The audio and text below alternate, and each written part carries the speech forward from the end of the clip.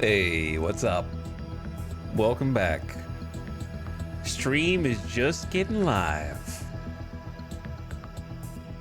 Thanks for clicking. Getting a little late start today because I wanted to wait until after the Summer Game Fest was over. I watched part of it. I didn't see the whole thing. I got to see, I don't know, maybe like the second half? What the hell is a treasure train? Oh, wait, no, I said that was my original thought, and then I looked in chat and someone else said that. It's a treasure train. Did they rebrand hype trains? I haven't even seen a hype train. It's been years. Nor will I, apparently. Anyway, what's up, gamers?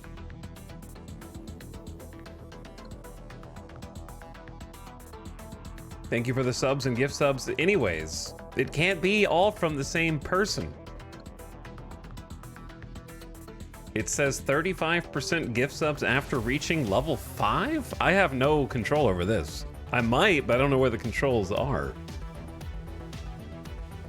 You guys are racing a clock that doesn't exist, so don't worry about it, okay? Thank you for being here at all. Thank you for arriving. We're going to be playing Gladiator Spreadsheets, aka Gladiator Manager, which is a game I never heard of until I went diving on Steam and looked at related games to, I don't know if it was looking at related games to Football Manager or Out of the Park, but it just came up and I was like, what? What is Gladiator Manager? So I decided to check it out because it's like $8. So I don't know if I'm gonna get a full, stream out of this, but that's okay because I don't necessarily want to be here for a full stream length, and it's not because I think you're stinky. It's because I have to wake up early tomorrow. I have to change my sleep schedule a little bit because we're going to be starting the stream tomorrow, presumably before noon Pacific, which would be 4.5 hours ago, because tomorrow is the co-op House Flipper 2 competition thing, part 3. So I gotta get started significantly earlier tomorrow. So if you're here, that'd be great. If you're not here, enjoy your sleep wherever you are. But yes, tomorrow is the House Flipper. I don't know if like everything has been made public yet or if it's like a surprise, to be honest. But we will be on a team this time again, like last time. Have you been training? That's what tonight's for. That's why it's going to be a short stream.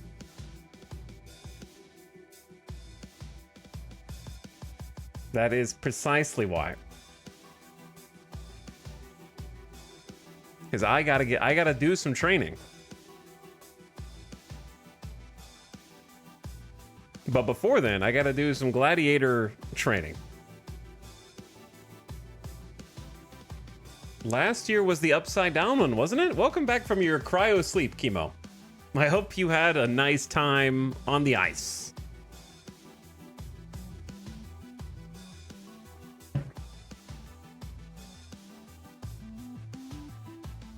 Where are we? But no, it was not last year. That was the year before. What's up? Last year was the Lord of the Rings one. Yes, last year was Lord of the Rings. Chaos. That was chaos. And I got bad news. I'm not going to be able to outdo the Lord of the Rings, but also there's like a different situation this year. Last year it was like kind of, what's the word I'm looking for? The co-op was in our imaginations. It was like one person take the save, pass the save to the other person, then they play. This year it's actually co-op, so it'll be different in a good way. So it should, as far as I understand it, it's like a 4-person lobby. So I expect there to be a heightened level of chaos just because of that.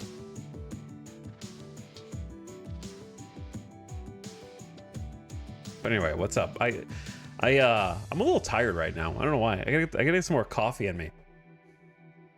I've just felt sluggish lately. I have felt a little bit like a slug. Do you have a countdown timer for when the flippin' stream is? Yes, it's called a clock. I hope all of you have one. And it will be tomorrow, whatever local time it is for you, 4.5 hours ago from now. 12 p.m. Pacific is when it starts. Whatever that is in your local time. You can use your clock.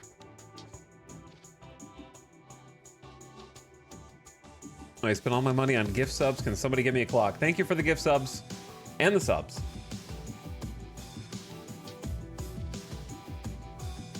Welcome, Crispy Games. Thank you for the 18 months. I appreciate the 1.5 years. Welcome back. War of the Worlds gifting us up to Private Pee Pants. So, War of the Worlds gifted us up to Private Pee Pants. And Chillin' Sicilian gifted us up to Gamer Poop. I'm sensing a pattern here.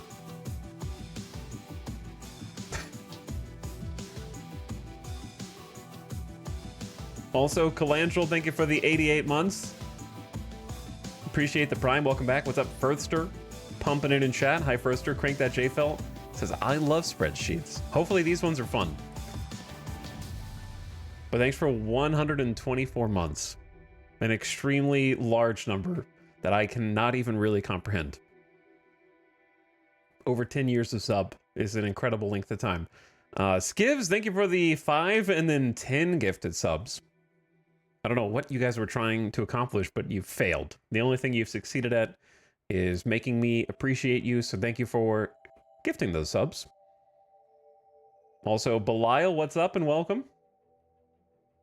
And T and Leadfoot gifting 5 subs as well. Much appreciated, T and Leadfoot. Thanks, guys. Taco Tyler getting in on there with another 5 gift subs. Getting some old viewers. Asians Gaming. Vizook, Rambo. Some familiar faces. And what's up, Valkyrie?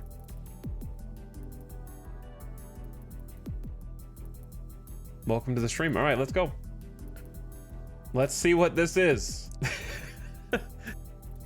This is gonna be this is an $8 game, okay? $8. And I expect it to be chaotic.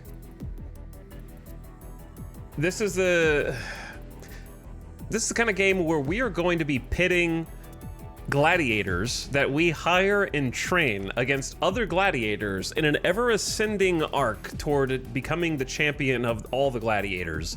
Except it's like Out of the Park Baseball if your players could die forever. So hopefully that is going to result in some fun. I only looked at some screenshots. I haven't seen any gameplay. And we're about to start a new campaign. Actually, let me go back real quick.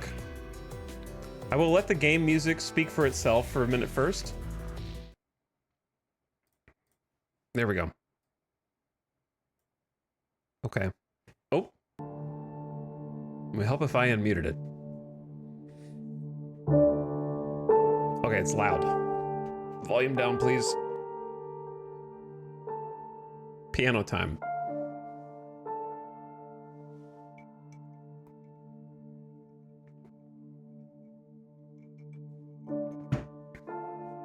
Piano time for all of our brave warriors who are about to die.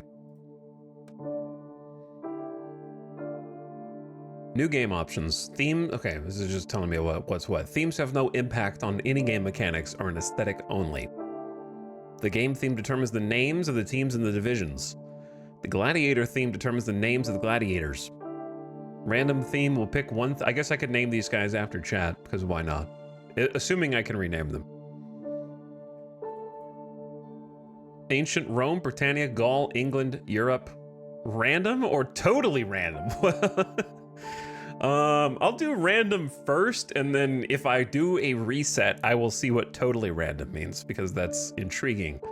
Because the Gladiator theme is totally random. Oh, I get it. So we're from one place, but our warriors are from many places, I think. I think this just syncs your like screens or buildings to one theme or something. I don't know. Maybe like the UI or the menus.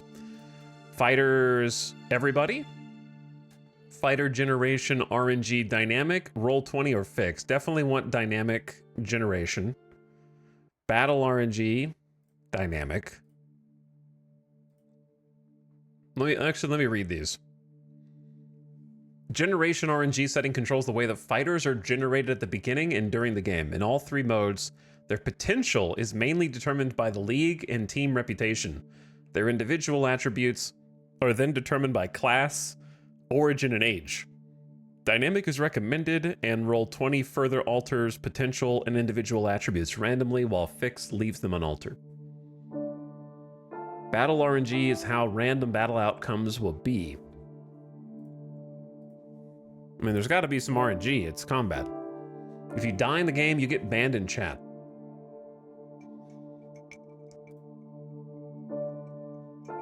Gladiator Manager is intended to be a difficult game in normal mode. While winning Division 5 in the first season is certainly possible, you should expect to lose some fights and some fighters along the way. The first season after promotion should likewise be a major challenge. For a lighter, relaxed experience, choose easy. It'll still not be a walk in the park, but if you're crushing, maybe it's time for Nightmare. I mean, we may as well start on hard. And then we can just reset, right? In hard difficulty, AI will get small bonuses to financial earnings and costs, faster training, and better recruitment options. These bonuses will not apply to your team, putting you at a disadvantage. Okay, so this is the, like, how much do you want the AI to cheat setting? We'll keep this one on normal. We'll keep, how about management difficulty hard, battle difficulty normal? Because, like, just giving them bonus, I think you should only really give the AI just, like, they do everything faster and better financially if you think the game's too easy. So you got to kind of see what the actual difficulty level is. But anyway, just to set expectations, there's not going to be like 3D battles of these guys fighting each other. It's going to be like unit cards. I told it's Gladiator Spreadsheets. I put it in the title. And I'm going to at least give you the opportunity to die nobly for our Gladiator team, which I need to choose now, apparently. The name of. F. That's not what I meant to type. Gladiator team name. How do we include a Gladiator company? This feels like I'm making the name of a Battle Brothers company.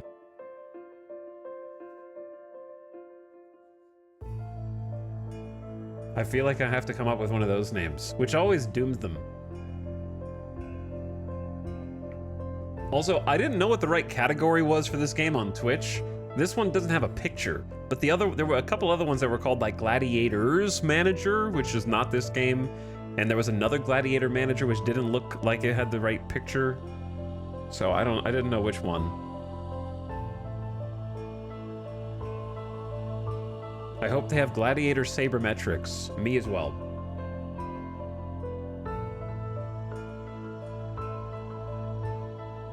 What's up, Gilmadesh? Gladiators? Okay.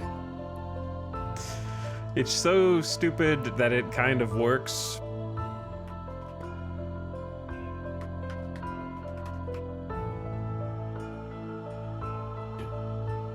Oops. It's on its way.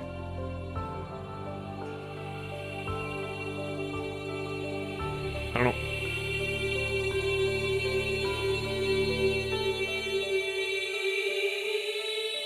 There it is. It was on its way. Armor. Okay, there was a tip there for armor or something. Can take 100 points of damage. You grew up watching the gladiators spar at your mother's Ludo. Chat, what is a Ludo? As soon as you could hold a stick, you wanted to fight, but you weren't allowed. Your mother wanted a different life for you. Now she's dead, and you've inherited her Ludo and her miserable band of terrible gladiators. You're sure that even you could fight better than this ragtag band, so you will.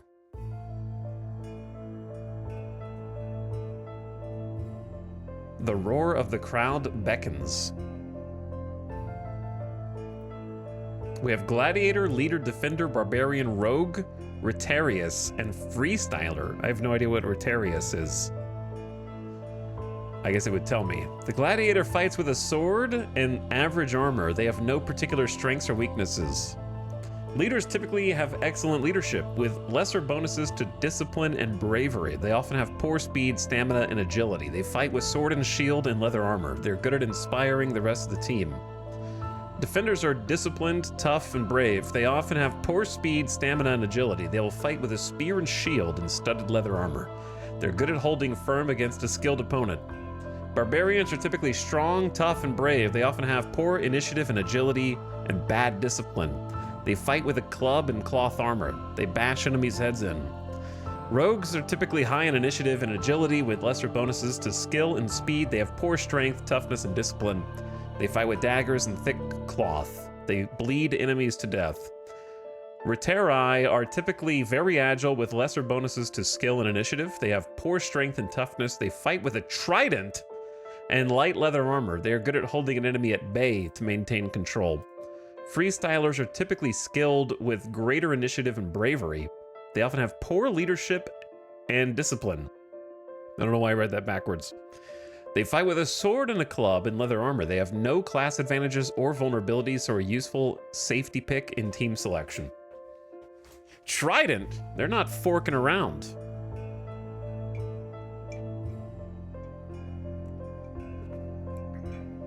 Leaders typically have excellent leadership.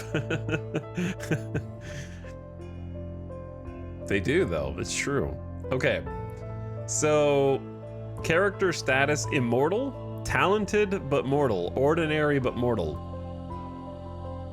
Your starting fighter cannot be killed or permanently maimed, unlike all others. They start with extremely poor skills, but have the potential to become one of the best fighters in the game with training and experience. Well, I mean, like, we know this guy's gonna... I was wondering if this was like the team leader or if they were actually gonna fight. So it kind of seems like they actually fight. Talented but mortal, ordinary mortal. I think an ordinary mortal feels bad. He's gonna die real fast. Your starting fighter is mortal and can be killed or permanently maimed like anyone else. They're an ordinary fighter according to Generation RNG that you selected in the last screen. They are likely to be very bad fighter with little potential. They do not benefit from the focus attribute on the screen. All right, that's fine. I'd rather it be like that, and if we lose, we just start over. Since this is supposed to be me, then he can just die nobly.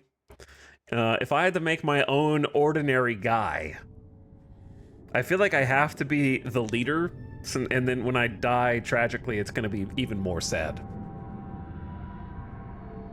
Small bonus to discipline and bravery. They have poor speed, stamina, and agility. They fight with sword and shield and leather armor. They inspire the rest of the team. Okay, we'll look at that in a second. Let's go... Why is everything randomizing? Oh, are these presets? Yeah, I think these are presets. But why is the number going in a random order? 258036147. That's so funny.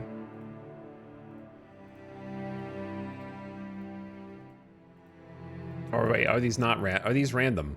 These might be random. I thought I saw the same dude twice for a second.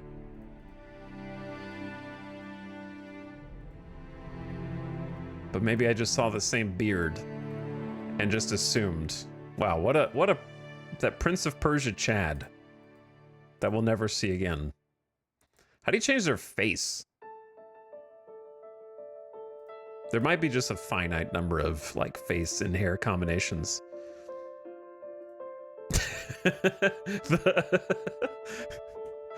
the TikTok hair with like the lumberjack beard.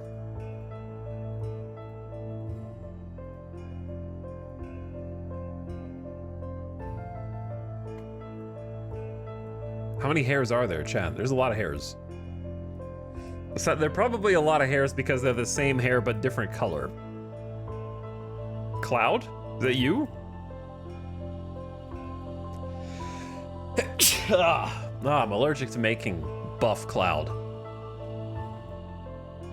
Let's go. I don't see any Widow's Peaks, so we're just gonna have to make do.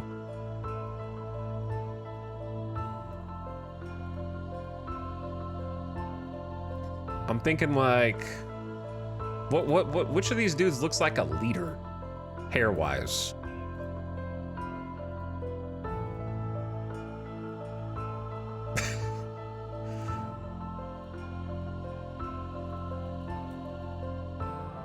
Mohawk? I don't even, dude, there's not a Mohawk on screen, man. All right, Undertaker. Oh, we got the smirk. Now I'm starting to look like the father figure in Arcane, but with like longer hair. How many mouths are there? Why is it 13, 15, 14? Oh, that might be the only ones that are allowed with this face or something like that. Paul Bearer. Wow, the eyes really changed this whole thing we got going on here.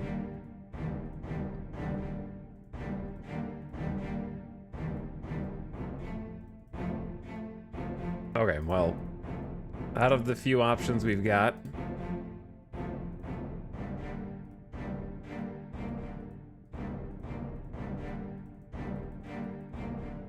the arched eyebrows just freak me out for some reason. I'm supposed to be a gladiator, right? This just looks like a sad boy with these eyebrows. Like, I didn't choose the gladiator life. The gladiator life chose me.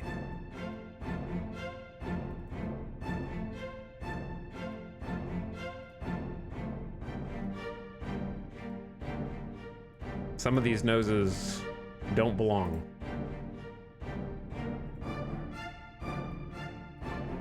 The pucker kills me.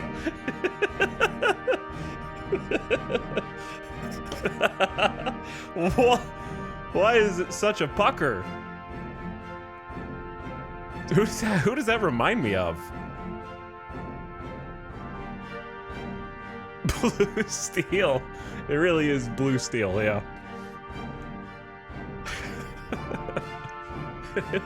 Handsome Squidward.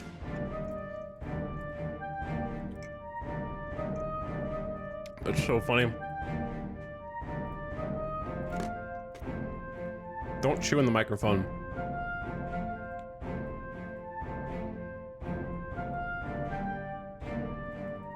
I assume these are the hairstyles. All right, let's just go. I'm thinking bowl. I'm thinking let's go bowl, and then we need a different beard. Wow, this is a different person. He's a different human being now.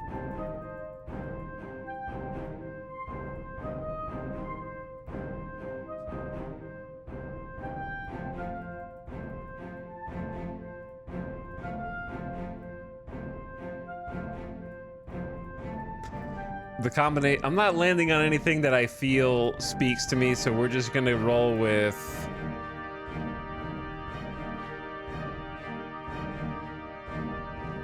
Soul Patch.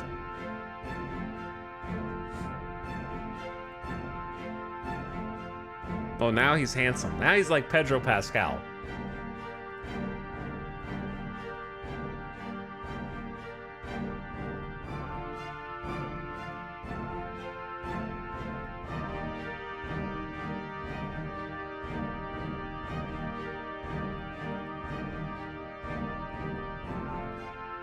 Okay, I'm on the screen too long. It's time to go. Marks? Oh, it's like a scar. I'm like a baby gladiator. We haven't done anything yet, you know what I mean? Like, we just got here. We haven't actually fought yet. Oh, you can have mustache separately. Now we're talking. It's a huge mustache, it's tiny mustache, or no mustache. Those are your two choices.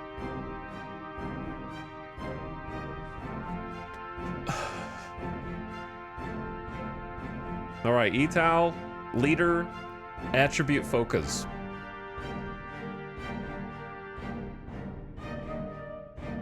So which attribute do you want to have a higher guaranteed potential value, though it may require training? If in doubt, weapon skill is recommended. Strength, toughness, agility, initiative. I just want to go full leadership. I can't wait till this guy dies immediately. Welcome to Gladiator Manager. These pop-ups will provide some tutorial assistance. This is a non-linear tutorial. You make the decisions. These pop-ups will simply provide hints on how to get started and how some of the key mechanics work.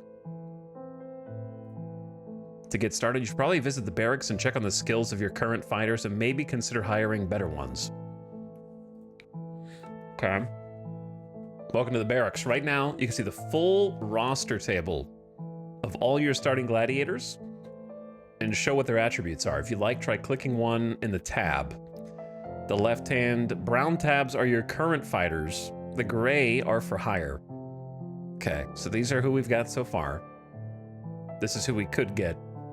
Alternatively, you could click directly on one of the rows in the table. You should check all the gray fighter tabs straight away to see if you can sign someone better.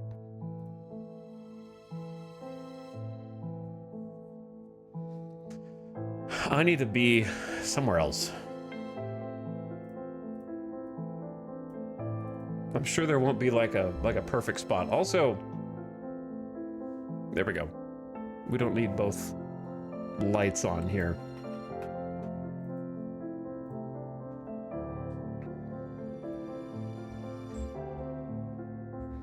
Salary budget 910, fee budget 7,286.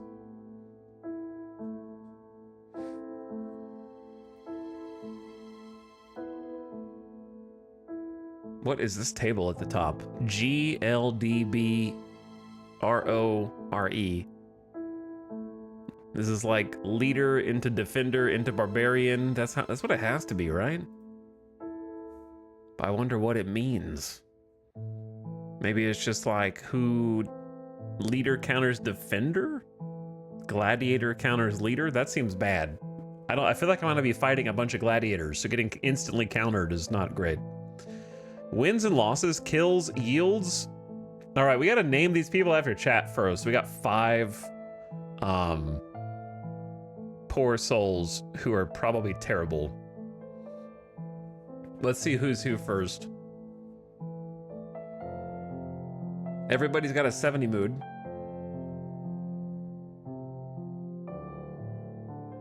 Everyone's got a 70 condition. I wonder if that's the maximum. Also, what's up, Iron Core? Thank you for 37 months over 3 years. What's up, Gagaxian Prime? Who's back for 10 months? Hello, Asakat. Appreciate the sub. Valkyrie for the gift sub earlier. And Creemaster. Welcome back. He loves these simulation-style games, doesn't he? You could just replace that sentence with, he loves video games, doesn't he? Yeah, that's true.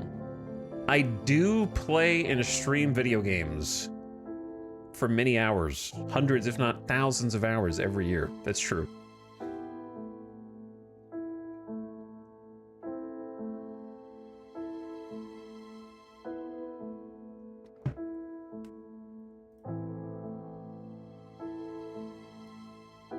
Source?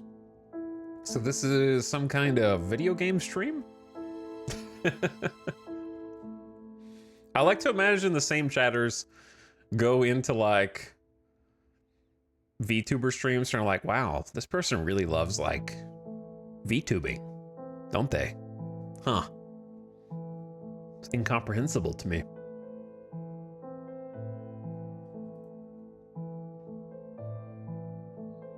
They do it every day. Like they turn the stream on and they're VTubing. They really must love it.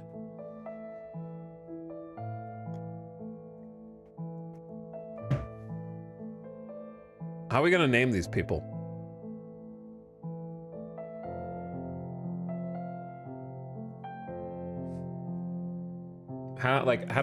What's the most efficient way to pick chatters? Without having to wait like 5 minutes every time.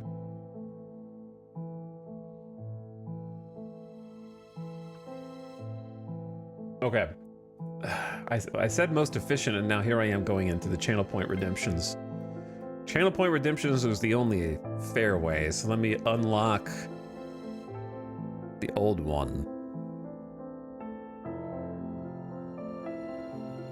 Name a crew after you.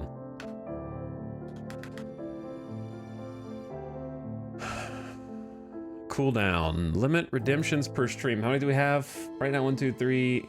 How many people are on the screen? 1, 2, 3, 4, 5. Let's say 5 to get started. 1 redemption per stream per person. I'm about to unlock it, okay? I'm about to unlock it. So, FYI, get ready.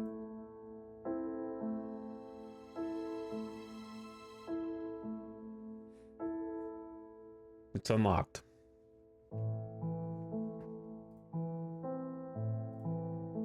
There we go.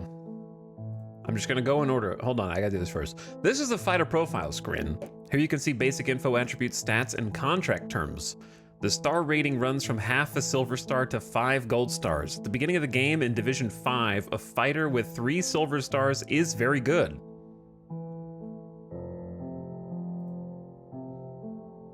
Okay, it's trying to like establish a baseline. Here we go. There's gotta be a easy, uh-oh. Mouse wheeling. Mouse wheeling is doing something in the background that I'm not trying to do. I didn't read that. Chat, look what you, this is why I don't want to do naming things. I just missed a tutorial. Also, where am I? Hold on, barracks.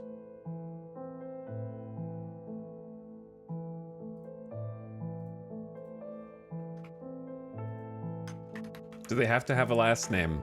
No, they don't.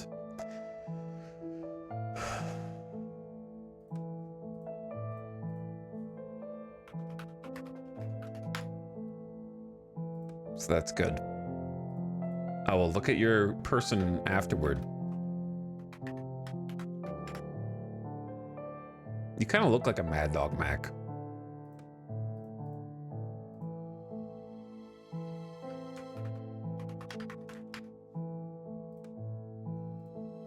Was there one more? There was. Kiera. All right. There's the first group.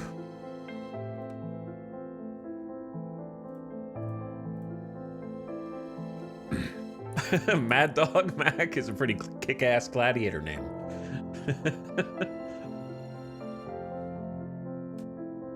So, let's see what you got. Maluda Kilo. You've got 2 current ability, 2 potential ability. You have a freestyle advantage passive. They're better at making their own decisions without guidance. When they break discipline during a fight, they will suffer no loss of hit or defense as a chance. No loss of hit or defense chance as a result. In addition, on breaking discipline, freestylers have a chance based on their initiative to predict an enemy's actions, to take advantage, attacking a defending opponent or defending against an attacker, and matching attack or defense to the horizontal or vertical type of attack or defense of the opponent for best effect. Okay, everything that I read is like an unknown. Horizontal and vertical attack type. You're a citizen, a freestyler. You have a sword, a club, and leather. Average intelligence, average work ethic. Wow, this really is like out of the park, but gladiators. I didn't know how one-to-one it was going to be, to the point where there's intelligence and work ethic. And the star system. So that's very interesting. I didn't know that. Training focus, everything. For now, yeah. Intensity, normal. Don't know what intensity does. You're in a very good mood. It fluctuates up and down, but tends towards 70 out of 100. It goes up when battles go well. It goes down when the fighter gets injured or when the team loses. It's impacted by random events and relationships. Bad mood gets reduced attack, defense, and morale. Good mood gets bonuses to those things, okay? Fire them. There's a fire button behind me. We can release you. You're on a 52-week contract on a 158 weekly salary. All right, so Gare, your current ability sucks. You're like a half-star, but you could be a 2-star. You're a defender killer. You're good against defenders, okay? Mad Dog Mac, you are a freestyler as well.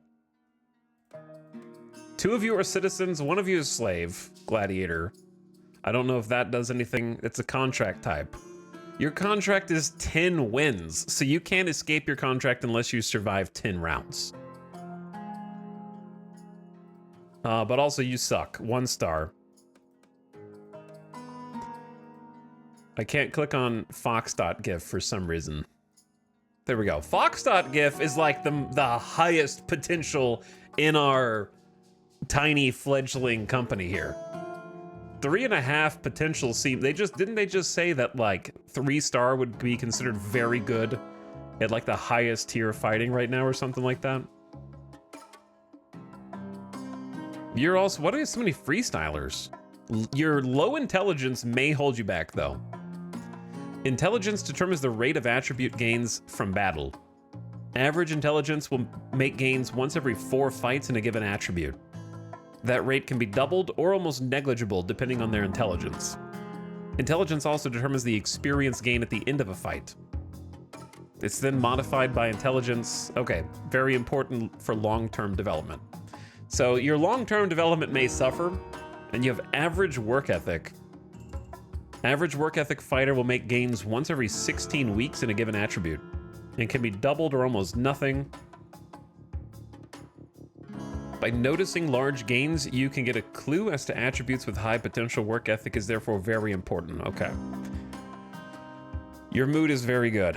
And then Kiera, you are a barbarian who needs to win 10 wins with low intelligence. 1.5 star with a 3.5 star potential. You kill rogues good. And now we have to look at maybe like hiring more. We have free agent gladiators. All right, let's take a look at some stats first. So the person with the highest initiative is like Foxdot, whereas me and Sogare have 3 and 2 initiative. And then we have, I assume this is bravery. Melito Kilo is the bravest and the 2nd highest initiative. Okay. Strongest is Mad Dog Mac, and it's not close. 83 strength. But dumb. Low intelligence, low work ethic. But insane strength and toughness. Okay. Fox.gif and Melito Kilo have really high agility. Me and Sogare are the slowest. Am I crazy, or does my character just like completely suck? I'm a 1/2 star with a 2.5 star potential. I have recovery and 17 stamina. Is that a lot? But I have just god-awful stats. I'm supposed to be the leader. I'm gonna be leading from an office chair. I need a desk job. High intelligence though, so that I am smart. Apparently I'm 16 going on 40. 16 going on 40.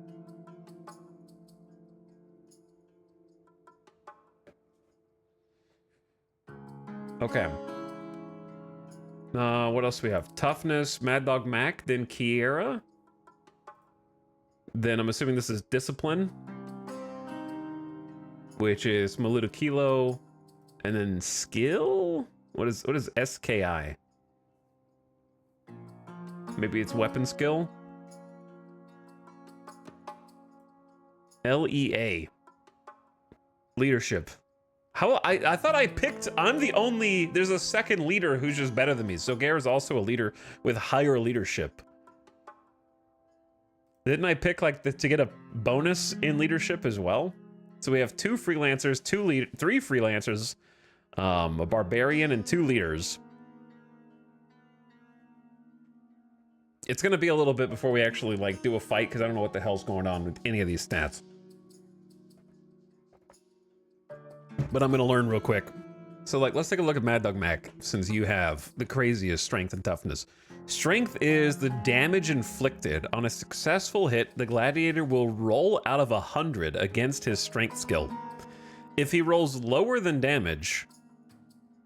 Wait, if he rolls lower, then damage will increase in proportion to the amount the roll was lower. What? Thus, a roll of 10 against a strength skill of 80 will give an 8x multiplier. Holy. On the other hand, a roll of 50 against strength skill of 25 would have the damage. Now, something the game doesn't answer. I assume this is him doing the damage. Roll 1 and do 83 times damage. Yeah, it's like built-in crit system. So basically, like, if you have... You're rolling a D100, okay? This is like RimWorld damage calculations somehow. You roll out of a D100. So you want to roll that D100 lower than your strength rating. So the higher your strength rating, the easier it is to roll beneath that rating and therefore do damage. Right? Like if you had a strength of 10, you would only do damage if you rolled the D100 and rolled a less than 10. Does that make sense? So if you had a D100, you would do damage every time. And then the lower you roll, the more damage you inflict.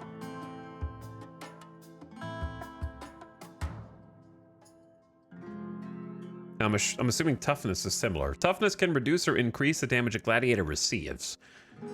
When hit, the gladiator rolls a D100 against his toughness skill. If he rolls lower, damage decreases, proportional to how much lower the roll was.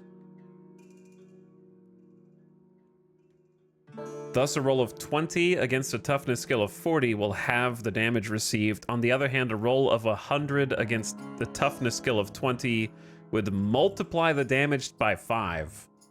Oh, man. Okay, so there's going to be a lot of big RNG. So, if you have a toughness of 64, if you roll a 32 out of the D100, that halves the damage. If you roll beneath a 32, then you're reducing it even more. But if you rolled like a 100, you would take like 1.7 times damage because you're at a 64. All right, recovery determines the chance of recovering from bad status effects. A check is done at the end of the turn to see if a fighter can recover. This attribute also determines recovery time from injuries, so your heal factor. Agility, your ability to dodge. When the gladiator attempts a dodge, he rolls out of 100 against his agility skill. If he rolls lower than his dodge skill, it will increase his dodge proportionally. It starts at 25 when dodging a cutting attack or 100 when dodging a thrusting attack. After adjustment from the roll dodge skill. Okay, there needs to be some more commas in some of these, but I think I'm... After adjustment from the roll, dodge skill can be anywhere between 1 and 1,000. 100 points in dodge skill increases the difficulty of the attack approximately 10 times. So basically just high dodge skill equals more chance to dodge. You don't have to necessarily understand the underlying roll systems per se. Speed is a lesser attribute with more limited effects. If gladiators are not engaged, it determines who moves first in combo with energy. A fast fighter can move sideways before getting caught by an opponent's advance unless they're tired. Conversely, a fast fighter will catch an opponent with a charge before they can escape. All right, so basically chasing down or disengaging. And then stamina is rate of energy loss and recovery. Low stamina will quickly lose energy. Once a fighter's energy dips below 70%, there's an increasing chance of them failing to act. They will take a turn to rest and recover if they fail. Okay, It's basically like lose a turn almost. Weapon skill, chance to hit and chance to parry. If you attempt to strike, you must roll against weapon skill. Modified by attack type, discipline penalties, and enemy's dodge, shield, or parry abilities. This gladiator must roll less than the modified weapon skill check to score a hit. So if you have a skill of 50 cutting at an undefended opponent, they will have to roll less than 50 out of 60 to dodge. Where does the 60 come from? Parrying has the same mechanic as dodging, but utilizes the weapon skill.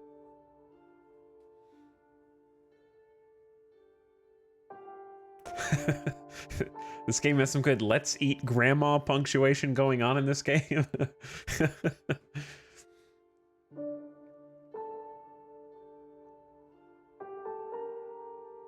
All right, and then we have initiative, leadership, bravery, and discipline. And then I'm going to have to like just pick some people and kind of see how it all works together, I guess. Initiative is a key skill in the game. It can be thought of as a gladiator's ability to dance around his opponent to make openings for attack. It is closely related to control and determines the starting value of control and how it changes during the fight. Control has a starting value of between 35 and 65, depending on how your initiative compares to the opponent. When a gladiator misses a strike or is parried or dodged, their control goes down, and initiative determines by how much. Control itself determines who strikes first when both gladiators choose to attack. It is also given a chance to gain a free hit or avoid opponent's defense if it's higher than 50. If one gladiator's control is much greater than the others, it could give a crit strike for a high damage multiplier. What is control? Like, I see the word control like 4 or 5 times in there, but I don't see the word control on the rest of the page. Not that I expect chat to know, but if you have a guess, feel free to throw it out there. Leadership affects morale and discipline rolls for the entire team. Leaders add a bonus of up to 10 to discipline rolls for every turn. So these are the guys in Battle Brothers holding the flag in the back, okay, to make sure that your team doesn't rout. Leaders add a bonus of up to 10 to discipline rolls each turn. They also add a bonus of up to 10 to all bravery checks. Leadership also affects the chance of getting to set up first at the start of the battle. These bonuses only come from the fighter with the highest leadership. I specifically wanted to be the leader, but I'm not the good leader. I'm the bad leader for now. I'm the stinky leader.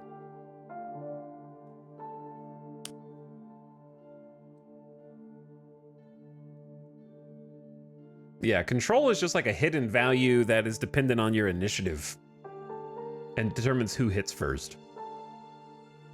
Bravery determines the gladiator maintaining morale when hit. Every injury carries pain impact that damages morale. When injured, a gladiator rolls out of 100 against their bravery. Low rolls reduce the pain, whereas a higher roll increases it. Oh dear. You're not very brave, Mad Dog Mac, I don't think. It also determines how likely a gladiator is to give up when morale gets low, and they will lose morale and surrender.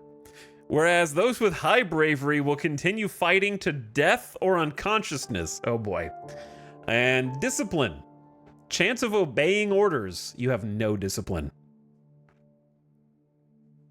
At the start of each turn, the gladiator rolls out of his discipline +5 plus the tension level. If he rolls lower than his discipline, he will obey orders. Thus, a gladiator with 50 discipline at 25 tension will have to roll less than 50 out of 80. Where does 80 come? Okay, his +5. Discipline +5 plus the tension level. I don't know why the +5's in there, but it is. I don't know what tension level is either. Otherwise, he'll break discipline and not an attempt to strike, which will also have a discipline penalty on his chance to hit. The discipline penalty will be 10 times the amount the roll exceeded his discipline. That's above my head. We'll come back to that. Circle back around. All right.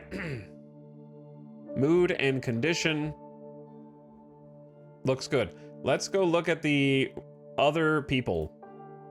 These are the free agents who we can pick from. So, now that we have the chatters who we've chosen, Maluda Kilo, Sogair, Mad Dog Mac, Fox.gif, and Kiera. Now that we're here, we need more. But I don't know how many we can afford to hire.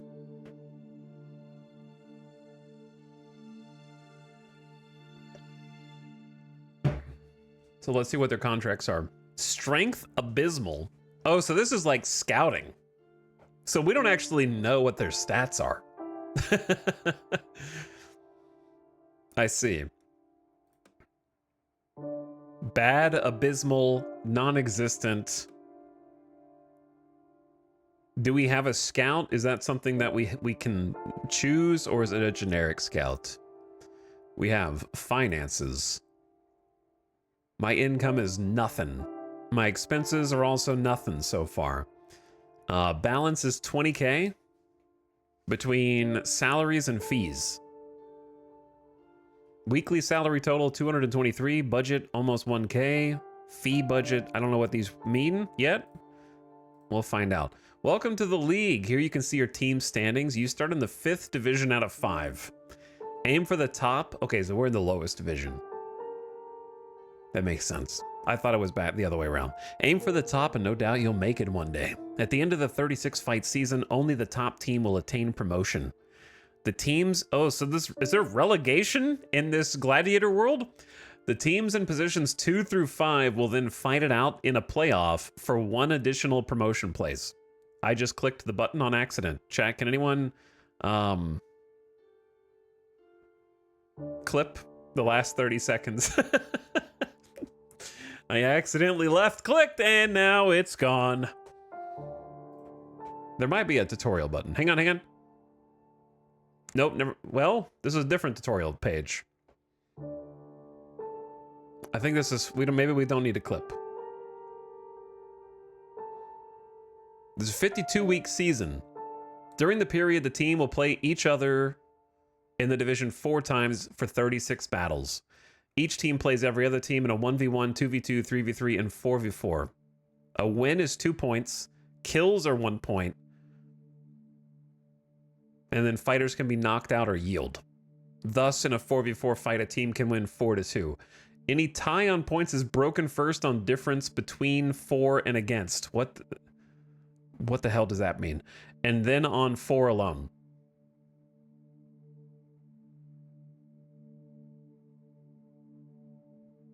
Okay, so it's just how it compares how many fighters were knocked out, and then if one team had more knockouts, they win. Only the top team in each division gets promoted automatically, with a further spot determined by Gladiator playoffs. You got a clip already? That was fast.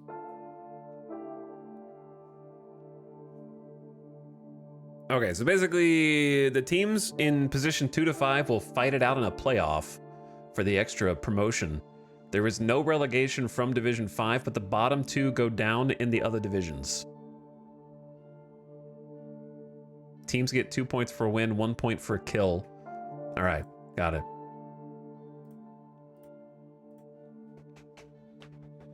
The cup. Nobody. Not yet, anyway. Records, nothing so far. The graveyard. I'll visit all of you in the graveyard here momentarily. All right, let's take a look at the people available in the free agency. Amelina Godefroy. Veteran 36-year-old barbarian. Bad. So we're all like, how bad are we? We have to be really bad, right? Like, looking at our team, I'm like a half star, 2.5 star potential. Maluda Kilo's like 2 and 2. Sogair's like a half and 2. Mad Dog Mac is just, you are blocked. Foxdot has the most potential on the team, and tied with Kiera. Foxdot's probably the best overall right now. Judging by this, you've got like speed, You've got initiative. You're a freestyler. You'd probably be better off as like a rogue or something. No discipline, though. Literally one discipline. So I expect you to not listen to anything and do whatever you want. Yeah, we're in silver stars as well. It did mention gold stars. But we have to just compare it to our division at the moment. Because that's all we can do. I'm not sure if there's a way to scout these guys a little bit better. See, we know some of these guys. Like, Garnier's a 1.5 star. A veteran defender. We might be able to use a defender.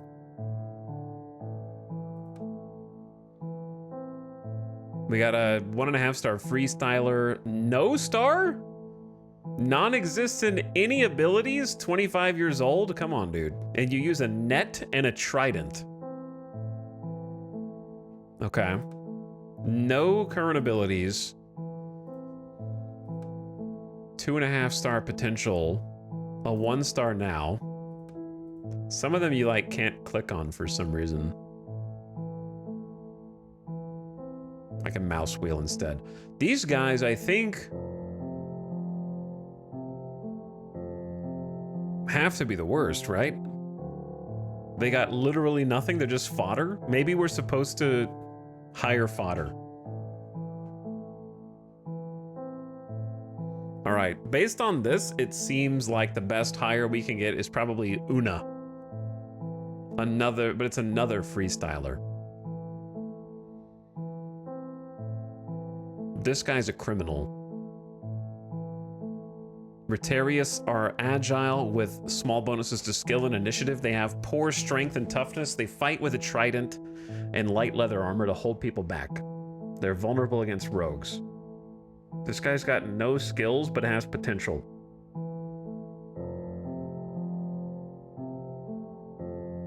These guys are so bad, dude. Abysmal bravery, non-existent discipline. How much does it cost? Recruit for free. Criminals are provided by the Republic for free to serve out their sentence. Their sentence varies between 2 fights and 20 fights. Once they have served, they will leave you. They cannot be retained. Criminals cannot be kicked out. Once taken until they die, their sentence is served, or they get injured for 2 months or longer. 18 fight contract length. You know what? Take that guy. He's hired. He's a secret 1.5 star. We didn't even know.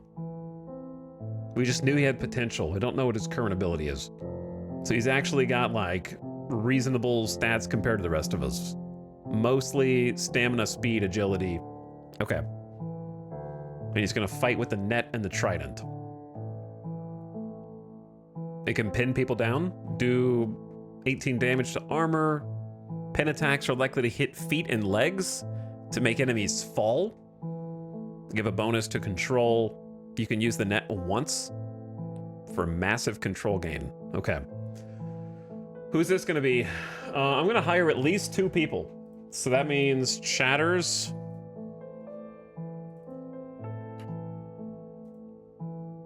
You're up.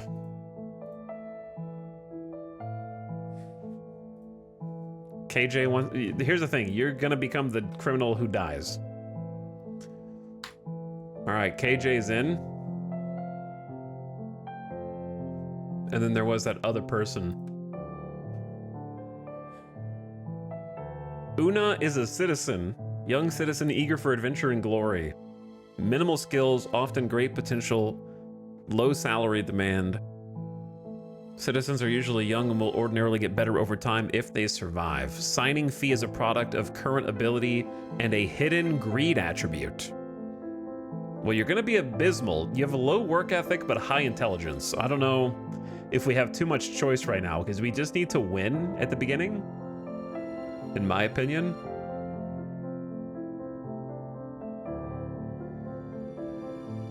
So I'm gonna go ahead and pay. It's 585 is what the number here says, and I have a 910 salary budget.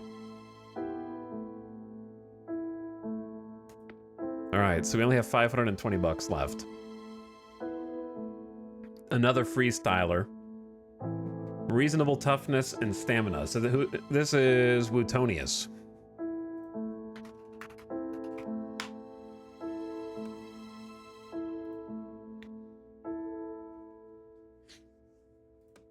get perks as well? Oh, you get like level up perks and like class advantage perks, huh?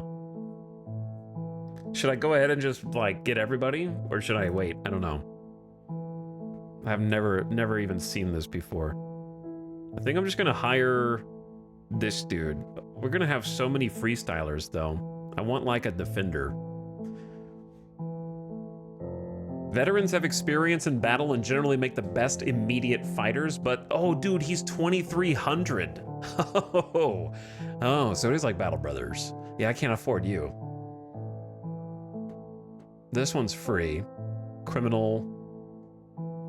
Another citizen. Barbarian. Another leader. Yeah, I want like a defender or a rogue. But I don't think there is one.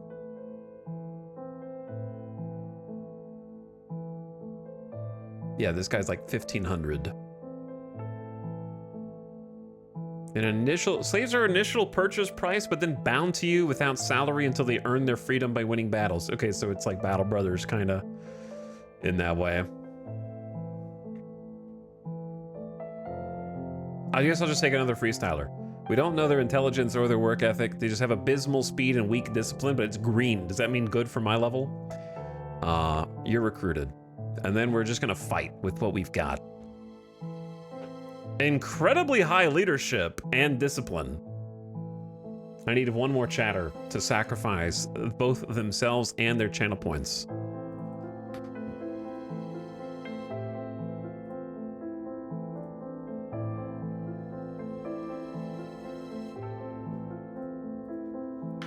Star Blade.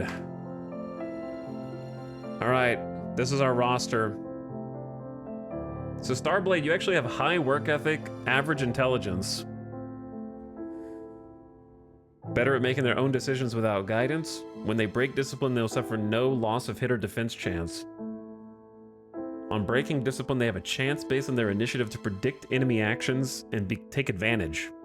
Attacking a defending opponent or defending an attack. You don't really have high initiative. So compared to everybody else, Foxdot has the highest initiative. Maludo Kilo is the bravest. Mad Dog Mac is the strongest. Foxdot is the most agile. Mad Dog Mac and Wootonius are the toughest. Starblade has the highest discipline, and it's not even close. Obey. So you're gonna obey orders. That's right, Starblade. Get back in line and chat. Or else. Ad starting soon already? It's been an hour already? All right, we're about to start the first engagement, and maybe we can gamba on how many of you are gonna die. It's probably the best thing that we can do there. But yeah, Starblade has 45 leadership, and you're not even a leader. You're a freestyler. Affects rolls for the whole team. Add a bonus of up to 10 to discipline rolls each turn. So they add 10 to bravery checks. Affects the chance of getting to set up first at the beginning of battle. So yeah, that was actually like seems like a good pull. All right, the ad just started. We're going to probably use our own music at a certain point, but I'm just gonna see if there's like combat music on the other menus first. And see how this goes. Oh. Everybody looks so smug. It's because you are. I don't know what a fee budget is. Weekly salary is $149. Standard contract. Yeah, we don't have any good stats. We also don't even have a good team comp right now.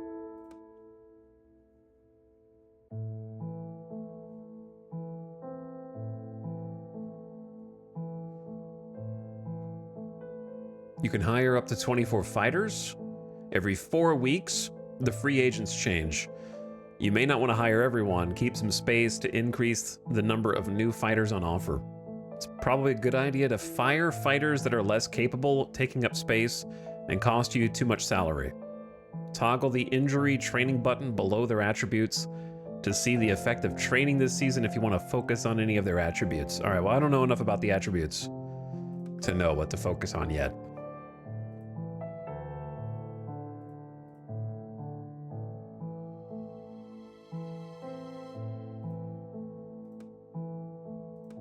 I wish the mouse wheel didn't change who you were looking at.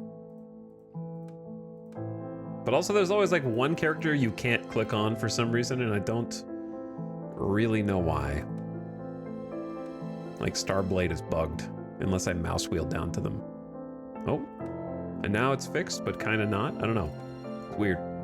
All right, what's up, Papa Joe? Thank you, Papa Joe, for the 56 months. Hello, how are you? Square Cat? We out here. Hey, we out here. Also, Maritanapa, thanks for the big 81. Much appreciated. Iron Core Wave in a chat. Thanks, guys. Yeah, it's almost like the mouse wheel somehow blocks the click. I'm not really sure how or why.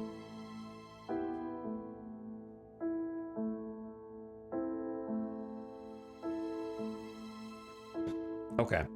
While the ad is finishing in the next 20 seconds, just a reminder, the stream tomorrow is going to be starting earlier, so it's not going to be a super long stream tonight. Just wanted to check this out because I thought it looked nifty for $8 on Steam. Tomorrow is the House Flipper Invitational Mark III, and it'll be starting at 12 p.m. Pacific. So we're going to be starting very early tomorrow. So that is 5.5 hours ago, but tomorrow. From wherever you are. Unless you're in VOD land. If you're watching this as a VOD, then time doesn't exist. So, just FYI.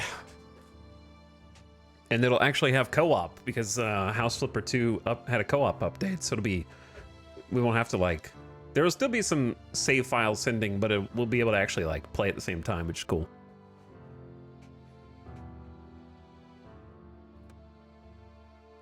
How fight? Start battle? Okay. This is a team select screen. In the first week, you'll be fighting a 1v1. Select your fighter by clicking on them in the table. The enemy AI coach will usually try to pick their best fighter. See if you can guess who that might be. If you can work that out, you can try to counter them by picking a class with an advantage. Class advantage can give you a 25% bonus to attack, defense, and damage.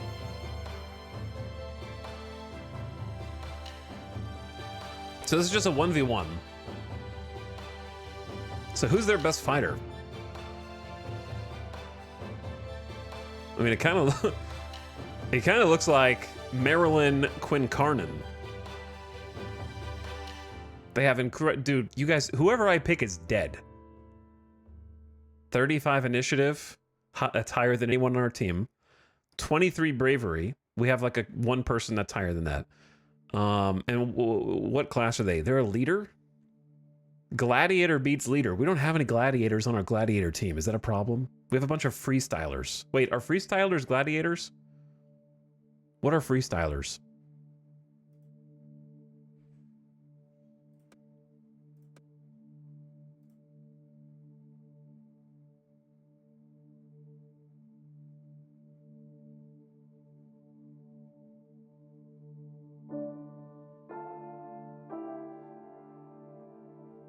Are they just not a class? I think that they're just like exempt because there's no F up here, right?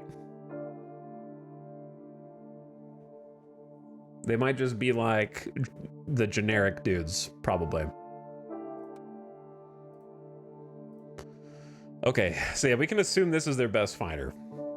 They've got 16, so they don't have a ton of strength, but they do have a ton of agility. So they're just gonna try and dodge. Reasonable toughness. Their toughest is like 74 down here. Discipline. I assume this is weapon skill, leadership. Yeah, because they are a leader. So who's our best? It's gotta be... So to cancel agility, they're very young, very lucky. Is there a trait? I don't know what very lucky means. That's probably bad for us. There's gonna be a crowd of 4,700. There's more of them than there are of you. What if we just send Mad Dog Mac in there and let him die? 83 strength, 64 toughness. What are they going to do to you? You know? You brute. Is there a question? Oh, there is a question mark. This manager is more likely to hire and pick younger fighters less than 25 years old. Their young fighters are more likely to be slightly better on average. Their old fighters greater than 30 years old are going to be slightly worse. This manager has good luck. They will get offered slightly better fighters on average. Their fighters will sometimes benefit from random good luck in battles.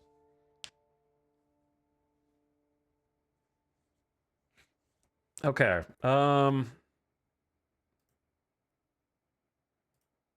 Who among you is willing to go fight and die for the cause? Who among you? It's either got to be Maluda Kilo or... I'm scared that Foxdot is going to get wrecked. They're the one with the highest potential, so it would be hilarious if they just died in the very first fight. But we don't have to send out our best first. Foxdot also has high potential.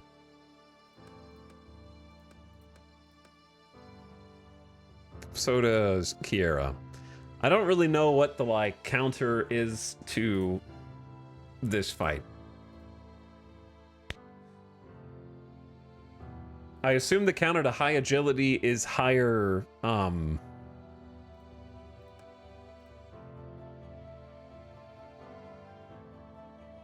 This is just dodge skill. Weapon skill is chance to hit. So who has the highest weapon skill? And just send them in. Like, it's got to be Maluda. Okay, I'm sending in Maluda Kilo. You're at your maximum potential already anyway. So I think that this just makes sense. You've got okay strength, okay weapon skill, okay initiative, pretty brave. You're not just going to instantly retreat. You're not super quick. You don't have a lot of stamina. But I think you're it. Wait, what did I just do?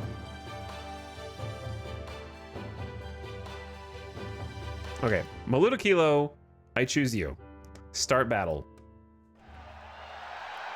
Welcome to your first fight. I need to be somewhere else.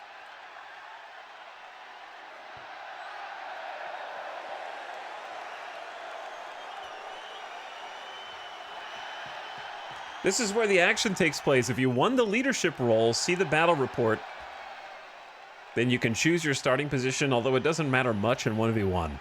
Once you're in position, get started by choosing an action. Once you're happy, hit space or continue. Okay. You've got a 65 rating, Maluda Kilo. They did not pick their strongest fighter.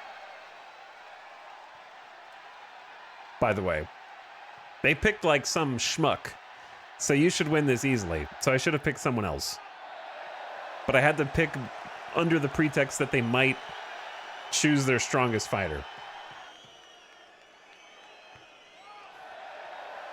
Today sees a tight battle between Ivavum in position 6 fighting against the Gladiators, who are only a handful of points behind in position 10. Maluda Kilo is the current league leader in win streak with 0. Great job, Maluda Kilo. And is the league kill streak leader, also 0. And is unfortunately the league loss streak leader, also 0. Good job. Player arrives in disarray while enemy gets to a range. All right, they got to pick first.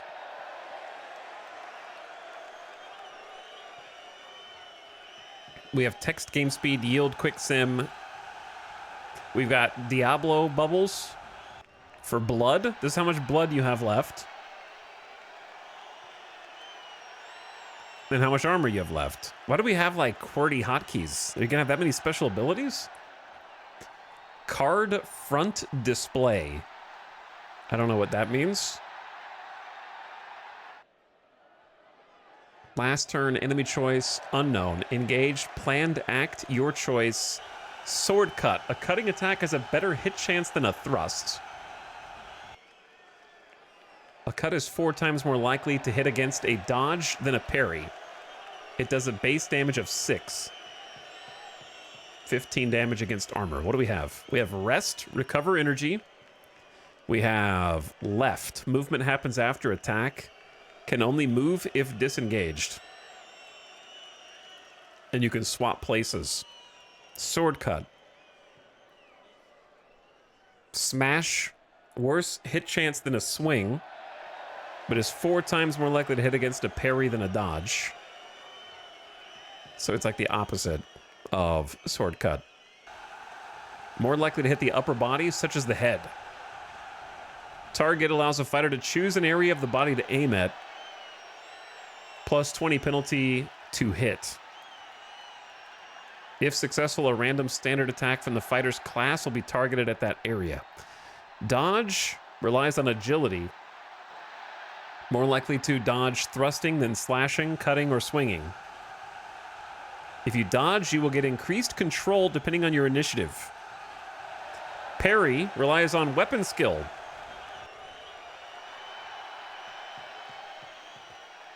So they only have like 10 weapon skill. I'm going to go parry first. If you successfully parry, you'll result in increased control. If the fighter's target also defends, tension will increase, raising the chance of ill discipline. I don't know what that means. Oh, so they were just going to slash first. I thought I could do 2 actions. All right, sure. Sword cut first.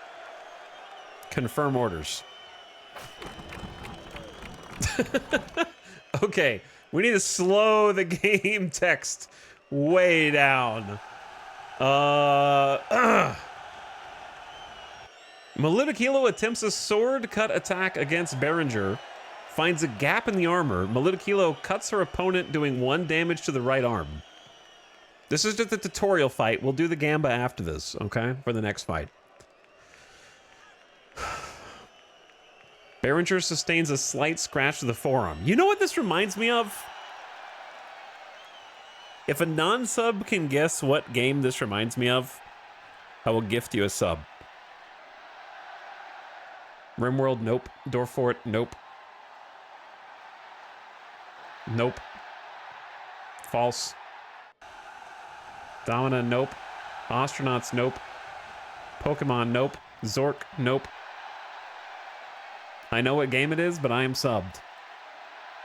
Neo Scavenger. It is Neo Scavenger. It reminds me a lot of Neo Scavenger combat. Fighting people with, like, shopping carts.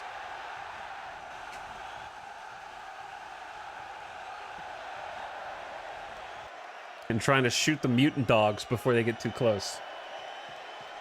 Same studio as Astronauts. It sure is, but that wasn't the game I was thinking of, so it was incorrect. All right, Melidokilo wants to rest, but you have... Where's your energy? Berenger sustains a slight scratch to the forearm. Base damage was 6, decreased by 2 to 4 due to an angled attack. So is that like being diagonal? Damage modified to 1 due to attacker's strength roll. Toughness roll, damage set to 1. So you did the minimum damage on that Melidokilo. The minimum damage. Berenger is now bleeding at a rate of 1 and moves to the right. Morale decreased from excellent to solid.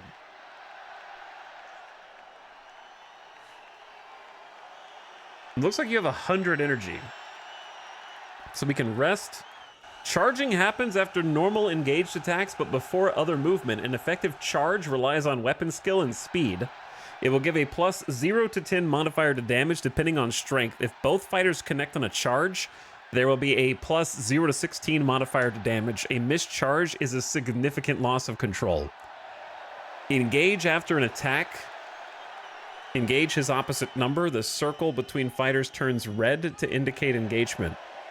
Once engaged, gladiators can no longer move left and right without disengaging. Well, I feel like that's in our interest. They have lower toughness, lower weapon skill. Their agility is like 1. I'm thinking about just charging, actually. Let's charge. Is this what they just did? Yeah, this is their last turn. So they shouldn't be able to... They could move left, I guess. A fighter can only move if disengaged. I'm going to charge. Melidokilo connects with the charge. Bonus to damage roll 20. The blow strikes Behringer's torso armor and does 73 damage. It's starting to look tattered. Behringer connects with the charge. Bonus to damage roll 11 and finds a gap in Maludakilo's armor, slashing at his opponent and does 22 damage to the head. Your fighter just took an injury to their head, but is brave enough to fight on. Injuries are divided in two categories, minor and more serious. Minor injuries are things like nicks and bruises. They have no impact on attributes or ability to fight, but they may cause bleeding or morale loss. Serious injuries will be specifically named. There are over 100 of them corresponding to cutting, piercing, and blunt attacks of differing severity to differing body parts. More serious injuries will cause temporary loss of ability. Mouse over the fighter or press A to see the impact. Or press F. Injuries heal over time, but more serious ones can have permanent ability loss. It's hard to recover from a severed arm. We charged each other. Maludokilo is bleeding at a rate of 4. There's a laceration in your forehead. Maludokilo, please. You hit them for 77 and hit them in the torso. And they hit you in the freaking head. What do we do to the chatter if they die? That is a good question. Maludokilo's morale decreases, their morale increases, and we're bleeding. All right, what do we have? Parry, dodge, target.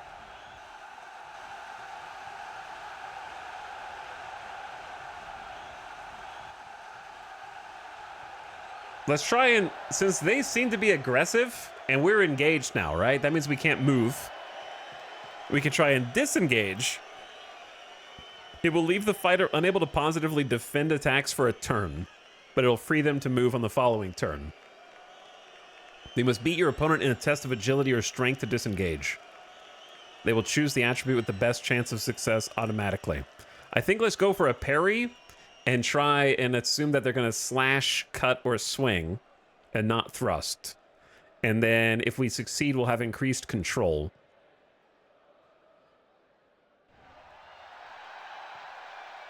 I'm going to go with that.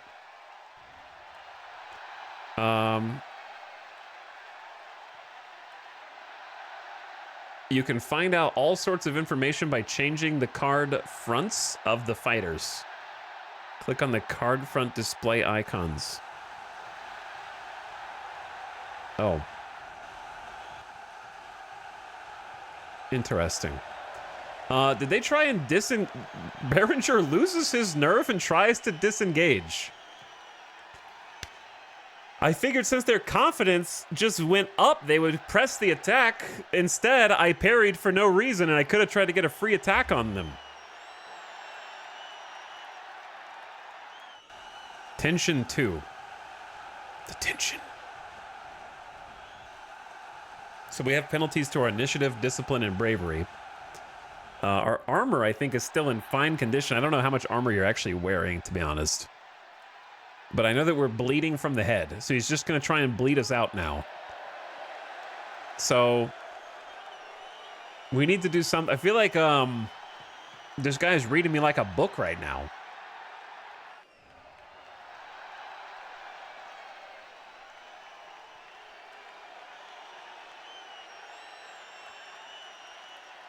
So here's the question.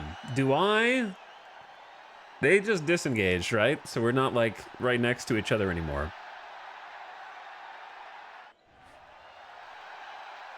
I think I'm going to try a smash, since we have, like, much higher weapon skill. They just have 35 speed is really the only thing. So they might just dodge. So let's just try a sword cut.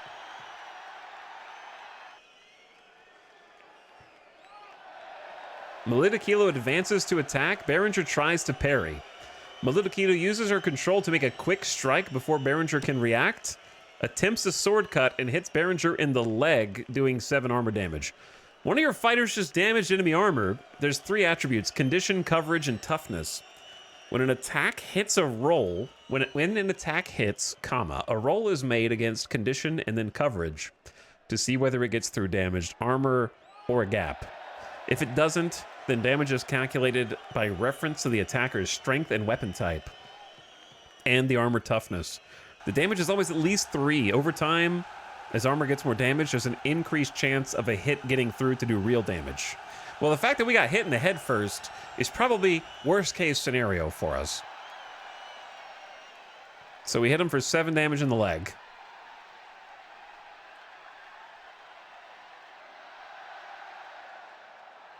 What is the strat here? Because I thought they were going to try and dodge, but they actually just tried to parry. So maybe we go for just press the attack since they're trying to disengage. I'm going to try smashing the upper body. Your M is yellow now. What is the M again? Because energy is still green, right? That's morale. Morale's down to 43. Energy's at 87. All right. Overhead smash. Melita Kilo advances to attack Berenger. Berenger tries to disengage. Melita Kilo gets a free hit while Berenger tries to disengage and attempts a smash attack against Berenger. Swings her club and misses, and Berenger fails to disengage. Melita Kilo is looking a little less fresh. In that last turn, one of your fighters dropped below 50 morale and faced a morale check. This can result in panic or yielding. The most common way to be defeated is yielding, so injuries and reducing morale is the objective. Brave fighters can withstand this more readily. Melita Kilo, please, you had a free attack and you whiffed it. You can't see straight through the blood pouring over your eyeballs.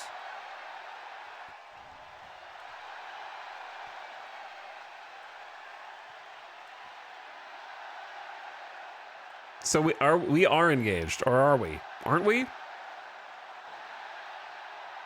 Yeah, I think we must be engaged because they're trying to engage and then failing. I haven't tried target yet. Target allows the fighter to choose an area of the body to aim at. It has a base 20 penalty to hit.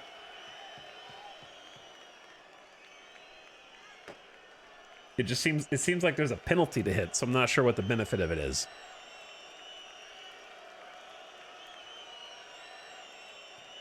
Like, the other dude hasn't tried to attack in a few turns, so I'm just gonna keep...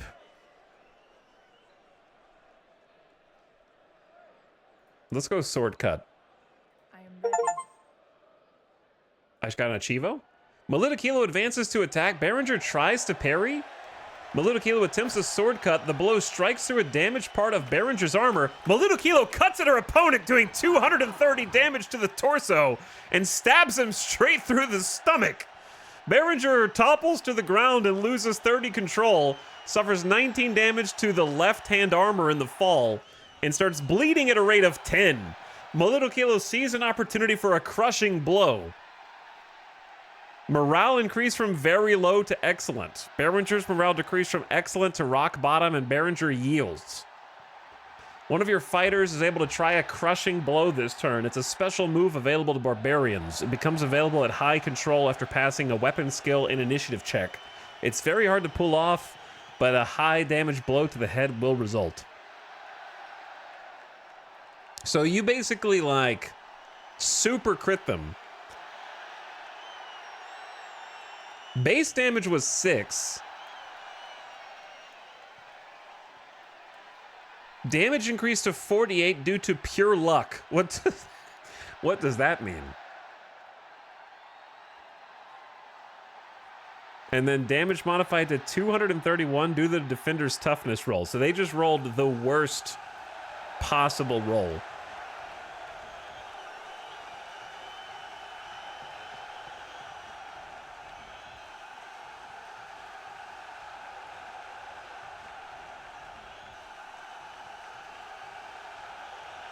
Oh my god. Their agility was 1? Hold on. That's afterward. Luck intervenes to increase damage once in every 30 strikes on average. On this occasion, it increased damage by a multiplier of 8. You also rolled a 96 out of 100. No, you rolled out of 200 against the control difference, trying for a crit. Behringer rolled a 69 against their toughness. Their toughness was 8 to try to reduce. So they wanted to roll below an 8 or like as close to an 8 as possible. But because they rolled a 69, it's the roll divided by their toughness. So it'd be like 69 divided by 8, which is like 8.5. So it took our damage and just like 8.5 X'd it. Because of their like awful roll. I want to see the win probability chart for that fight. Fight over.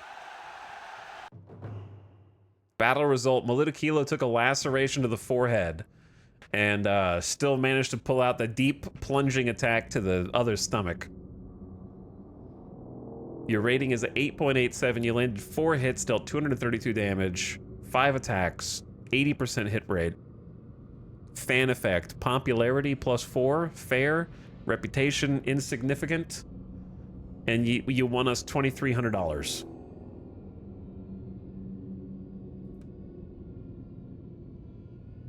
And then it simmed the rest. Kia du Musel, unhurt, unhurt, unhurt, unhurt. You're the only one that got hurt. Yield, yield, yield, yield. Fractured cheekbone, stab wound to the calf. Terracum lost their leg. Borbatomagus is a hell of a name. Yep, Borbatomagus is a good name. And then this guy's got a dead arm. That dude lost a leg. Congrats on getting through your first fight. There's tutorial hints will continue to pop up from time to time. Without repetition, you can disable them in the option screen. If you want more info, click the question marks. Good luck on your second fight. Okay, sure thing. Next fight against Visantio on the 10th. Melita has improved strength by 1 in combat. Leadership by 1. Weapon skill by 1. Italics has improved speed. Sogair has improved speed. Mad Dog Mac recovery reduces by 1. You're old, Mad Dog Mac. You just lost 3 traits. Kiera has improved discipline and training. Kiera improved weapon skill and training. KJ improved leadership and training. Ronald Savigny died in last week's fight. Division 1. Annabelle Lemaire died in last week's fight. RIP. Okay, so we're gonna gamble on the next one. You are injured with a laceration with 4 days of healing left.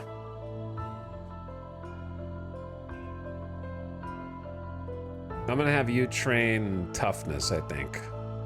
Either that or like agility.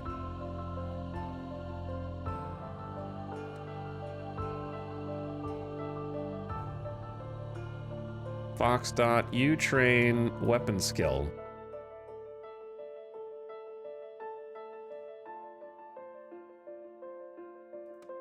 Italics, you train leadership. Because that's the only thing I even wanted you to do, brother.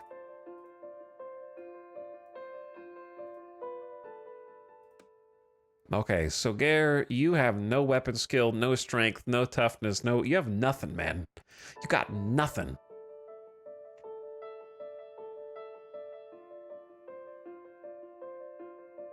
I don't even know what to do with you. 1 strength, 1 toughness? You're dead already.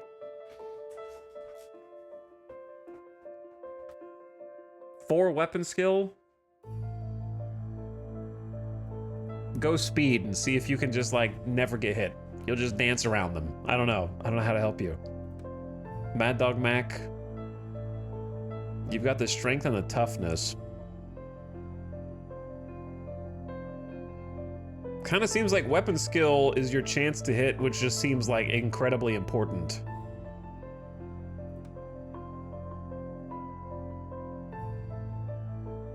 Foxdot, let's go for some strength. Kiera, let's go weapon skill.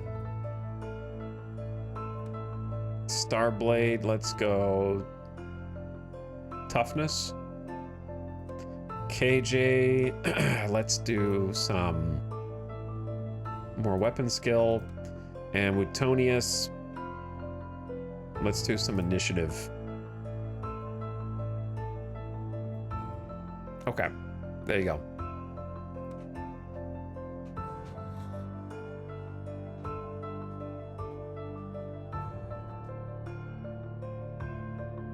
So we got probably just, do we just go straight to the next fight, kinda?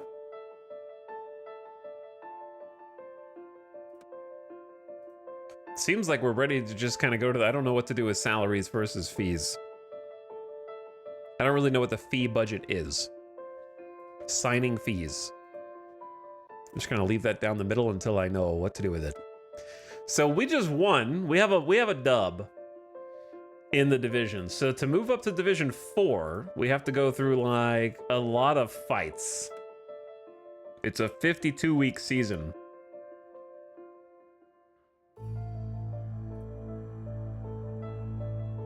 And we're going up against Visantio.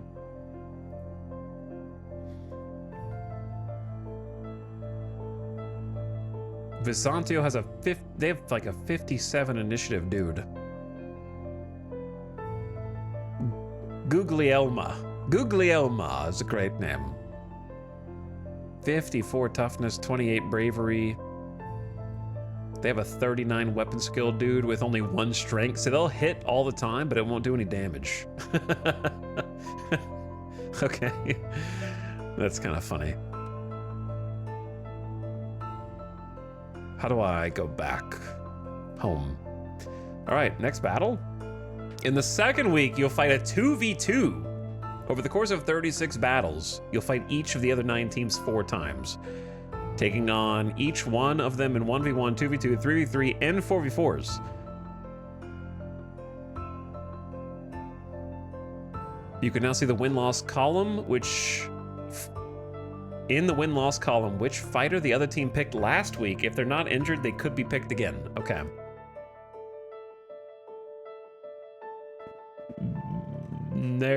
This dude lost. Ranulphus Cardon. So they're not going to pick them. It's honestly hard to say who's the best here. This is the highest weapon skill. Their best overall is probably Guglielma, to be honest. Like, 54 toughness, decent enough weapon skill, not much strength, but enough leadership to not, like, break. And they're a veteran? I don't know. They're a leader. We don't really have any counters yet. But I have to select someone to battle, and it can't be Maluda Kilo. So, maybe we pick someone who actually has some potential this time. Doesn't Foxdot have potential? You do. You're another freestyler, but you have a sword and club and leather armor. No experience yet. 13 strength. You're pretty fast. Who moves first? Can move sideways before getting caught by an opponent's advance unless they're tired. A fast fighter will catch an opponent with a charge before they can escape. You have good stamina, reasonable toughness, weapon skill, initiative, all that. All right, so I'm gonna send you in. So I'm gonna let chat Gamba on this one. Hey, what's up, Shin? How's it going, dude? Outcome of the... Wait, is this a 2v2? This is a 2v2.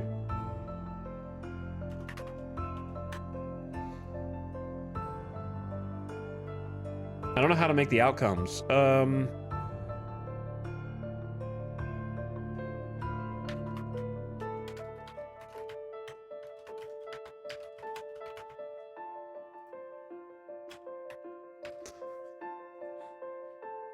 Because it could be as simple as like a win or lose, but there's more, you know, it could be like, will one of them die or will we yield? That way we can have a little bit more like kind of granularity.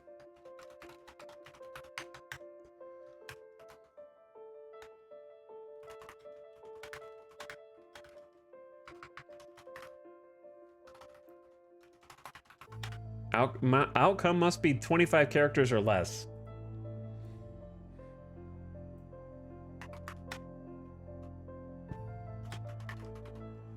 I can't figure out how to word this, because if I do win but someone dies, they're gonna be like, someone on your team or someone on their team? Win but... How about win cleanly? Win but equal to, greater than... Chat doesn't know what greater than or lesser than is. Win, but we die. You'll just have to figure it out. Lose by yield. Lose, but we die. And by we, I mean anyone, like one person. At least one person dies. You've got 2 minutes. There you go. I gotta choose who the other fighter's gonna be. Steal Guglielma? I need to steal Guglielma. Their salary is probably insane.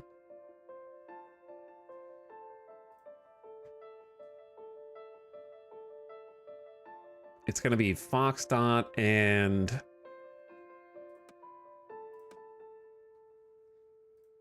I wish there was a way to sort by... What if I just sent myself in there, even though I'm terrible? I gotta fight at some point, right? Like, I have to fight eventually. I don't want to throw, though.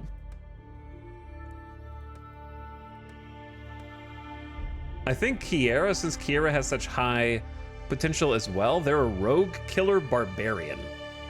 Strong, tough, and brave. Poor initiative and agility and bad discipline. They fight with a club and get bonuses to attack, defense, and damage against rogues. I kind of feel like that should be the other way around. But I don't know. Like, a barbarian defeats a rogue, but I feel like a rogue should be a barbarian. And then a barbarian should be the defender. And then a leader should be the barbarian. I don't know, I'm just making things up. Strength, toughness, and recovery. No agility, no speed, no weapon skills, so we might not land any hits. And you might break as well, but I think we send Kiera in. Foxdot and Kiera in the 2v2. All right, your time's almost up to bet. Put your channel points on the line, or be forever considered a coward.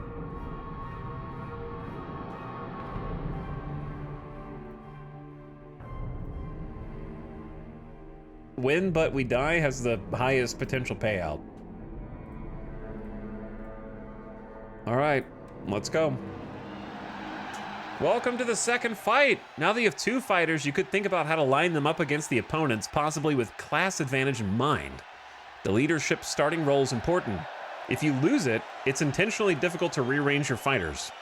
To swap fighters, you'll need to disengage both if they are engaged by retreating. Then order the left one to go to the right and the right to go to the left, but things can go wrong here. They may disobey, or they may not be skillful enough to disengage. They may also not be fast enough to move before being re-engaged or charged. Check your speed against the opponents. Only if both fighters are faster are you likely to pull this off. Otherwise, just do your best, and then hire a better leader in the future. Here come the fighters. A very exciting fight today with current first place team Gladiators, well, we're tied for first, fighting against Visantio, who are only a handful of points behind. Enemy arrives in disarray while player gets to arrange their formation. Set up your team by dragging your Gladiator cards.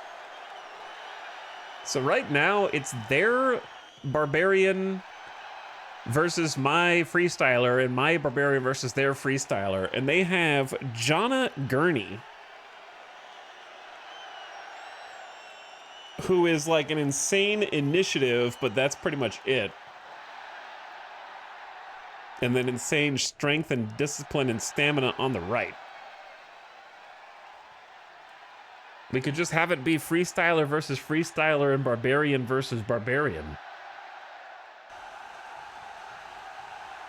Foxdot has a lot more weapon skill but less initiative. A lot more strength, more agility, more toughness, less discipline, more bravery, and more stamina. So to me, that is the best case. What do the green numbers mean in the middle?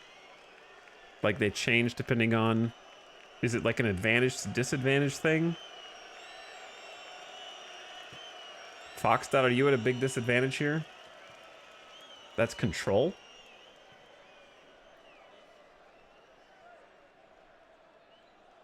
There's a chatter who knows something that's happening in this game? That's impossible. Thought for sure that I had found the most obscure possible.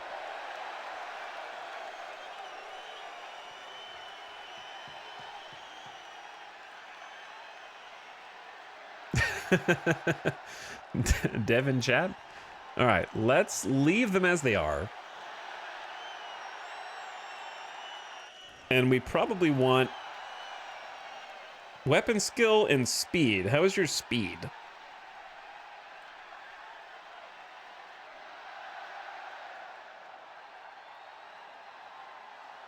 Is speed a factor of agility? No, the speed is 37. It's just not listed. All right, chat. I say Foxdot just goes deep.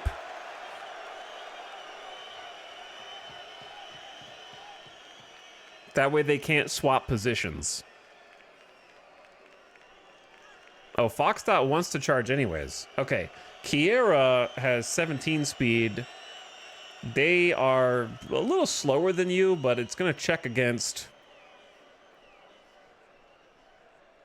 weapon skill and speed. Your weapon skill's awful.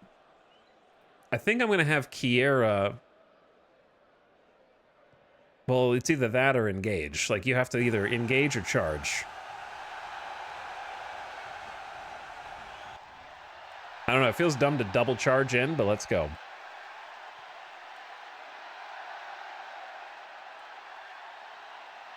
Confirm orders. Set up your team and click confirm. Oh, there we go. Foxdot and Joanna both charge and crash together. Foxdot connects with a charge bonus. Damage roll 9. The blow strikes Janna's right hand, armor doing 98 damage. It's starting to fall apart. Janna connects with a charge with 0 bonus. Damage is minimal compared to freestyle armor toughness and does only a glancing blow. The blow strikes Foxdot's right leg and does 3 damage. Looks like your fighter control is very low. When control is low, your fighter is more vulnerable to free hits, bonus damage, and crits. It's a good idea to defend when control is less than 50 generally to restore the balance. Oh, so that's what that is.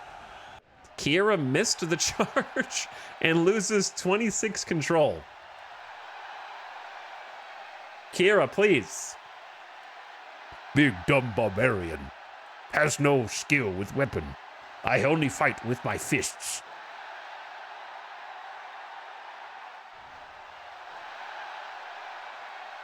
The fighter is negatively affecting team bravery due to their poor leadership. This fighter is giving a bravery bonus thanks to their good leadership. Okay, so are they negatively affecting their team or our team?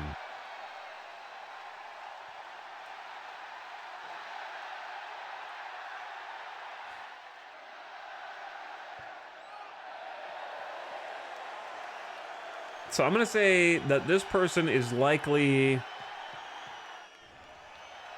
Like, we can either dodge or parry. Parry is like defending against slashes. Dodging is more likely to succeed against a thrust.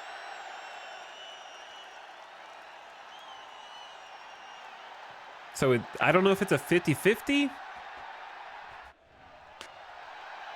Leadership 4 versus leadership 13, and the 13 gets the penalty. Where do you see? Oh. So where is this bonus coming from?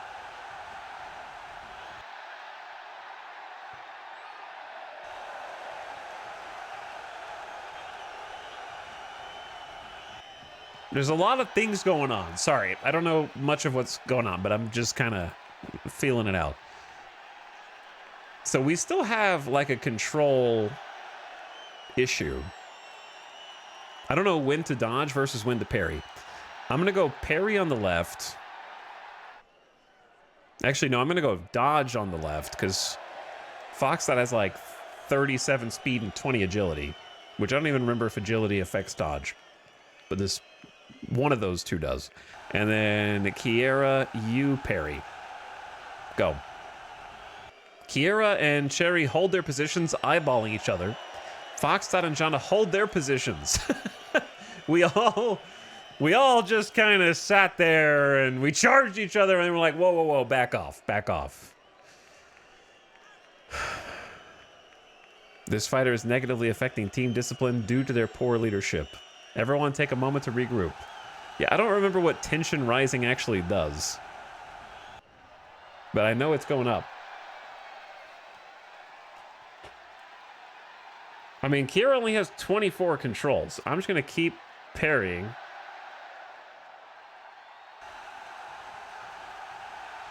And then Foxdot's not that far down. But we could, if we try and disengage, they might get a free attack. That's the scary thing. I don't know how to predict what they're going to do. Everyone picked rock. I am going to go for a sword cut. Because we just outskill them in every other respect besides control. Parry, sword cut. Cherry advances to attack Kiera.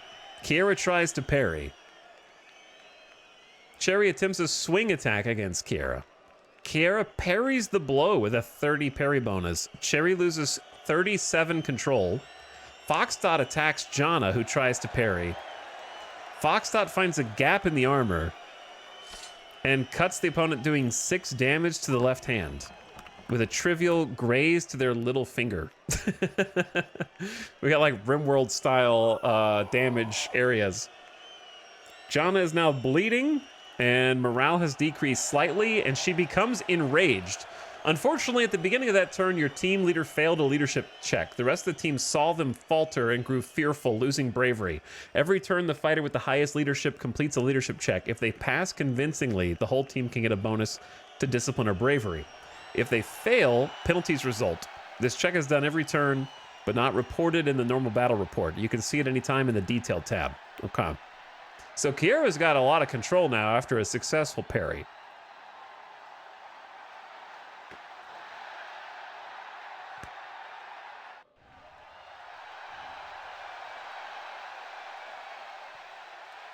So what is the best call for someone with no weapon skill, but a decent amount of strength and toughness?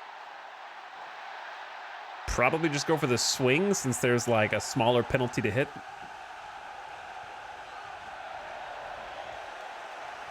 A club swing is one of the easiest moves in the game with a high chance to hit. Because Kiera is wielding a club, right? How do you even see what weapons they're wielding? Other than remembering it from before the fight starts, of course.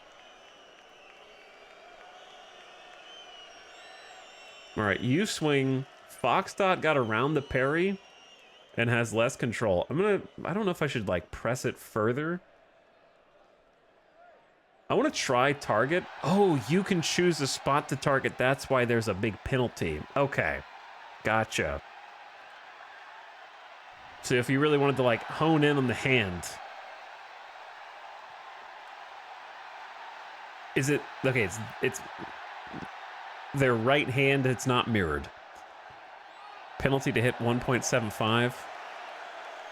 What if I just try and cut their hand off? Then they won't be able to fight anymore.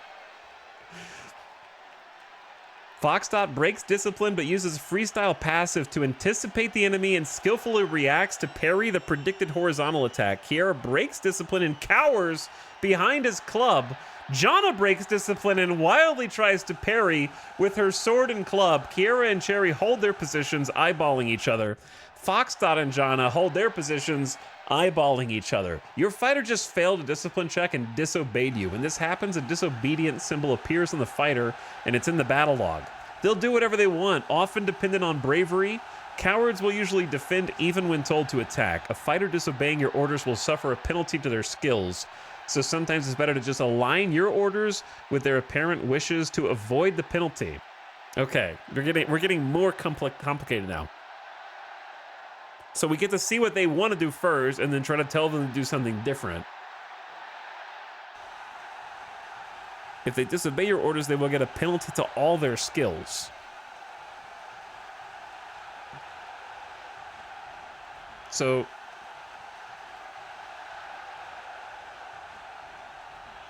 how do I see, is this what they want to do? Or is it too late? I'm still trying to figure out the UI.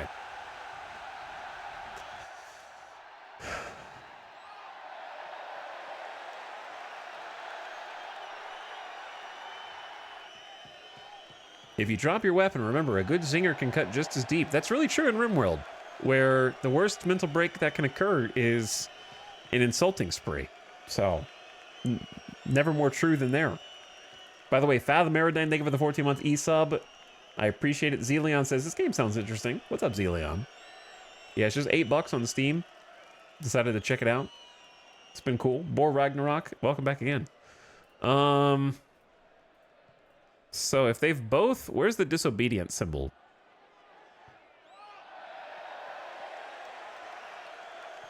They said they would get a disobedient symbol. Picking someone with no leadership was probably a mistake.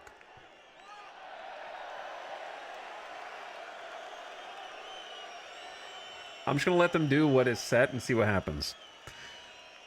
Foxdot breaks discipline but uses his freestyle to anticipate and react to parry the predicted horizontal attack. Kiera breaks discipline and cowers defensively behind his club. Jana breaks discipline. Foxdot Gift tries to parry. Jana attempts a smash. Uh-oh. Jana swings her club and misses and loses 6 control. Kiera and Cherry hold positions. Jana's morale decreased from very good to good. Jana is starting to look less fresh. Where is their actual, like, what they want to do to avoid the penalty that they were talking about? Not that I think anybody in chat, except that one guy, knows the answer.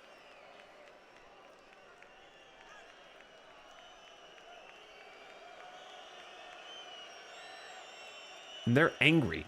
I wonder what angry does. Maybe makes them less reckless? Or more reckless, but like more damage, but less chance to hit, possibly?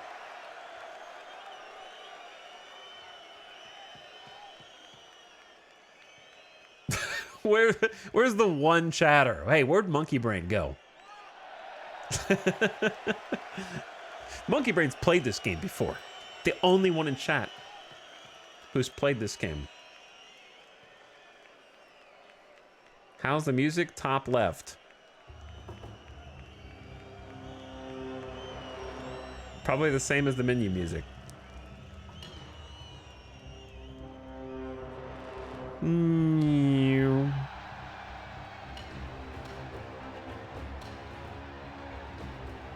It's not really my choice. I don't know how to give in to their choice. Foxdot, I'm just gonna have you use your speed to dodge. And Kiera parry. Again. They hold their positions, eyeballing each other. No one wants to attack.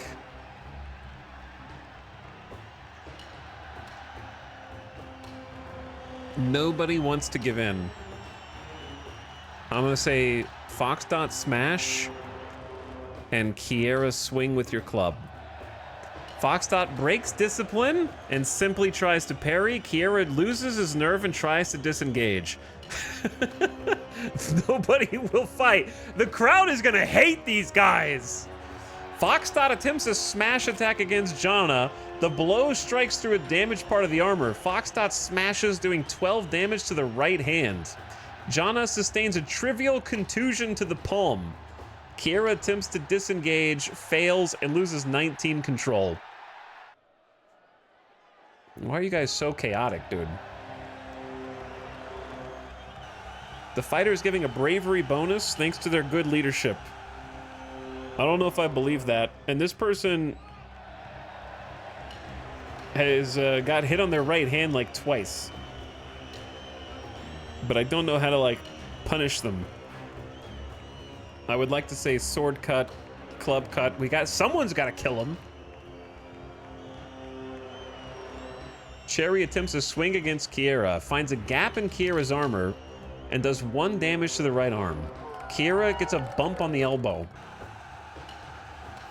Foxtrot attempts a sword cut, swings and misses, and loses 15 control. The blow strikes Cherry. Kiera attempts a swing, hits Cherry's left armor and does 9 damage. Cherry chose not to execute their combination move and loses the sequence. I don't know what that means. You actually gotta hit Foxtrot. You're gonna have to do better though.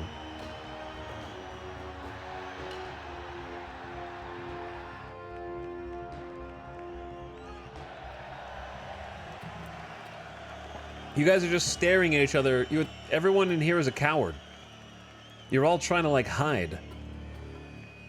So they're rested on this turn. So they chose to rest and you still missed them, Foxtrot, and lost a bunch of control.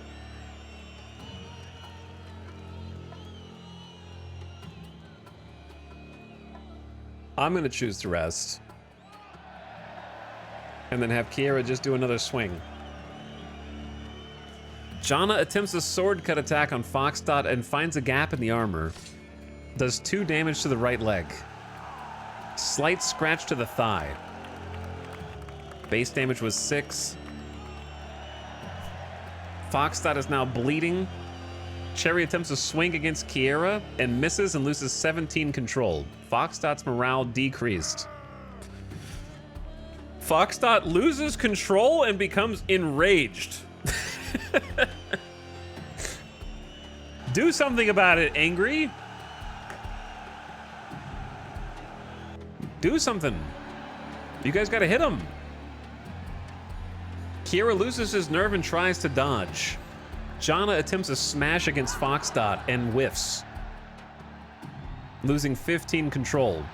Foxtrot attempts a sword cut attack and misses, losing. You guys are just like swinging at the air. Kiera and Cherry hold their position eyeballing each other. Foxtrot is looking slightly less fresh. Jana is looking exhausted, almost ready to drop.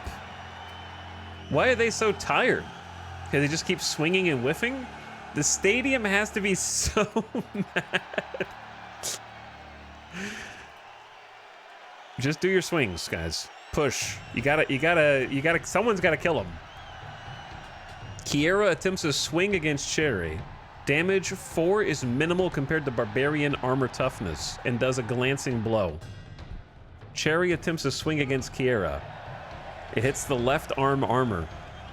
Foxtrot attempts a sword cut, swings and misses. Foxtrot, you are the worst gladiator so far. Like, they are literally not defending themselves.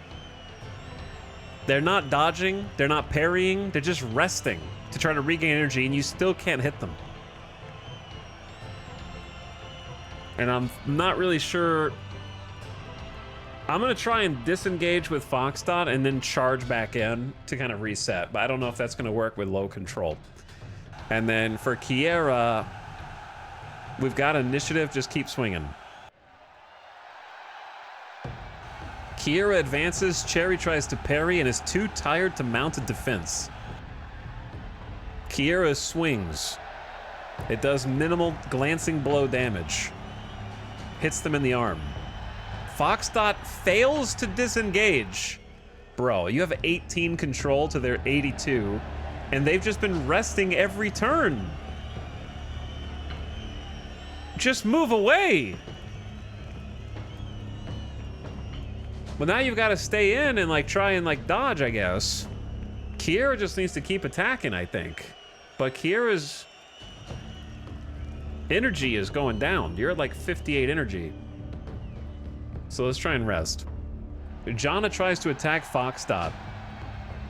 Foxtrot tries to parry. Johnny uses control to quick strike before Foxdot can defend, but is too weary to make the attack and takes a moment to recover her breath.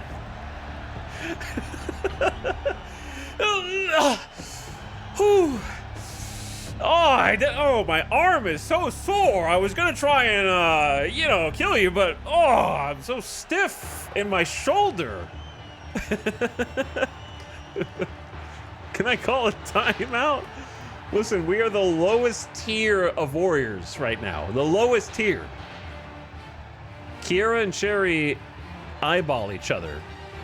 All right, Kiera, attack. Foxdot, keep dodging, I think. Jonna tries to attack Foxdot again. Foxdot parries, or tries. Quick strikes before Foxdot can defend and attempts a sword cut. It hits Foxdot's left arm armor for 46 damage. It's starting to look tattered. And Cherry is too tired to mount a defense against Kiera. And Kiera attempts a swing attack, finding a gap in the armor. Does 5 damage to the head. Cherry suffers a contusion to the forehead. Loses her cool and becomes enraged. Jonna looks exhausted. So Foxdot, you just got hit in the arm. So I'm gonna need you to just counterattack now. And I need Kiera to just keep going. Kiera breaks discipline and cowers. Great job. Cherry breaks discipline and attempts an overhead smash. Kiera tries to parry. Cherry swings her club and misses and loses 15 control. Foxdot attempts a sword cut, swings and misses. You guys are the worst, man. You guys are the worst two fighters. This is gonna be the longest draw. They're both gonna be like, okay, I can't do this anymore. Can we come back tomorrow, please? We can fight tomorrow. I just need to sleep.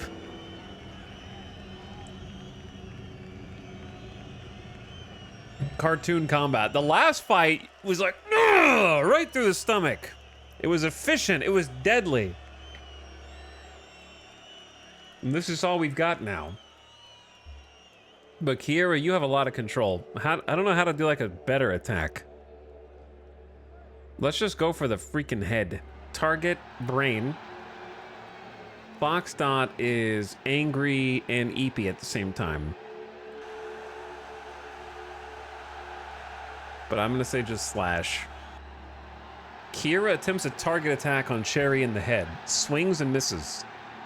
Classic. Loses 25 control. Foxdot attempts a sword cut. Swings and misses. Foxdot, what the hell are you doing? Cherry finds a gap in Kiera's armor and clubs her opponent, doing 3 damage in the torso, and Kiera gets a bump in the chest.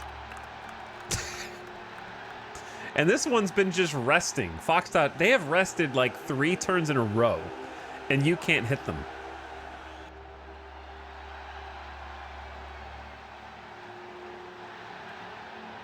Kiera is they're both angry.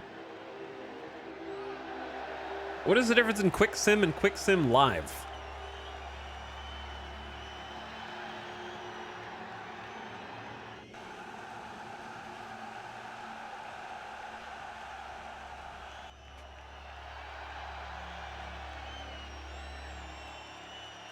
All right, regular swing, rest.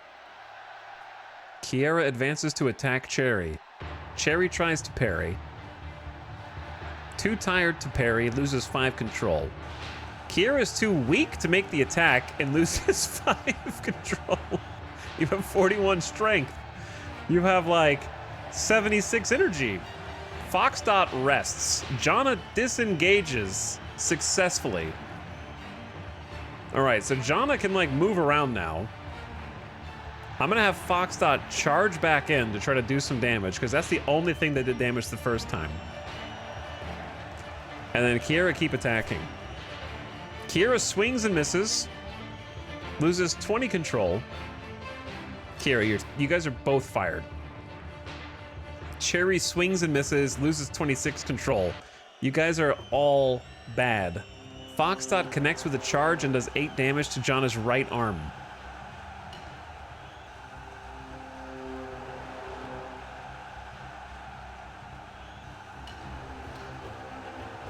Okay. They're not actually fighting, they're just standing 4 meters apart. I want to see what QS Live stands for. Maybe it means you can, like, undo it. Let's just let them work it out. The crowd is going insane over these bozos. Well, here's the thing. If you pay for like a duel to go watch, do you want it to be over in one punch? Or do you want it to, like, get your money's worth? Everyone is just swinging and missing right now. This is the bottom tier combat. Kiera swings and misses. Cherry swings and misses. Kiera's morale has gone down. In the last turn, one of your fighters dropped below 50 energy. Every time a fighter tries an attack or move, they have to pass an energy check. As energy gets lower, the chance of failing the energy check and missing the turn increases, leaving them ineffective and vulnerable. Yeah, you could say ineffective again. Fighters with higher stamina are more resistant to energy loss and regain it faster. It can be regained by defending or more effectively by resting. So, defending gives it back as well.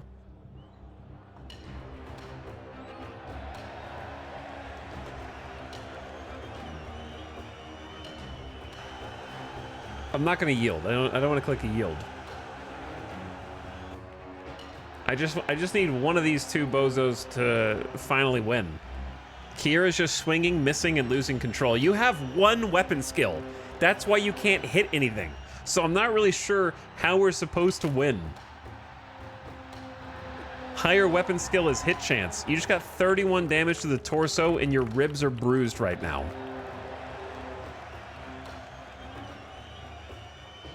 I don't know how to stop the sim. Kiera is staggered by a heavy blow and loses 3 control. Kiera, you probably have to, like, give up. I don't know what else to tell you.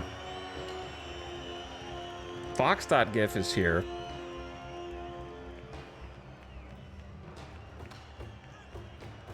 Kiera breaks discipline and rashly swings their club.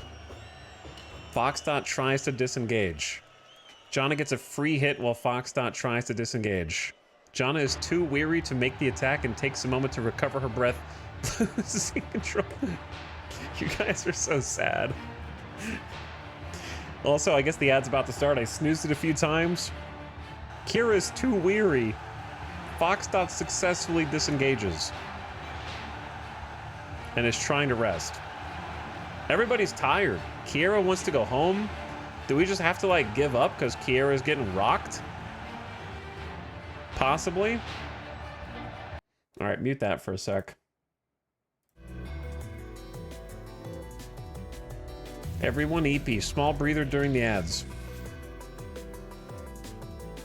I think we're just too stinky and we're gonna have to give up. Because, like, you can't land a hit and now your ribs are bruised.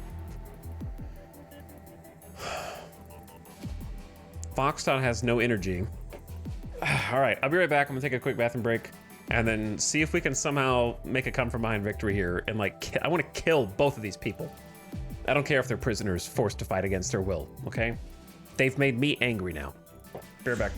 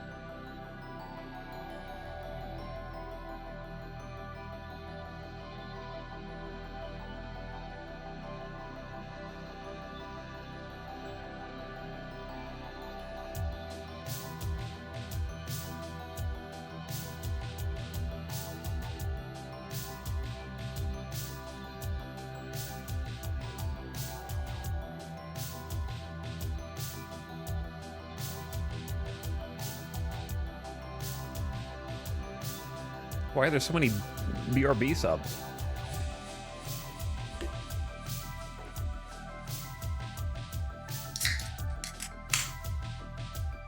What are you guys doing? Also, I think I figured out how I want to play this. I don't really feel the need to do the moment-by-moment decision-making, just like an Out of the Park.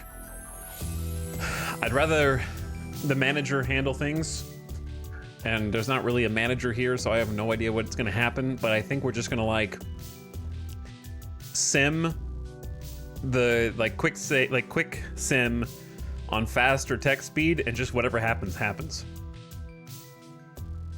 And that way we can see the results, and then we can just go look and see what happened instead of analyzing it frame by frame. Because reading they're too weary and they didn't attack 100 times is not going to be as interesting as just doing a post-mortem afterward. You know what I mean? By the way, and the Youngster, thank you for the 60 months. Yeah, they kind of just do what they want anyway, for the most part. Andy Umster, thank you for the 60-month sub. I appreciate the Prime. Load Bob for 87 months. That's a lot of months, dude. I do appreciate you. Mousetrap, thanks for priming. And welcome to the stream. KO Fishy, hello. Almost 4 years. Happy almost 4 years. Finksy, tariffs be damned. Are the tariffs... Are there sub-price tariffs?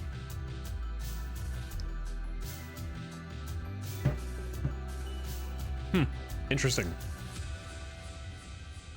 For real, guys, what do you think about the new Dune game? Oh, yeah. I guess that was playable today, huh? I love that I chose Gladiator Manager over Dune Awakening.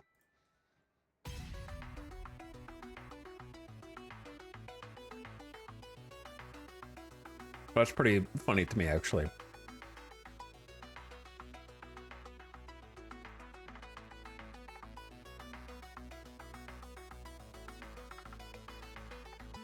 So here's the thing with Dune Awakening, right?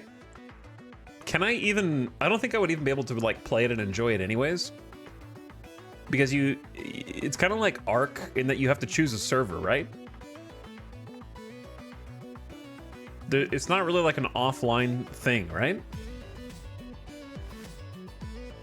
Or am I wrong?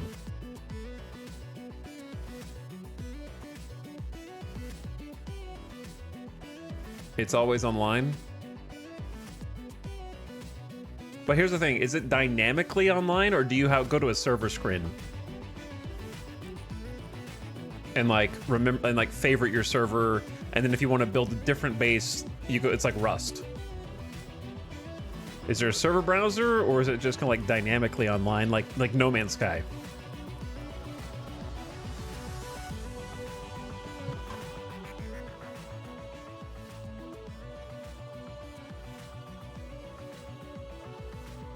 You can do a private server. I'm assuming that this game is pretty boring if you just started a private server and did like solo play.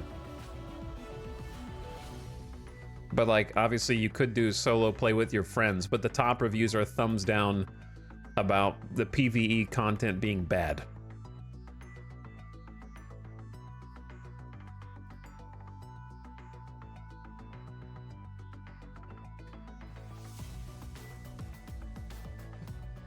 Thumbs down. Infrastructure is weird. Servers are limited to 40 players online at a time. The rest get in a queue and wait for a slot, which is around 40 to 80 minutes. Yes, you leave your own server when entering Social Hub Villages or DD, so you get back in a queue just for handing in a few quests. Player bases are everywhere. People are going for optimal routes and plant their bases en masse next to resource-dense spots, trading posts, and camp stations, which results in you navigating through not just land masses, but all their atrocities built and hoping that resources are there and enemies are not all dead. They are.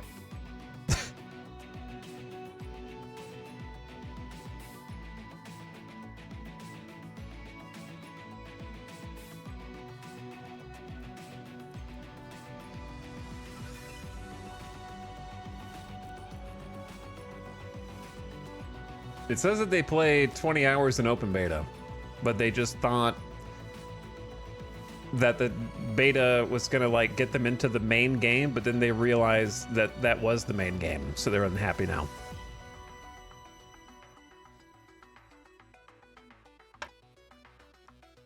In that particular person's case, I have no opinion. I was just curious what the thumbs down was for, since they're the top 2 reviews right now.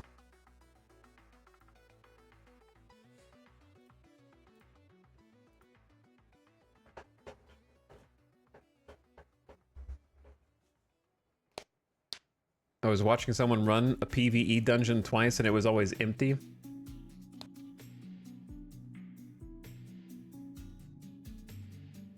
Well, what's like, it seems curious to me that they kind of made Dune as a, like, from all the trailers, like, I didn't play it, right? I didn't play the open beta. But they made, like, I knew it was like the Conan people, so I just sort of assumed it was going to be similar to Conan. But if I didn't know that, just from the marketing material and the trailers and the gameplay that they show, it's almost like they have an Ark Survival Evolved or a Rust, but they're pretending like it's not.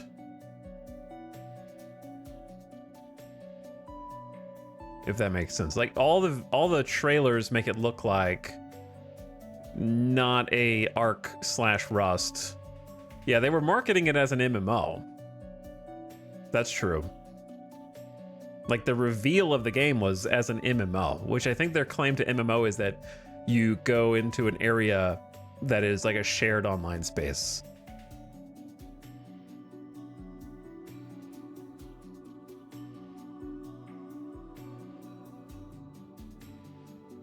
It's not really Rust. The PvP is optional.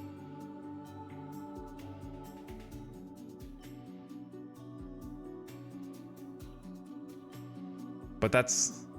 Anyway, I don't know. If the PvP is optional, what's the point of the other players in the server?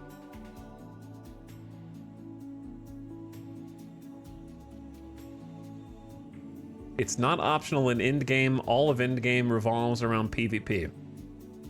Okay, so we got 2 disparate chatters here. All right, let's see who lives and who dies. We're gonna go text speed a little faster. Quick sim. I think Jonna just got hit for 3 hull damage. You're doing so good, Foxdot.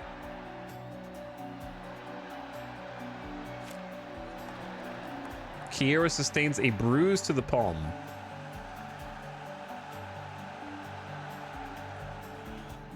Is this when it does quick sim? Is it just per turn?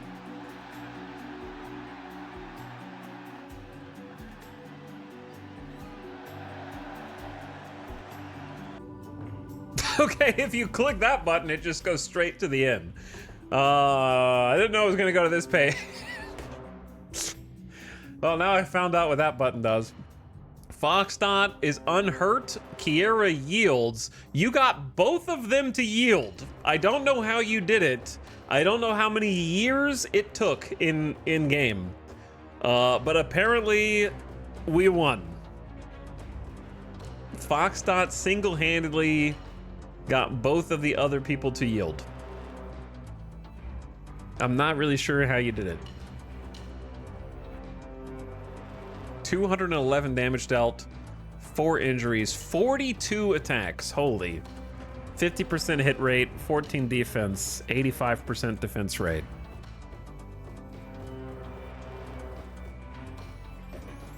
Didn't even get hurt. You're basically ready to fight again. We need something in between those 2 things. Win cleanly, here's your channel points. Like, I need something in between. Instantly finish and go to the stats screen. And look at all 100 attacks individually. You know what I mean?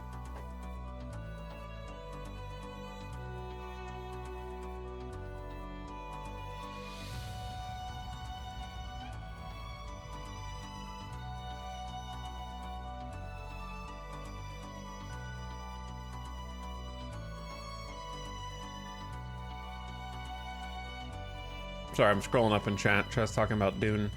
Yeah, I think I'm probably like, I'm kind of interested in Dune, but I'm not interested in trying to do like some online junk. So I don't, I think it looks good. Like it looks like something I would enjoy. I just don't have the patience to deal with all the online stuff and the server stuff. So probably not gonna play it. Okay, back to the barracks. So we've won 2 now.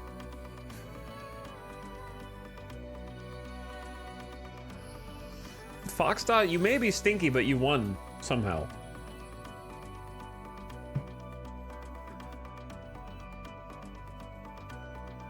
I don't know what I should be doing in between battles, or am I just supposed to go mostly like battle, just go straight in?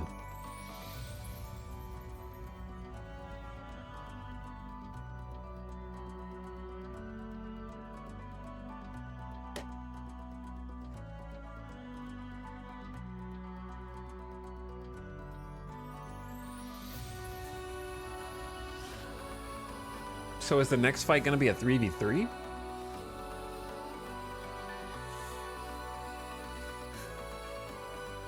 It is. Thracium. Dude, they have Hob? Look at this guy. I guess his condition is only 56. 93 initiative, 94 bravery, 56 strength. He's like head and shoulders better than every other person. 87 agility, 66 toughness, 93 weapon skill. That's insane. You're not supposed to be there. That's the guy who cut someone's leg off in the first week? He is actually smurfing. That's funny.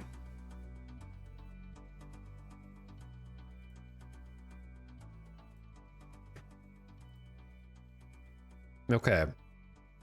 I think we got to get me in there. Let's just have a bet. We're not going to watch the whole fight, because if I assume each person you put in there exponentially increases the length of the fights. So you guys are sort of just gambling on coin flips now. Will any friendlies die? Yes or no? We'll give you a coin flip 50-50.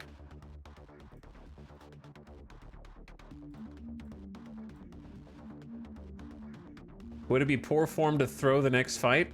Well, I mean, adding myself is sort of throwing it. I'm supposed to be a leader, but I have like the worst stats out of everybody.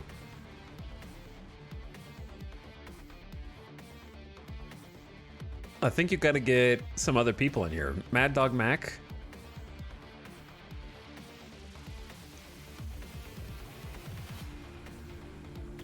Maluda Kilo was our first fighter, right?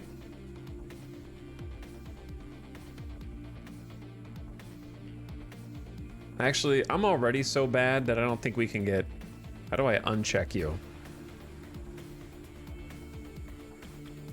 Me, Wootonius, and Starblade. We have terrible initiative. Not much bravery. But... not much... Starblade is disciplined, at least. Wootonius is tough. They both have some weapon skill. Starblade has 45 leadership, so they should at least like. If you die, does the game end? You can make your guy immortal at the beginning, but I just made it where he's just an ordinary dude who can die. So you just keep playing. Theoretically.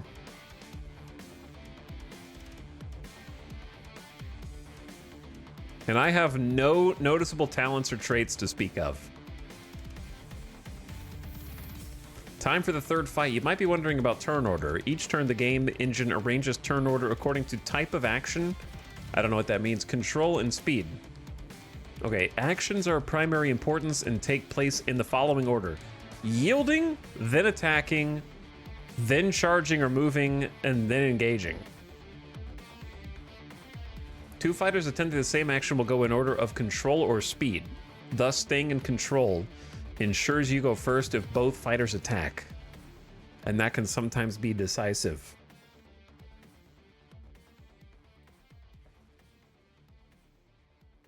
Today sees a tight battle between the Gladiators in position 4 fighting against Dyrrachium, who are only a handful of points behind. Oh no, Hob? Hob is in the game.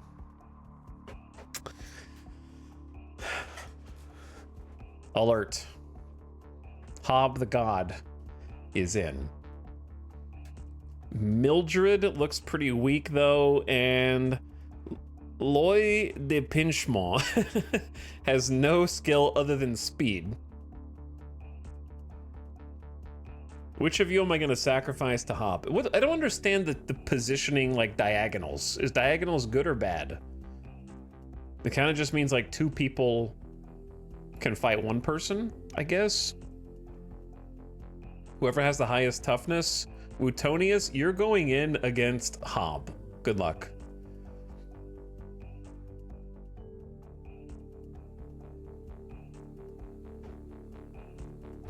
I'm going up against Mildred, Clinchamps, and then Starblade versus the Pinchemont.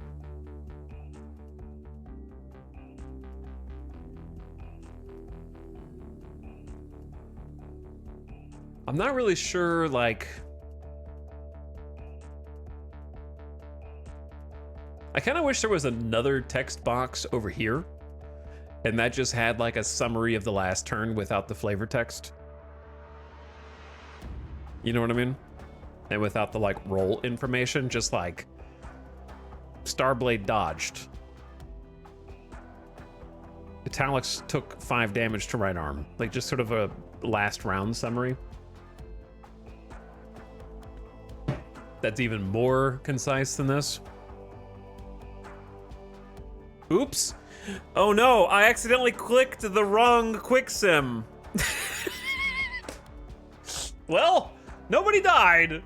So you got that channel point bet is over in the if you blinked, you missed it. Oh wait, no, you did. I was looking at the wrong side. Wootonius did die. I thought this was us, like it was last time. We were on the left, I think. We're on the right. Wootonius is dead.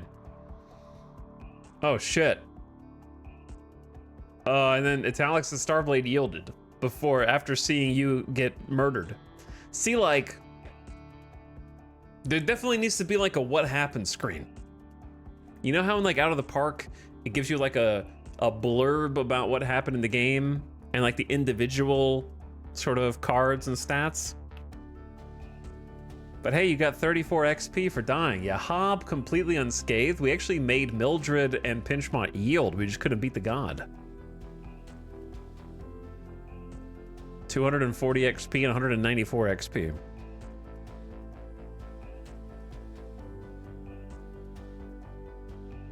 New fighters are available for hire. Looks like you need to replace Wootonius. They appear every 4th week throughout the season, replacing any sack, dead, or unhired fighters out of your 24 space stable. If you want more options, you can always fire the dead weight. My bad. Lost a 1v3. Well, we don't know whether Wootonius was killed earlier. Friendlies did die. There's your quick, that's some quick channel point payout.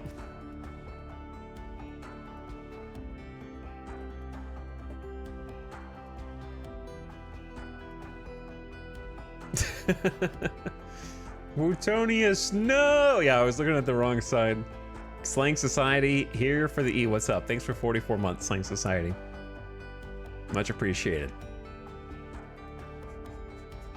Thanks for dropping the prime.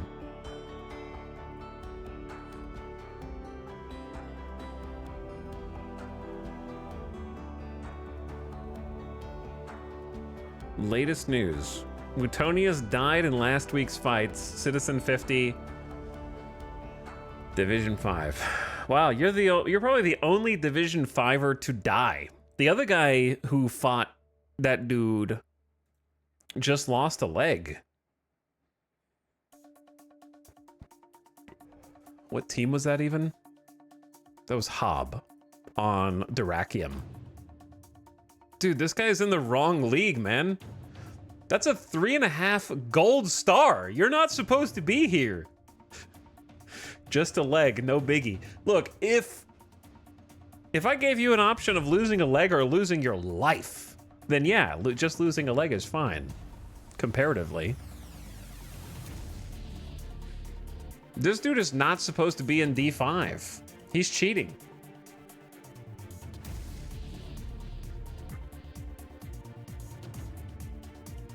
What's his contract? 13 fights? How much did you get? Is he getting paid 31 grand? Or no, he's a criminal. A criminal leader. That's a criminal mastermind.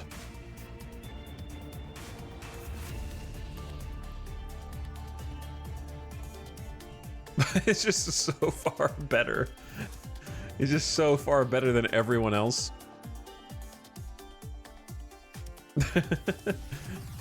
Like, this guy's pretty good too. And then Heman Derville, maybe not. Just high strength and agility.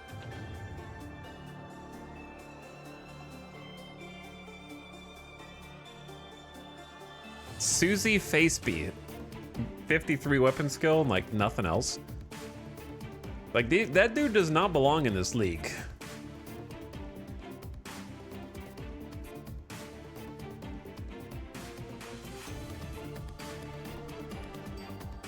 It would be funny if there were trades. He's got 93 weapon skill. That's like 45 higher than every other fighter.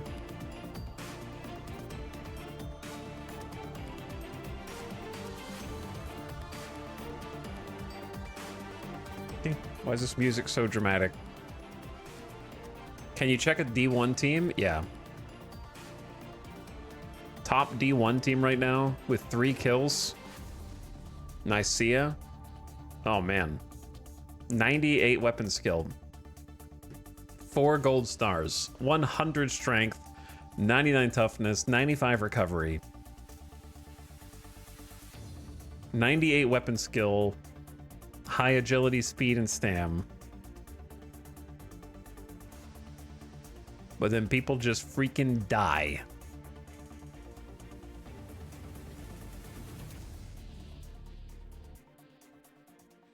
Okay, so the principle of having like a team of people who can perma-die is 10 out of 10 in terms of concept.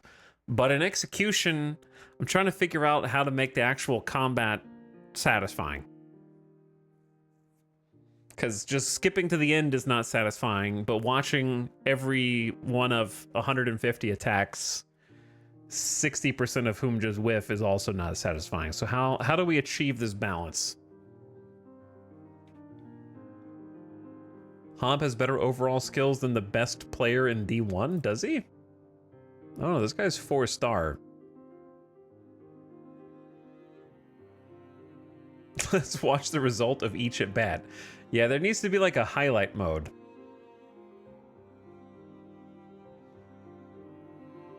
Skilled gladiators might not miss all the time. That's true, but we are not skilled gladiators. I just don't want to like make the minute decisions about what they should do. I think it's kind of an interesting system of like tell them what to do, but then they can say no.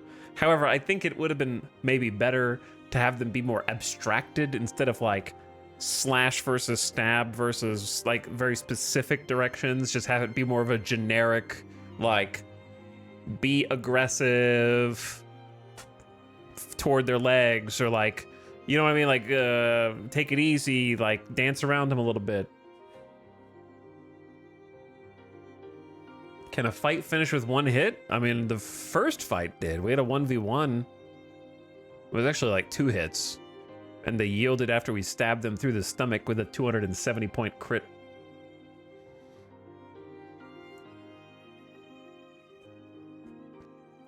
Like engine and push and F1 manager? Kinda, yeah. Where you're sort of just like directing them. Yeah, like push, go easy, focus on this guy, like try and take this dude out, and your team of 4 can like kind of focus a guy down or something.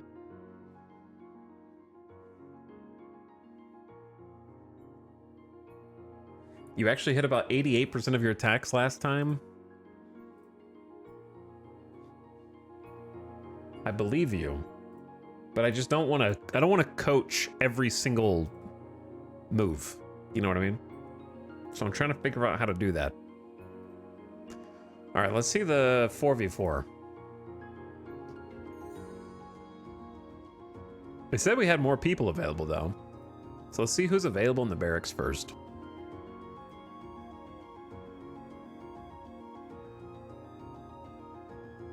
A criminal rogue. We haven't even seen a rogue before.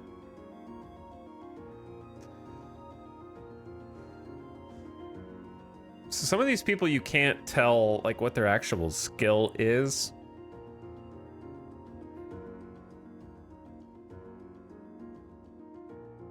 Which seems weird because you can fire them for free. So I could like hire them, see what their skills are, then fire them. Wait, no, they can't. Criminals cannot be. Criminals cannot be. But if the other people, they're not free. This actually is like trying to hire people in Battle Brothers. You can see their origin, but you don't know if they're actually going to have skills that you want.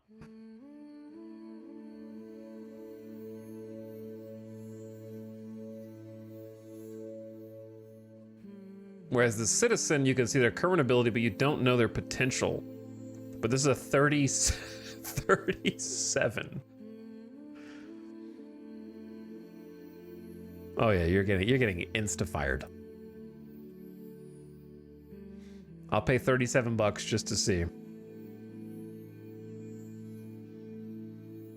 Like, this dude is a citizen who we don't even know, right? We just think that they're abysmal. Whereas Richard seems like a pretty decent candidate.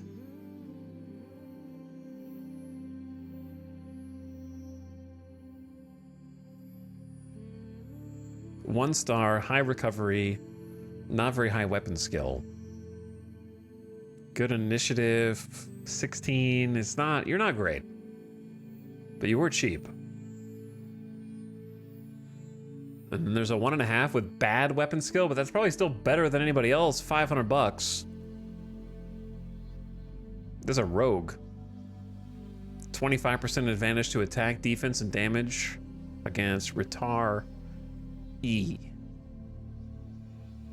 Ritari. What's the name of the actual class?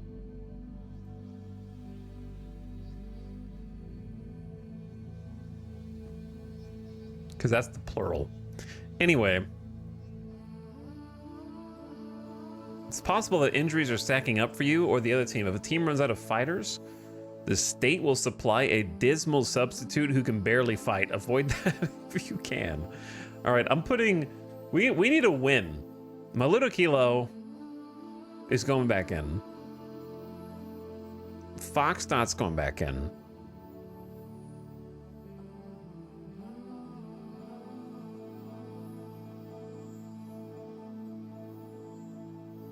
So, Gare, you're the weenie. Do you even have any potential talent? Let me see. I'm surprised you can't see their potential on this screen. Seems like an important stat. Well, Little Kilo's already at their potential. You're just there to help us win.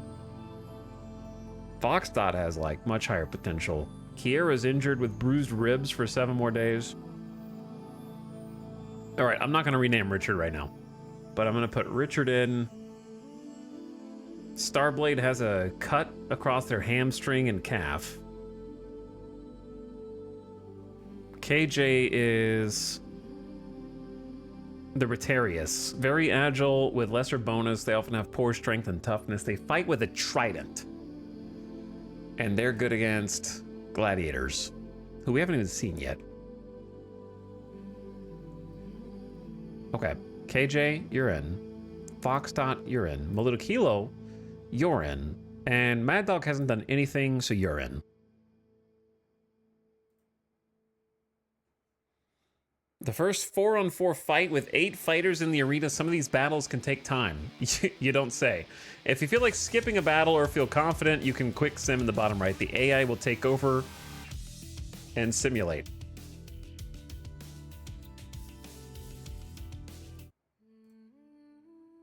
Also, I need music. Some different music. All I have is sci-fi music, apparently.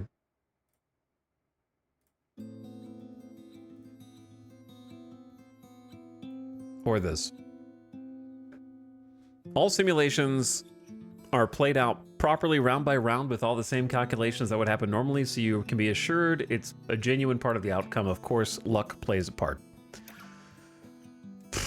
We have, like, huge control advantage, so this should be an easy dub. These guys suck.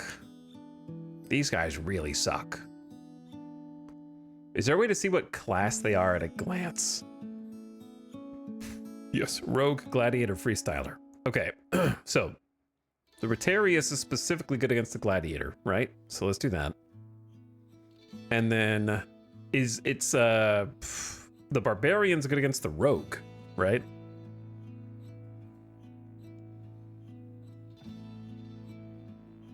I think Mad Dog Mac with 64 toughness can just survive long enough against these two schmucks to allow Foxdot and Maluda Kilo to, like, quickly dispose of this guy and then move over to kill everybody else.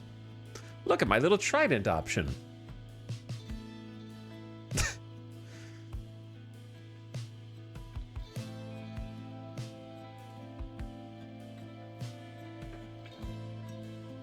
I'll hold that corner. All right, do it. Foxdot is going in for a sword cut, finds a gap in the armor, and does 17 damage to the right arm. Bonnie gets a graze in the triceps and is bleeding. KJ connects with a charge on, finds a gap in Jordana's armor, skewering his opponent for 15 damage to the torso. Jordana gets a cut to the gut and is also bleeding. Gladys moves to the right. Melita Kilo finds a gap in Bonnie's armor and does 22 damage to the right leg. There's a laceration in the calf on Bonnie. Bonnie is now bleeding at a rate of 5. Missy fails to take initiative and gains 3 control. Mad Dog Mac charges. Bonnie yields and Jordana yields. KJ attempts to prod Gladys, striking the arm and doing 3 damage. Why did Maluto Kilo move to the right? What are you gonna do over there, Maluto Kilo? Land a hit for 300 damage. Mad Dog Mac cuts his opponent for 576 damage and cuts off Gladys's hand. Gladys topples to the ground and loses 30 control. Gladys starts bleeding at a rate of 10. Foxdot attempts a sword cut on Gladys, finds a gap in the armor and does 14 damage to the left hand. It's like, I will stab your remaining hand. Gladys is now bleeding at a rate of 11. KJ charges and hits Gladys's right arm armor. Gladys yields, having lost a hand. Mad Dog Mac is too weary to make an attack. KJ rests. Foxdot rests. Mad Dog Mac sword cuts and is parried and loses 24 control. Why are you guys moving to the right? You guys stuck over there at this diagonal? Mad Dog Mac looks tired. Missy moves to the right. Why is everyone running away from Missy? They're just, like, sitting over there resting.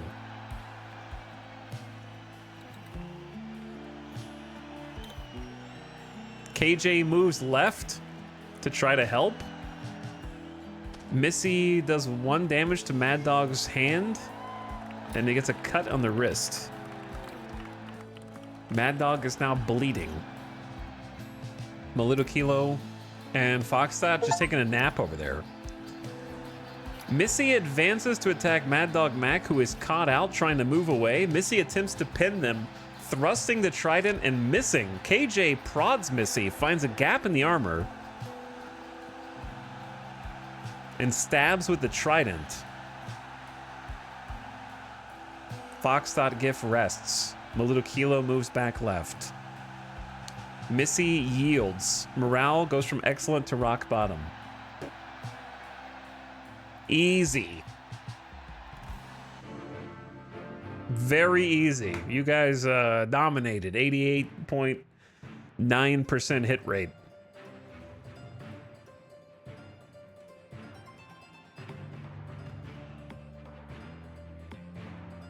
We 4-0'd them as well.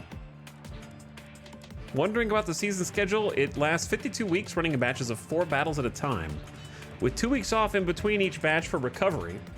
At the end of the season, there are then playoffs for the teams in positions 2 through 5 who compete for promotion.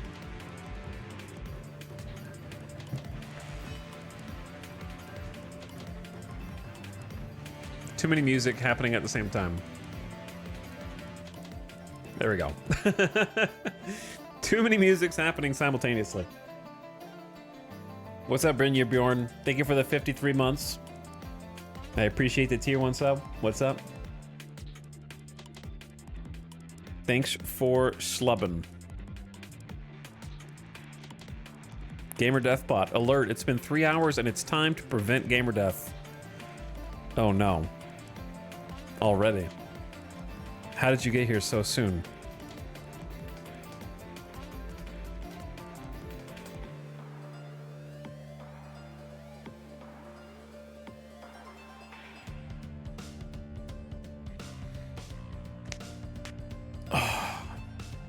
Stabbing a true trident tactic. You actually landed a hit with the trident, so good for you. No fixture this week. Okay. New lovers, Sogair and attack. If I knew this could happen in the game, I would not have named a character after myself.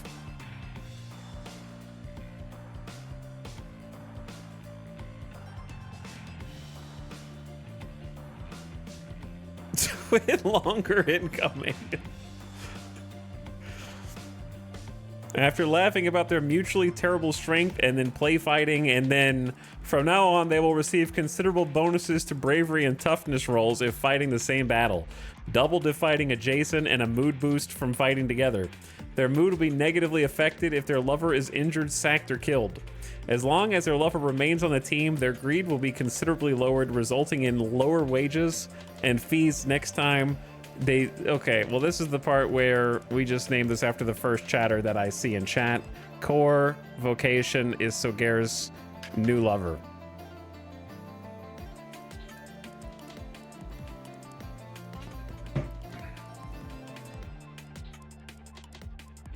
So, there you go. You're in the game.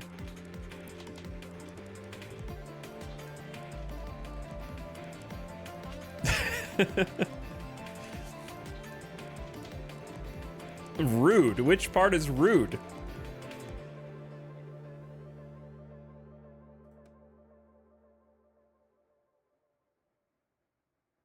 One of you is like, both of you are terrible. Did you guys just, they bonded over how much they suck.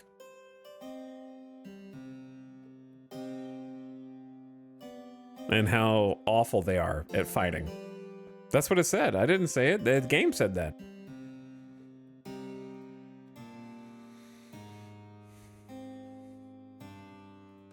I mean, well, now they have to fight side by side, I guess, in the next 4v4.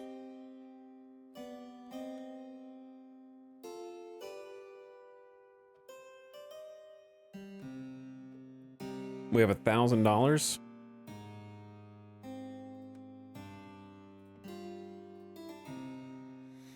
Start the next battle. Is this a 1v1? This is a 1v1. All right, Richard, good luck. Actually, no, let's take... when did we get Serena? I don't even remember this character. Let's send in...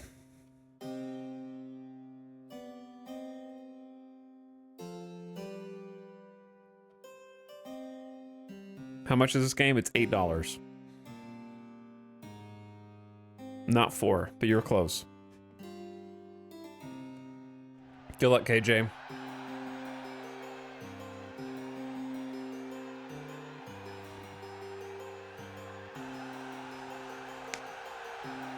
This guy's so... Oh my god, they're so much better than you.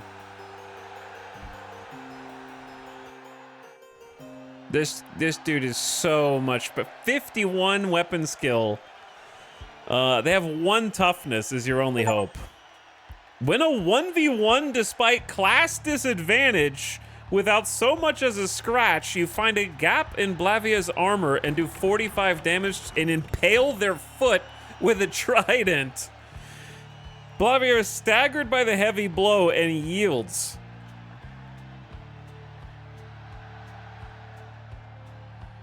You stabbed him in the foot with a trident. You had a class disadvantage too.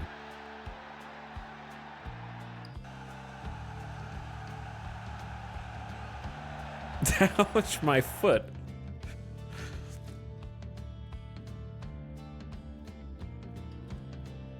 After, like, barely getting hit on their first attack. That'll do it. Haha, rogue, what will you do now with your foot stuck in the ground? Oh, this is tiny text. Now that you're making progress, a quick note on training. Every week, all fighters in the game engage in training, and all fighters chosen for the battle engage in training. A normal training gain will be made on a successful work ethic check. A battle training gain will be made on a successful intelligence check. So throwing a fighter into battle speeds up their development, but risks death or permanent injury. If the check is passed, the amount of gain is mainly determined by the difference between the fighter's current attribute score compared to their potential. The greater the difference, the greater the gain, with some randomness thrown in.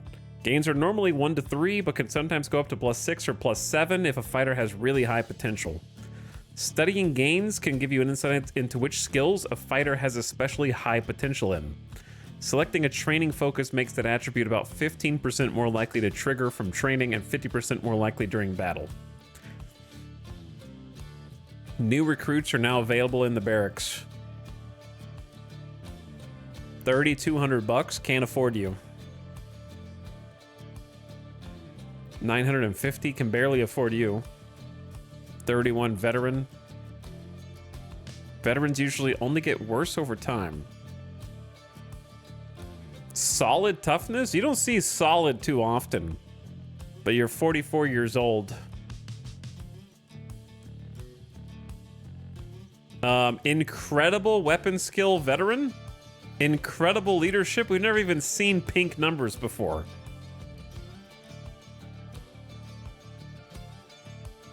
But he's free. Yeah, but after a certain number of fights, he leaves automatically and you cannot keep him. So investing in him is sort of like you invest in them as rentals to try to help you place higher on the standings. But you can't develop them. Low intelligence, but like I've never even seen the word incredible on these before.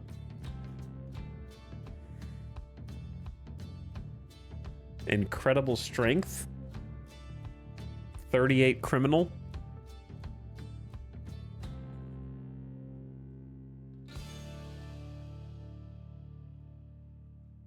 To be honest,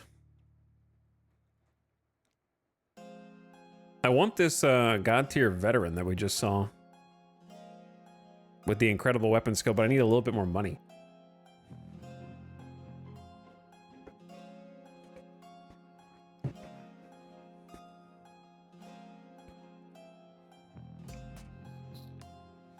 Winning the 1v1 with a low skill fighter. I mean, it worked, didn't it? We don't really have high skill fighters.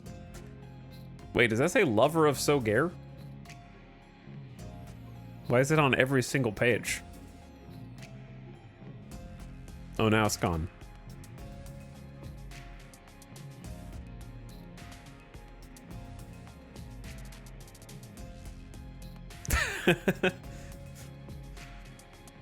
Is it 2v2? They're in. This is the first place team. I'm gonna be honest. They said like try and figure out who their best fighters are to see if you can counter them. But I don't even remember what B stands for.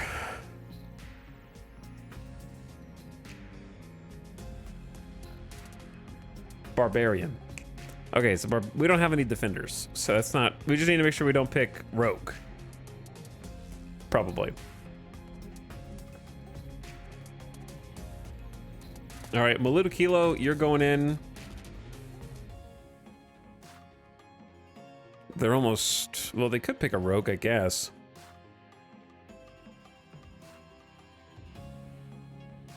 I'm just going to send Maludokilo and Foxdot in.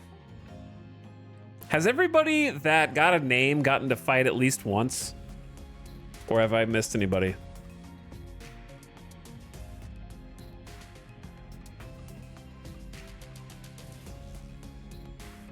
I don't think Sogara's gotten a fight. Technically, Corvocation just got named. But I think everyone else has fought.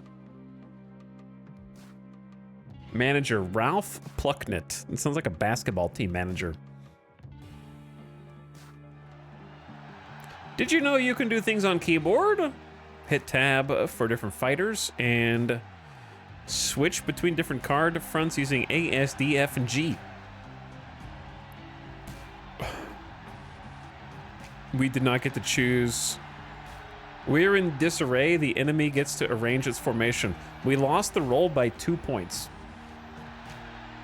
I fought. I tried my hardest.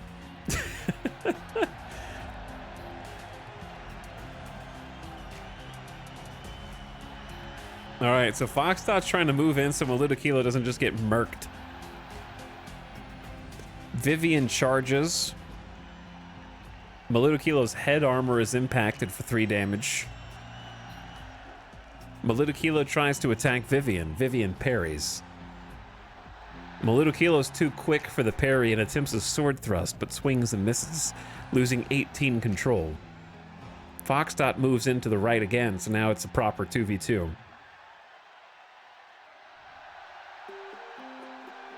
Vivian tries to parry and is in a great mood, defending well, increasing her defense by 40. Maludokilo attempts a sword thrust, swings and misses and loses 5 more control. And Foxdot misses their charge, losing 24 control. One of your fighters just performed better because of a good mood. Mood fluctuates randomly each week, but is also affected by game results, fighter performance, and injuries.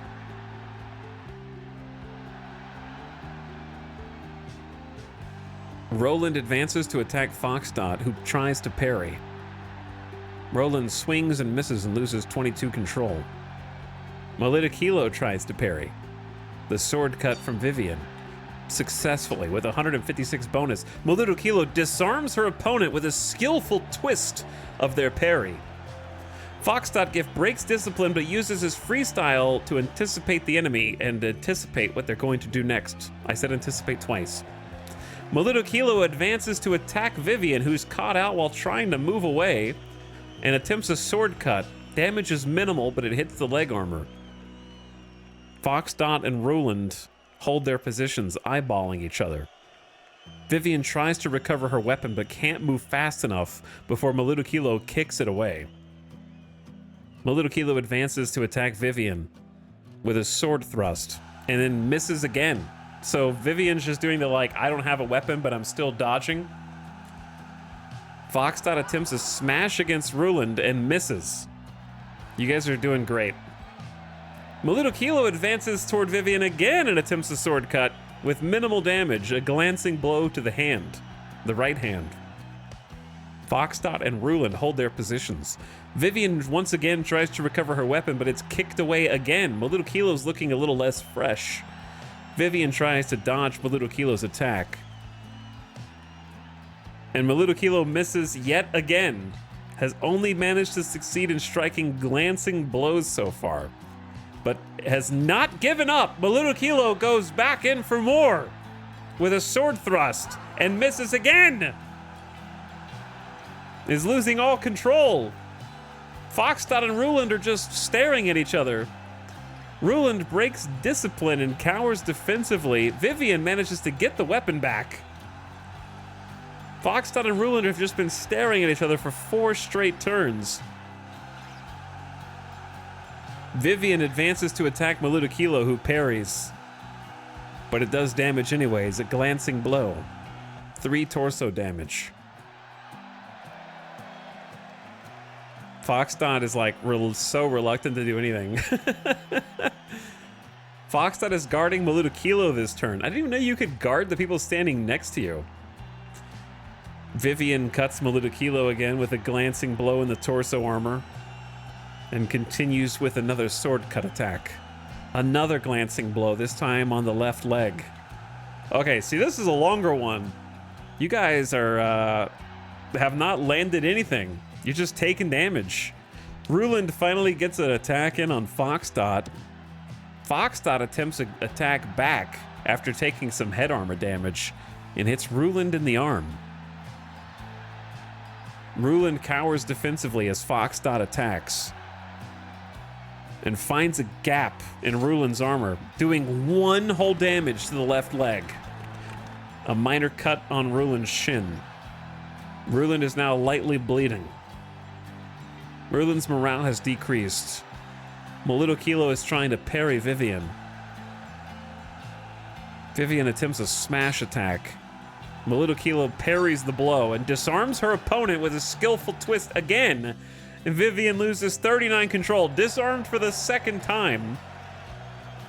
Foxdot is too sleepy to attack. Ruland is too sleepy to attack. And they try to recover. Melito Kilo makes an advance. Vivian tries to dodge.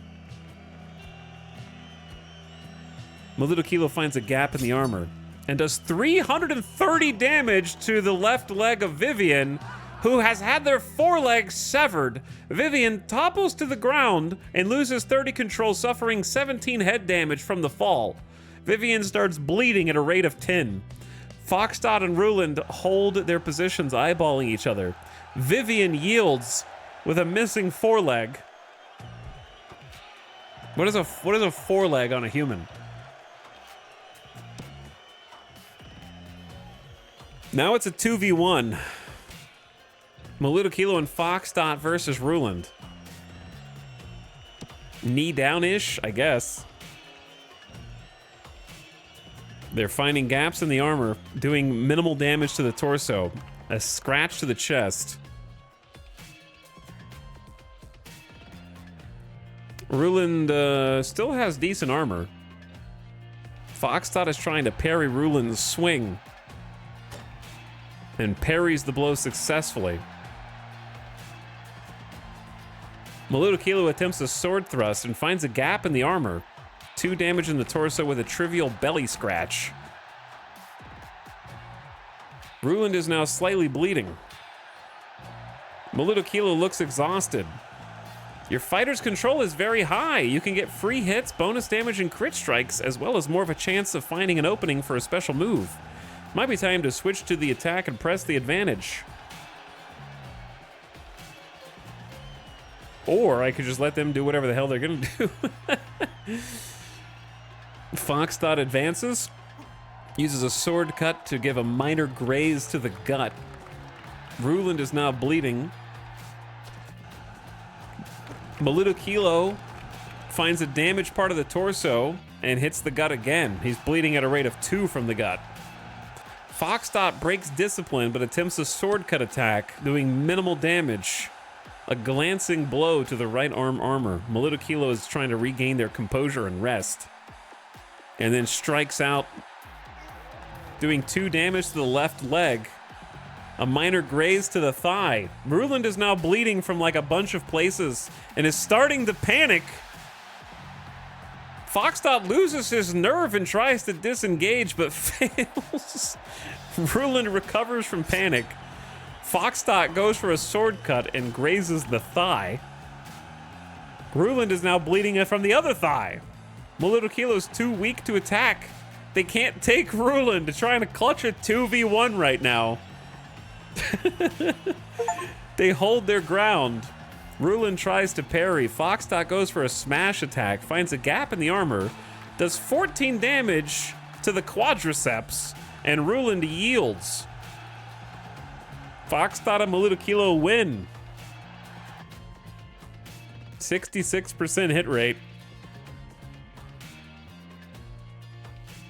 300 XP for Melito Kilo, a whopping 5 XP for Foxdot. Melito Kilo carried, to be honest.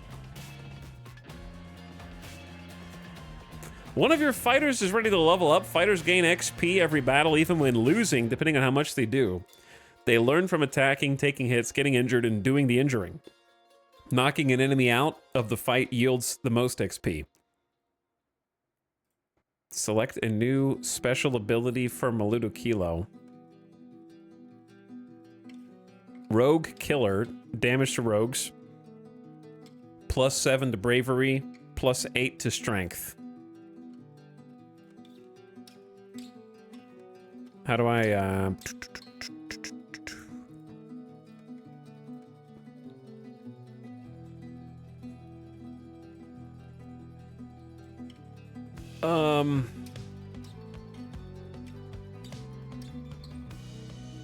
I mean, strength is good. So is bravery. In terms of mitigating pain. The low bravery means they surrender, basically.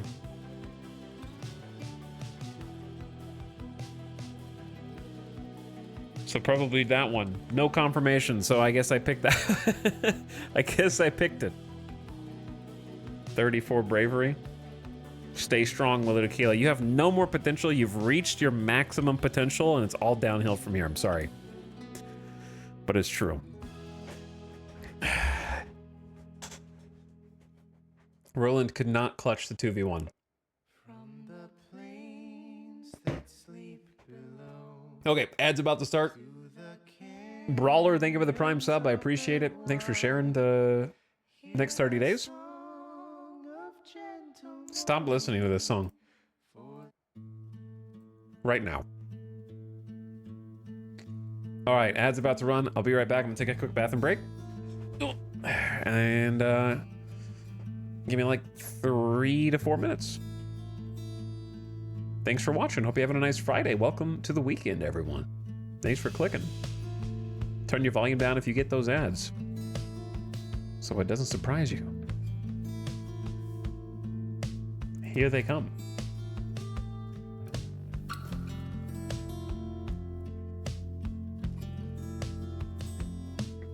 Okay, there they go.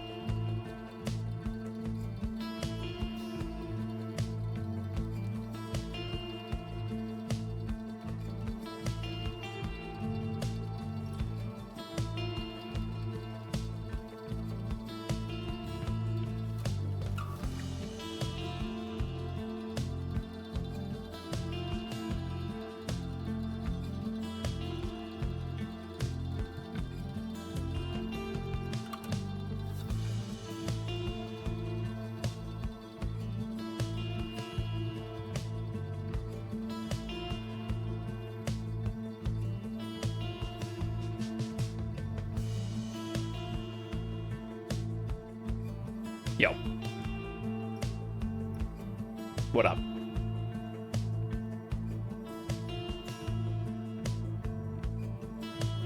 What's up? Okay, welcome back from the ad. So, where are we at? Chat, what was the coolest thing today from the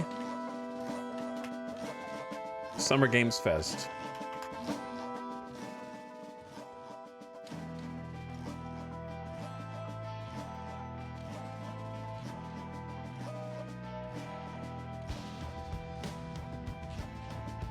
I didn't see the first half, so I don't know what was announced in the first half.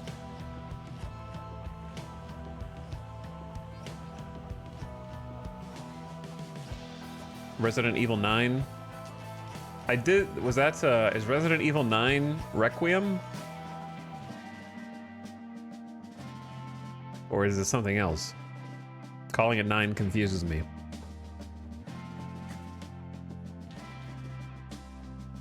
I could tell that it was Resident Evil from the first... I was mad that I wasn't streaming because I could tell it was Resident Evil from the first 6 seconds of the trailer. Immediately. As soon as the trailer started, I was just like, huh, this has got to be Resident Evil. And I was like, man, no one was around to hear me call that as the reveal. The reason I knew it was because they had the, like, Capcom anniversary little message, and dude was like, and you're gonna get more information in barely the blink of an eye. And I was like, huh, that sounds like they're gonna do a reveal later. Because the phrasing of the little anniversary, Resident Evil anniversary message was very like, we're gonna give you more information on the next what's next in the Resident Evil franchise in barely the blink of an eye.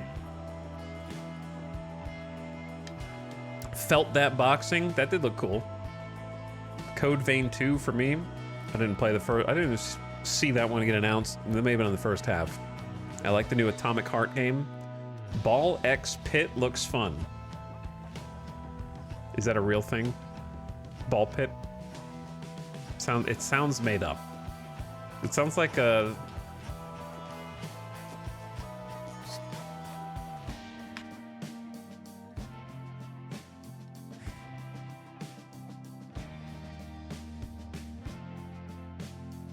Arc Raiders got a release date? Yeah, I am interested in Arc Raiders. I didn't play any of the betas. It's Devolver's one game on the Steam.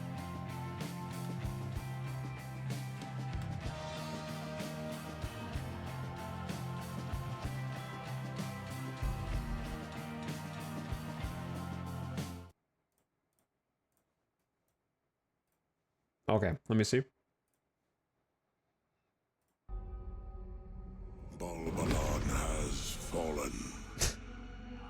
Very Katamari. A pit is all that remains. Now treasure seekers flock to explore its depths. Did they make a Breakout game? They made Breakout. A brick breaking. Ball fusing. They really missed a trick to say ball breaking right there. Base building. Base building? That's not base building. Survival roguelike. Keywords. Power up.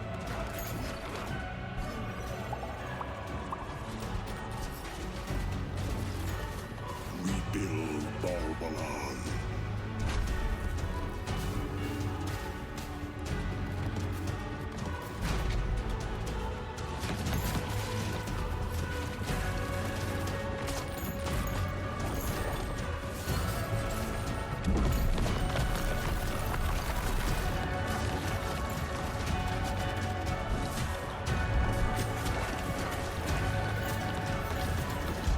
Ball pit. Okay, let me say first that it looks like a really fun mashup of Vampire Survivors and a block breaking game. with apparently their base building kind of looks like almost like a very simplified Cult of the Lamb, which was also itself kind of simple. It's an interesting idea and it looks fun. My one complaint that's going to hold me back is since there's so many things that do damage, there's too many times where the screen just flashes a color. And it hurts my eyes. So like watching the combat hurts my eyes. That's like the thing that's kind of a deal breaker a little bit. So I hope that they have like a game option so there's not so much just like this where you do damage and everything on the screen just continuously flickers solid white or solid yellow. Cause it like just that like hurts my brain. Power up. Like I think it would be fine with just the damage numbers and like a lower opacity, like the whole thing doesn't have to change color. But the gameplay looks fun.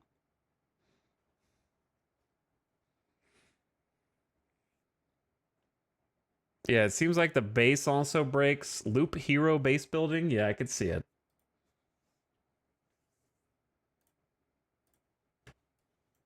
Yeah, I missed that one. I didn't see that one. Sorry if it was asked already. Any interest in trying again Roadcraft or SnowRunner? Mildly. I'm not interested, but I'm not disinterested. So I will say mildly.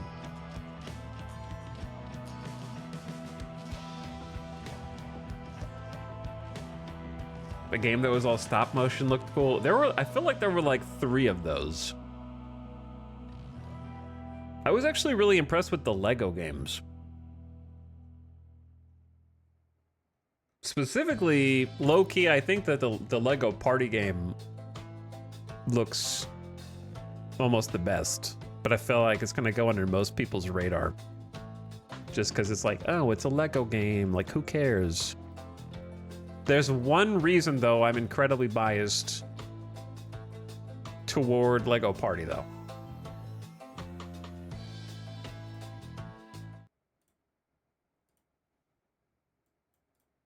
It's Saturday night somewhere, so make some noise for Lego Party!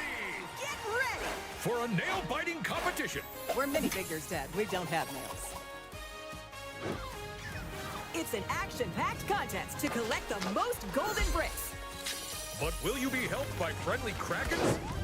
Or hindered by evil monsters. I'll let you guess why I'm Toasted by a biased. flying lizard with wings. That's a dragon, Ted. And what about our amazing mini-games, Ted? We've got more of them than you can count. More than 10? It's actually more like 60. Whoa, that's a lot. With surprises around every corner, anything can happen. Anything? Anything. Anything? Yes, anything. Okay, but certainly not a giant crab, a mythical king cobra, or Master Wu smashing a crate. Those were literally just on screen, Ted. Wow! We've got all that and more in Lego Party!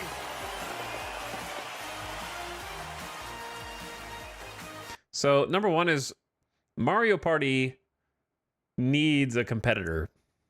Number one. Okay, Mario Party's been resting on their laurels for too long, I think.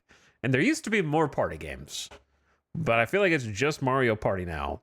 And Mario Party has sort of, I feel like they've relegated themselves to like, well, we're just going to put all your favorite old games in this one, so there's a lot more games. Like, it just feels, I don't know. It hasn't felt that compelling. I don't know if 60 is enough, but the reason why I'm biased is because one of the minigames is a ripoff of my favorite arcade game as a child, off-road racing.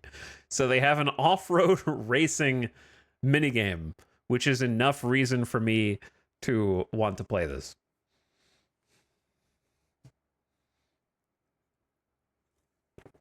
I feel like every time we somehow off-road racing comes up, very often.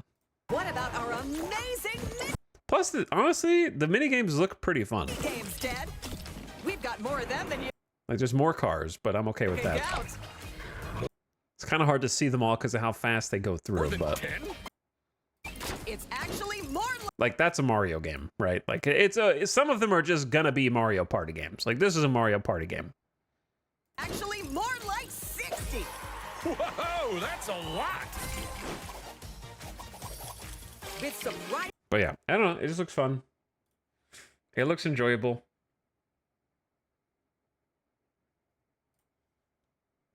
I like party games. I just don't think party games have been good for a while. I guess. Or not like worth. There's usually convoluted and overcomplicated. Like the board game aspects of Mario Party infuriate me. I just want to play the minigames. The like, you go 15 steps because you rolled that much. And do you want to use your strategic item? It's just like, don't stop trying to be a board game. Just let me play the minigames. Did you like the Lego for older people co-op thing? Kinda. I like the tone of it. The problem is that there's a couple times where they fast forward when the two people have to like build a bridge, and it's like, how long is that actually gonna take to just like move a bunch of blocks one at a time over? And is the gameplay gonna be fun? It looks like it has good vibes. I'm not sure about the gameplay. Let's put it like that. I haven't gotten my Nintendo Switch 2 yet. I'm not sure exactly when it's supposed to come in. But it's on its way. I also can't believe they did a Jurassic World Evolution 3. I can't, like... is that series still successful?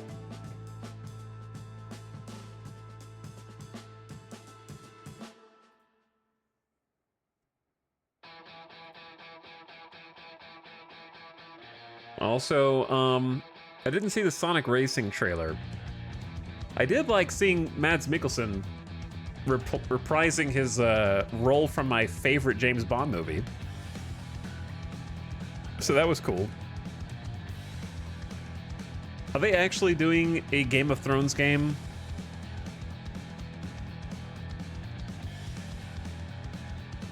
Okay. The game that I thought actually caught me by surprise the most, did you guys see the trailer for Ill?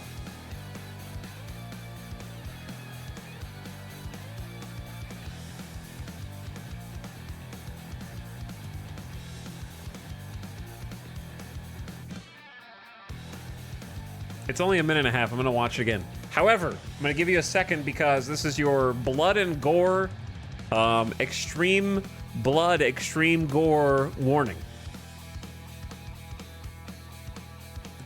Okay. But I want to watch the trailer again because it's a minute and a half. Monsters, blood, gore, visceral dismemberment. Okay, you've been warned. I know you're still trying to get to the TV, so to turn it off, but I figure give that warning because it's a gross looking game.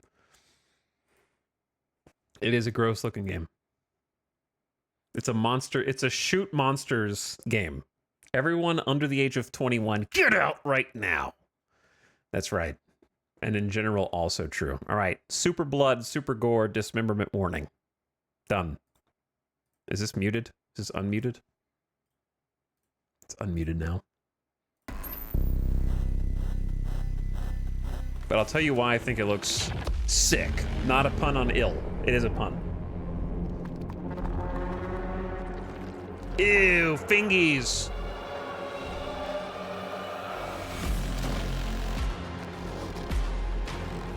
Ew, dirty floors. Ew, Kojima Death Stranding sequence.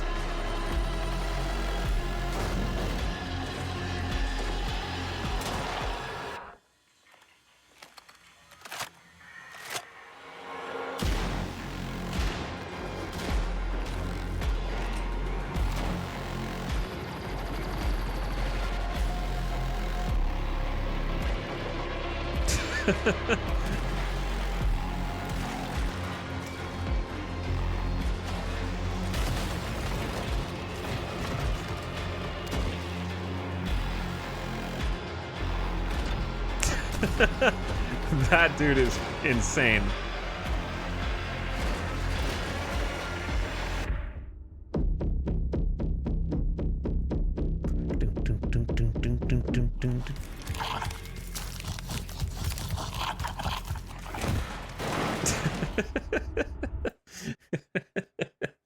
The baby, kick the baby.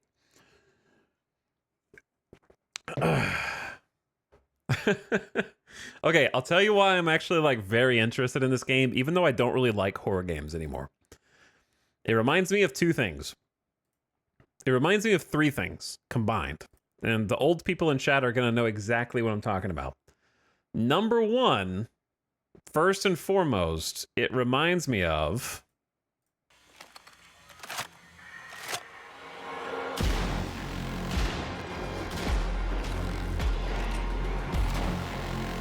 Condemned Criminal Origins. It has that like slow shooting but powerful weapons and like the people in the environment who can like interact with the environment in a really crazy way, and they're like coming to get you. Yeah, grabbing stuff in the environment and like swinging over it. I guess this is Unreal Engine. Like this part in particular, I think, not that part. This part's crazy too, but this part.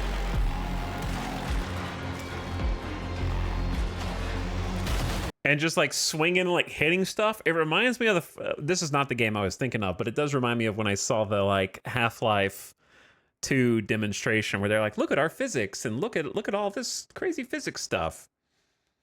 But anyway, the second thing it reminds me first of Condemned Criminal Origins. The second thing is it reminds me of if the Forest actually had fun combat. Like all these like mutant guys kind of swinging around is just like the Forest mutants, except you get to fight them with combat that reminds me of Killing Floor for some reason. It's almost like Condemned Criminal Origins / Killing Floor / The Forest.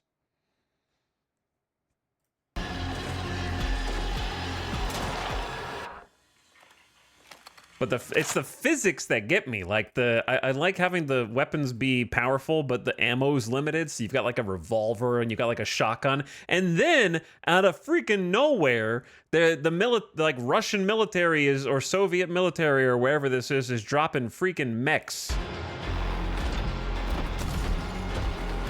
that are apparently also out to get you. Like that's these giant mech dudes. But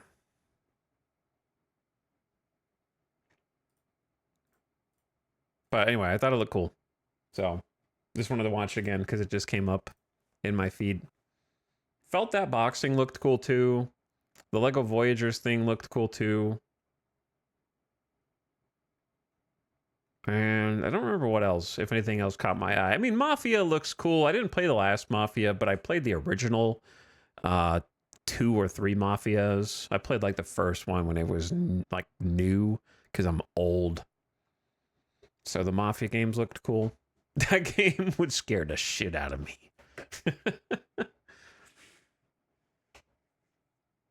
The Like a Dragon devs, yeah, they looked cool. I haven't played any of those games, but it looked sweet.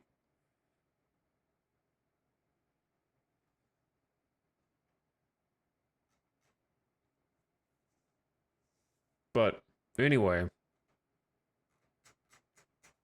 was there anything else that was out of left field, kind of? Because that was out of left field for me. I started watching. I was like, what the hell is this? There's like mutants and mechs and like a bunch of different crazy mutants and stuff. I'm sure that like half of the stuff in Ill was definitely like, I think most of it has to be gameplay. My bullshit alarm's not going off. There were sections that were cutscenes where you are in an interactive cutscene, like the mech guy rounding the corner and shooting the bad guy. That's a scripted cutscene at that particular segment for sure. And then like pointing it at you. But the dude's just like walking over and like picking up a gas can and throwing it at you or attacking, and you blow off his arm. Like that's That's the whole point of the game, because their thing is like dismemberment. That's the mechanic that they like advertise. It's like Dead Space, you know? Like Dead Space, you shoot the limbs off of the bad aliens to stop them from attacking you. We've done this before. But very different. Very different in my opinion.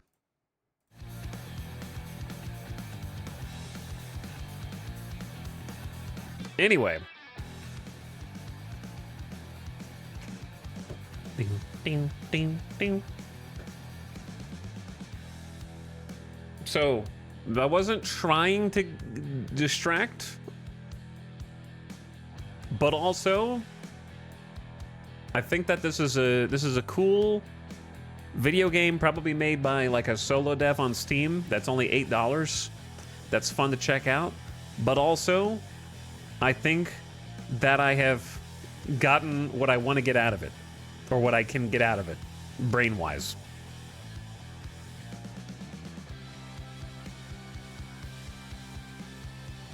So I would like to change gears and do something else.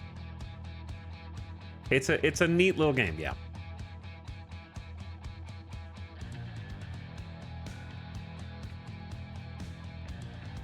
So I'm trying to decide what else to do.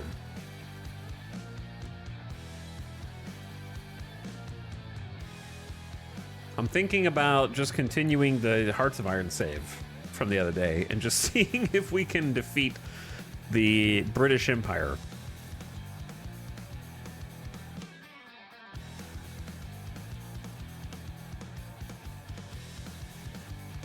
And just throw some meat into the grinder to continue that.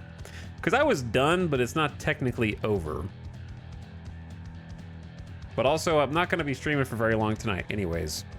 Because like I told you guys at the beginning, it's going to be a short stream because I got to go to bed early tonight to get ready for the House Flipper 2 co-op invitationals tomorrow at noon Pacific. So I have to try and be a good boy and actually wake up before 1 p.m. I normally wake up at like 1 to 1:30 and it starts at 12. So I'm going to be going to bed earlier tonight. But I'm not done yet. But either way, cool little game. Enjoyed it.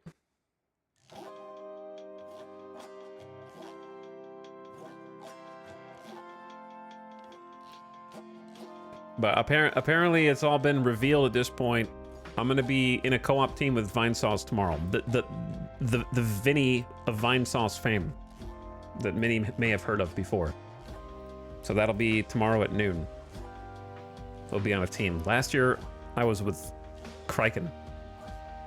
And we were apparently too powerful. Though Vinny had the probably most coherent and cohesive build. And like, most impressive from a technical perspective. The Sauced Vine. Team Aliens.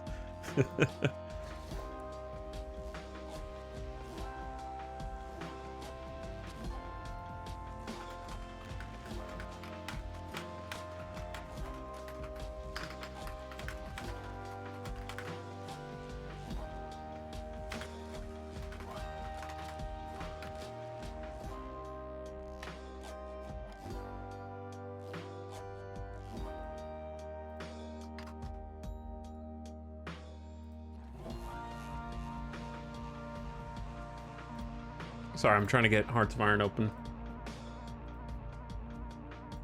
Hello?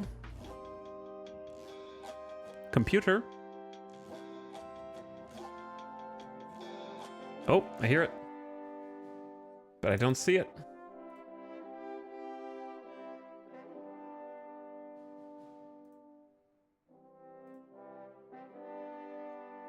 There you go. Is this the game switcher?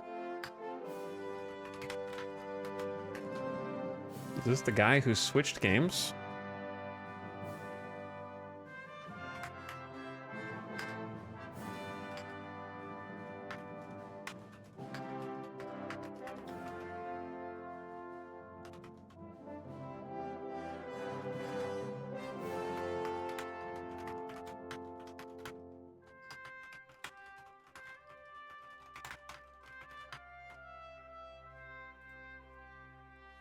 There you go. The guy who switches games.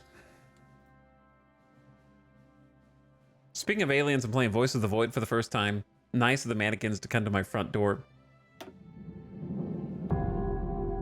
They like to do that. They're just visiting. They never did anything bad to me. They were just hanging out. They just wanted to be close.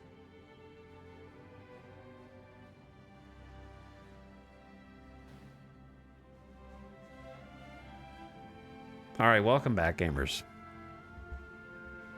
Welcome back. Right now, we're technically at peace. However, we haven't accomplished our actual objectives, which was taking over the peninsula. To take over the peninsula, we have to go through Great Britain, who is currently at war with Third Rome, led by Patriarch Meletius. Defier of the Sun God is his official title. Supreme representative of God on Earth. Huge bonus stability.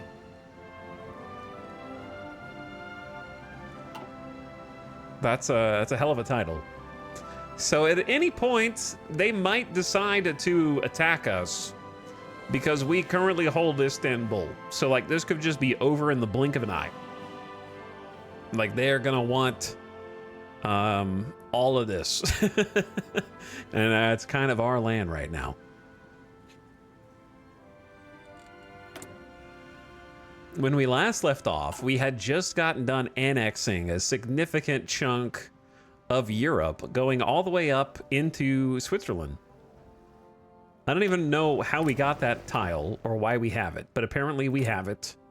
And the Swiss had to get, well, punished because of their involvement in the war. They were responsible for backdoor invading France and allying with Germany, who went full communist. Great Britain invaded Ireland and is being led by Edward VIII and is currently fighting in Norway and Sweden against Finland, who is absorbed into Third Rome. This is the most aggressive annexation I've seen from the AI. There's also battle down here with Australia, British Malaya, Pakistan is in the Triple Entente. Together with Great Britain, they have gotten rid of India. And the United Mexican States are in the Italian Confederation with the United States after the US invaded Mexico. But Italy is not in the Italian Confederation. They're in no faction because they became Third Rome. Well, Third Rome invaded them, more like. The Soviet Union became Russia. Russia became Third Rome, and here we are. And Portugal tried to invade Spain, but Spain absorbed them. And we fought a campaign against basically Austria-Hungary and friends, and before that, Turkey and the Balkans, who were in their own alliance. And there was a three-way war between us that we eventually won through great cost to our now very insignificant and dwindled manpower pool. So since we had just got done annexing all of this, we now have an occupied territory issue where we sort of have to, like, we can't just core these places. They are just going to be part of the greater whole. The greater whole. And we will now use some civilian factories to free up some resources in there. We do have a lot of civilian factories. I'm just gonna click all the buttons because that's just like 18 oil in Baghdad, 22 in Dammam. How long does this take? Long, but not that long. So if this takes all of our factories to expand all the oil fields, then so be it. Yeah, all right, that's fine. Just do all the resources while we have all the political power. We were, toward the end of the war, running out of artillery, and we're making super heavy howitzers as well. Don't ask how we got here. It would be complicated to explain.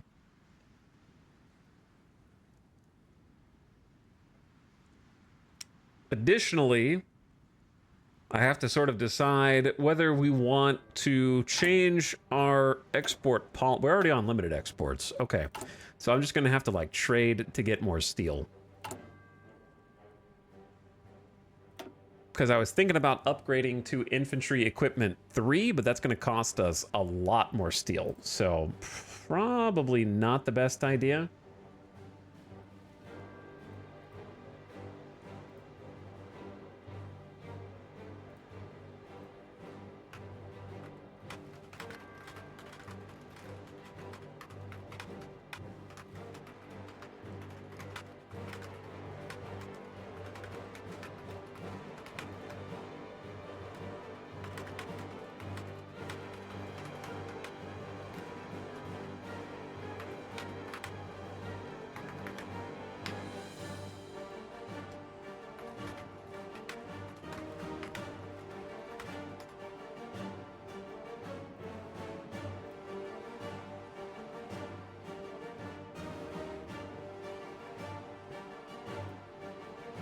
Okay. Yeah, let's just keep it where it is. We got an extra 17 factories. Let's go 25 on equipment, infantry equipment. We got 30 factories on artillery. I think that's gonna be enough, but it needs some time for the factories to spool up and actually start making the things that we want. Then we're gonna throw some back. We've got 10 factories making super heavy howitzers. We need more planes. Like a lot more planes. And we're always gonna need more. Well, do we need more trains? 4 factories is plenty. There you go. All right, spend those. Planes in reserve. We have been making some fighters. Did we name... Oh yeah, we named it the Sand Flea. Let's do this. International market. Get rid of some old planes. You don't have any equipment on the market right now. I'm about to change that. Do we really want interwar small airframes?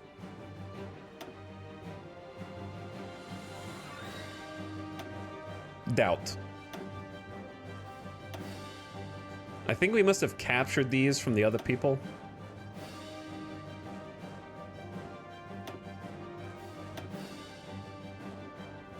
Almost 100 improved close air support. That's better than no air support.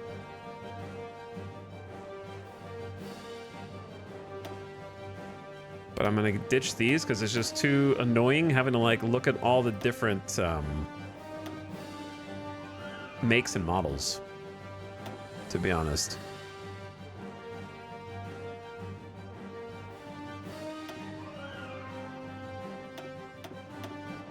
So basically we're offering these to other countries. They can trade us construction power, basically. I'm gonna make them all cheap as well, so that way they hopefully buy them up. Wish there was a faster way to do this. All right, that's fine. Outdated equipment in production, that's fine. Decisions available, that's fine. Doctrines available. We did max out our land doctrine, but I don't think we're actually using mobile warfare. We should switch to superior firepower at this point, but then we would lose a lot of our manpower pool, so we kind of can't do that.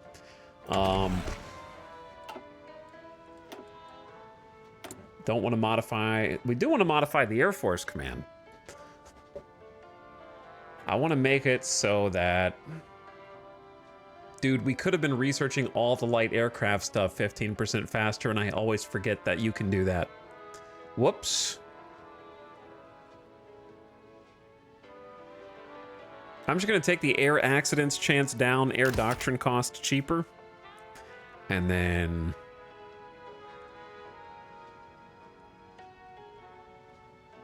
I'm actually going to go fighter detection and mission efficiency up. That's a good place to start. Facility with an unassigned scientist. We captured the Moldova and Bessarabia facilities here, which I just realized I need to move.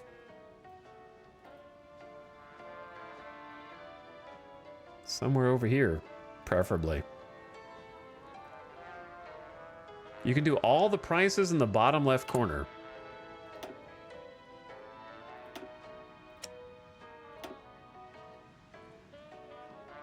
Okay, yeah, but you can't do select all, right?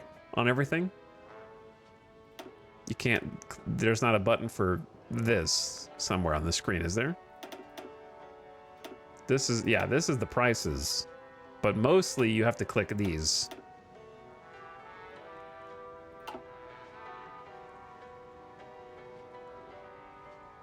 All right, anyway. 2 unassigned scientists. We have the land warfare, recruit. There's our land warfare option. And then an avionics facility. We're also researching Project Babylon multi-charge large caliber gun right now, as well as rocket interceptors and nuclear reactors. Don't tell the US, please. Please, don't mention it to them. We need them to stay asleep over there. Oh, I need to move all these forces. Okay, here's the problem. If Third Rome declares war on us, we stop playing and turn off the stream. Okay, it's pretty much like we just automatically lose. They have up to 7 million deployed manpower. We have 3.4 million, and they surround us on all sides, basically.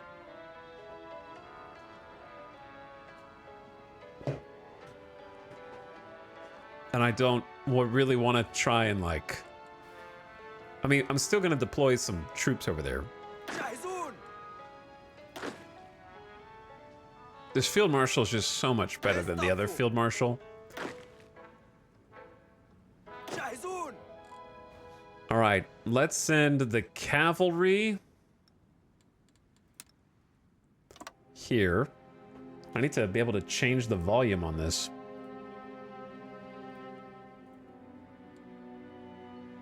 There we go.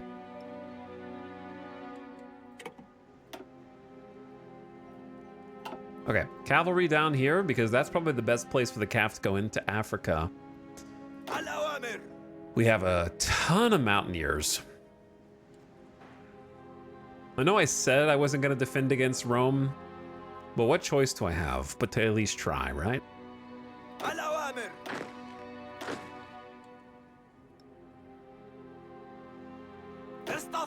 I just need a better defensive field marshal.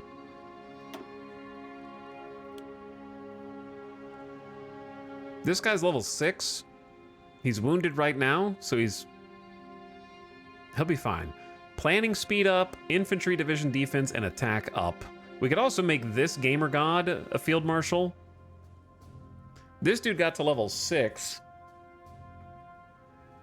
He's an ambusher, cavalry expert, skilled staffer, which is probably not going to benefit us as a field marshal. Infantry leader, so he's got some infantry stuff. Cheaper to promote. He's got 8 attack, 4 defense, 8 planning, 6 supply consumption. It's pretty good.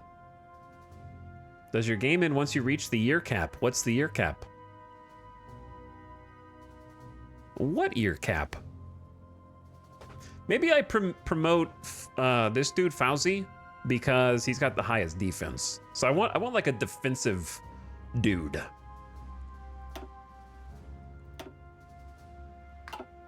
I want a defensive dude.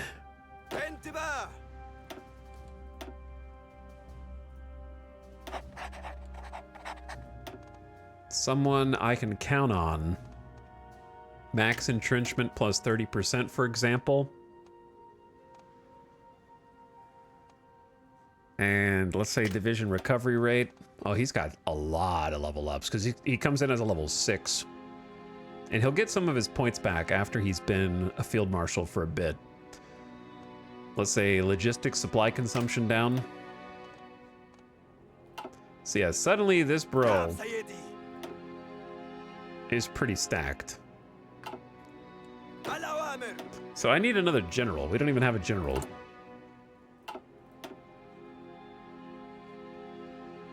Dude, if they have at least 400 experience, they could gain cavalry or engineer officer, but I don't. They have 394.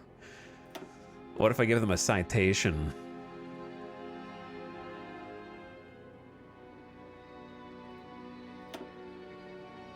Okay, now he's up over 400. We'll give you the organization one and the reconnaissance one. 569 XP. Promote to a new general. Yes, they did become a cav officer. If we wanted that.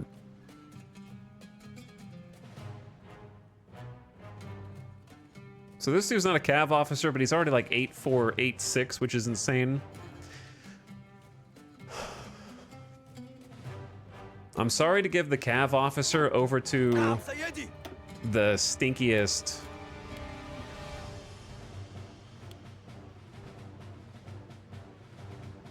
Actually, this would probably be the better one. This guy's got defense, scavenger, ambusher for entrenchment. I need someone to take care of the Coast Guard, because if we declare war on Britain, we need to be prepared for naval invasions. That is the main thing. The naval invasions will be ferocious. So what I need to do is start training Coast Guard here, which is going to chew through manpower. But we're not quite done recruiting. Chat, what is 120% of 27?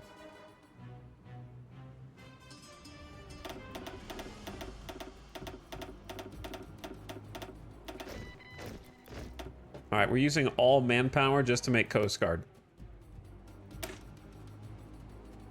Coast Guard for me are just 4 infantry cards, 8 combat width. They're there to just try to defend against incoming naval invasions. Just hold down the coasts. Simple as.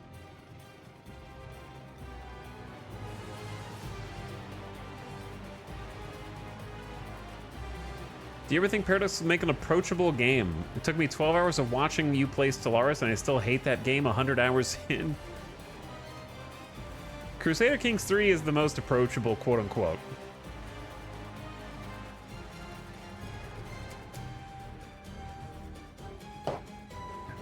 But anyway, the question you should be asking is not whether they will make another approachable game. It's whether they will make another good game. Because your Europa is the only new one. And it doesn't look good, but I hope that it is. Because I really could use another grand strategy game to actually play.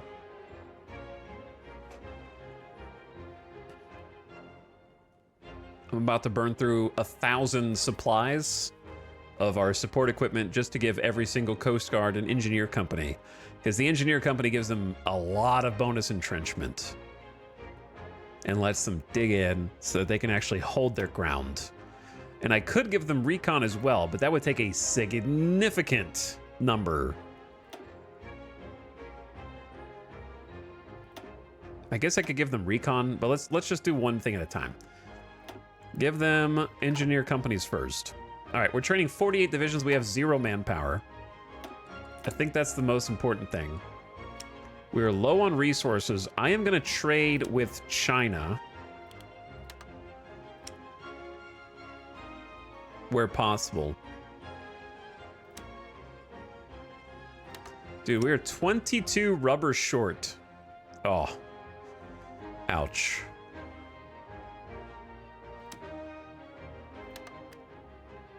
All right, now we have too much steel. We must not have recalculated yet. All right, where are the rest of these guys going to go? We need another general. We need multiple other generals.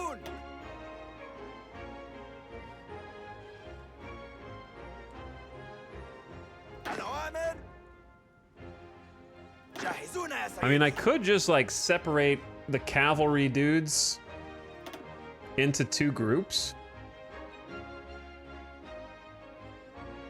That seems kind of, well, let's select half of the cav.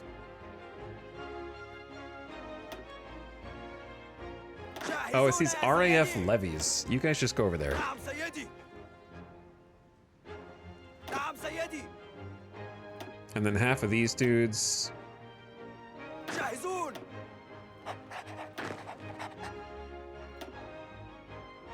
استعداد للتحرك. Okay, here's what I really want. I'm gonna put every mountaineer from every division into its own group so I can see how many mountaineers we actually have. Because I'm getting a little confused. And then we can kind of spread them out. الأوامر. Alright, so we apparently have 26 divisions of juiced mountaineers. They're 25 combat with gamer gods that have armored recon companies. Light armored recon, they have armored cars. 3 line artillery units. Super heavy howitzers when we restock them.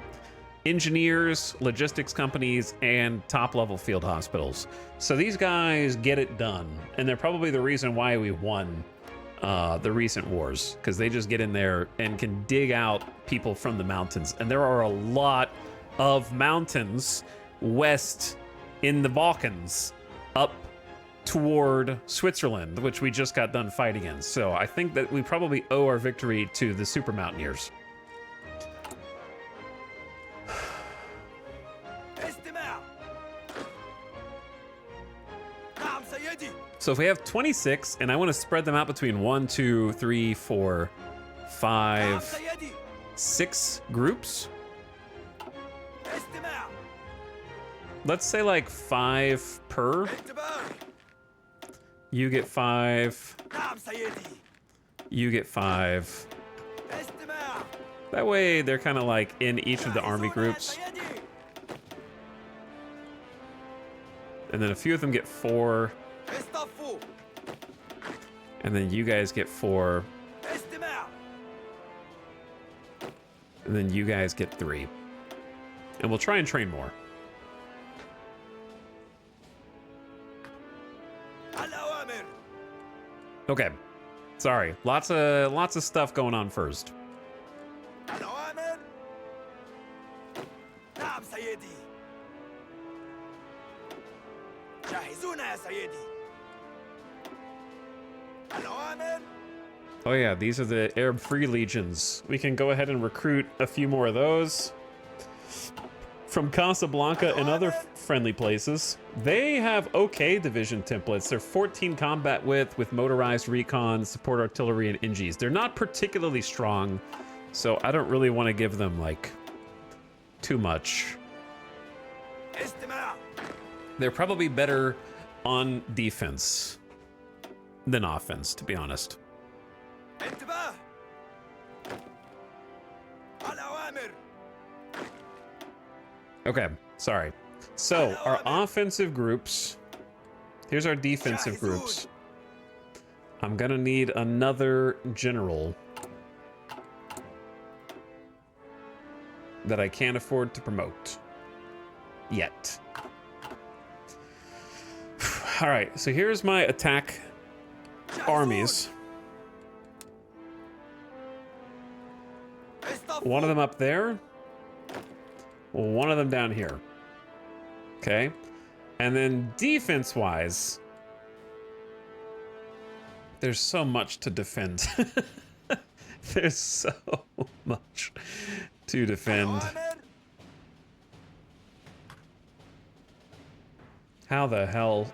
This is why I didn't necessarily want to do this first, but it's okay. استعداد للتحرك. جاهزون يا سيدي. جاهزون. استعداد للتحرك. This other field marshal kind of just like sucks defensively. All offensive things. He does have a little defensive buff.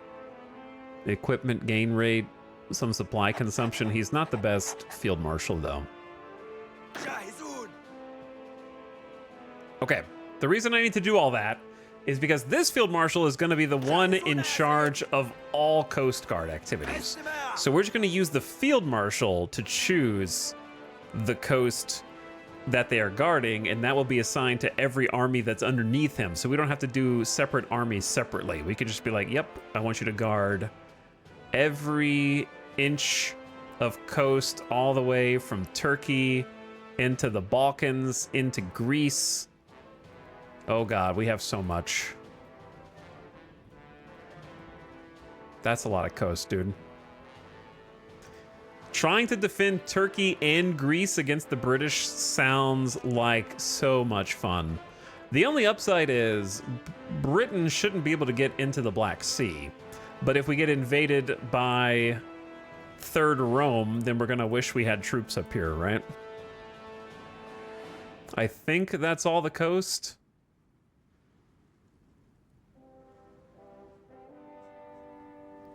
And that's going to require 216 divisions to get every coast tile. Good luck with that, boys. Good luck. Okay. The rest of you. اصطفوا. The rest of you stupid nerds. You guys man the border with former Italy. انتباه. You guys man the border with Bucharest. جاهزون يا سيدي. You guys man the border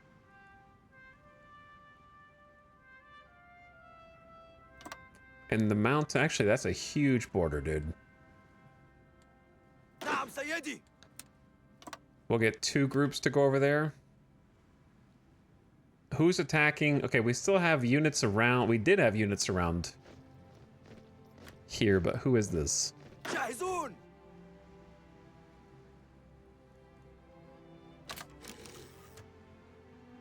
That's Team Perp. الأوامر. I'll take 6 of them and put them on this line. All right, I think everyone's actually got a place to go. No enemy cipher being deciphered. It'll only take 914 days to decipher Great Britain. That's probably pretty easy, right? Barely an inconvenience.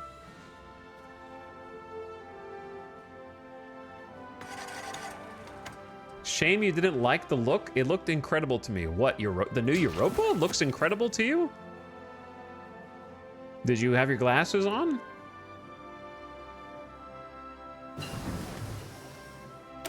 Engines 3. Let's go engines 4.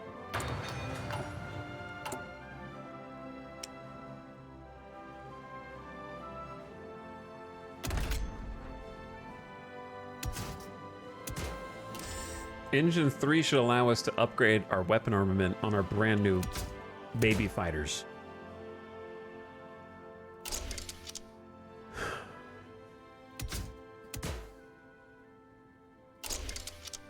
Does anybody have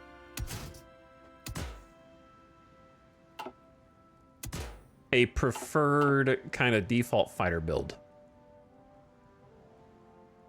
The mechanics look good, but the UI is really ugly. Yeah, I don't know about the mechanics because I haven't really looked at it at all, but I can't get over the way that it looks. Like, I think genuinely that I haven't played Europa Universalis 4, but I would rather, like, play the menus and UI of 4 over what I've seen so far of 5.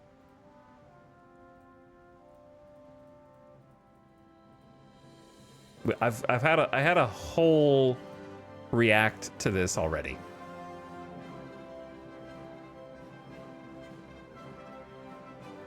We did a whole react. But basically it's just like looking at this. How can you look at this screen, first of all? And second of all, how can you look at this screen and tell me that it wasn't made by 8 different people, each with a different assignment? Guy number 1 was in charge of designing the Crusader Kings 3 icons that you click down here.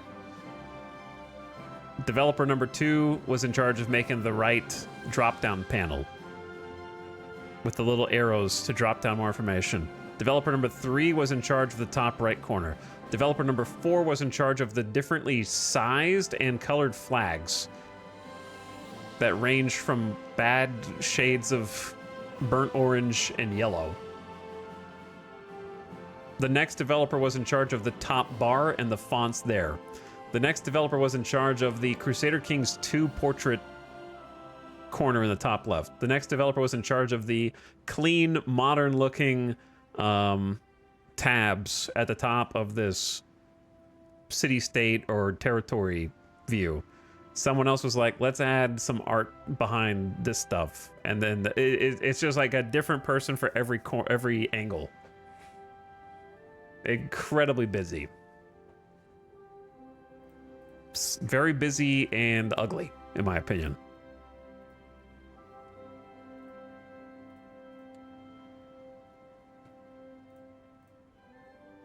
And if I'm thinking that from a screenshot, then the number of times, if I streamed it, the number of people who go like, "People arrive, I don't know what's going on," is going to be through the roof.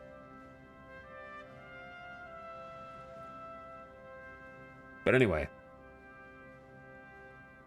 Do you guys have like a preferred fighter build? I haven't finished researching some stuff. Like, we're about to get range improvements, so we can wait on that.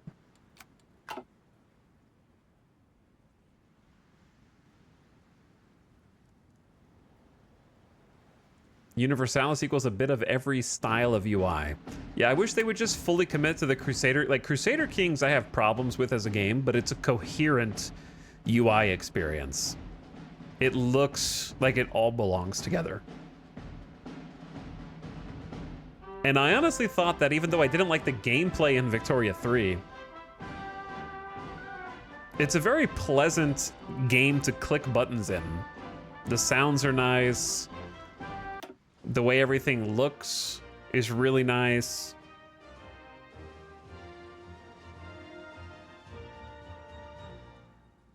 I mean, yeah, Hearts of Iron is very busy too, but it's like visually coherent. There's nothing on the screen that looks like it's made for a different game.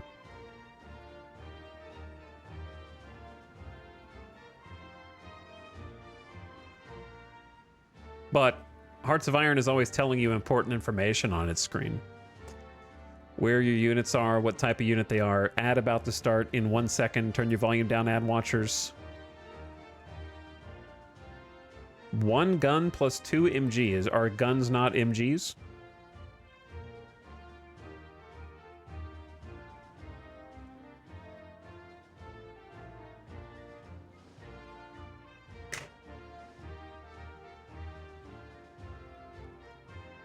I don't know what you mean by gun. Third Rome wants to buy our tactical bombers. You got it, buddy.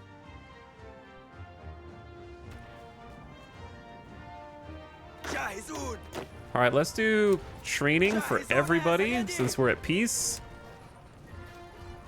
And try to get them all to level 3. There we go. While it seems obvious that adding more fuel capacity increases the range of an airplane, actually adding that without impacting flight performance is far from trivial. Okay, ad literally just started while I was in the midst of reading that. So I'm gonna get some water because I haven't really had. I need to stay hydrated. But I will give you guys this wonderful screen. There's so much to. Etal, Third Rome, here are my tactical bombers. 5 minutes later, it's war. And now it's war.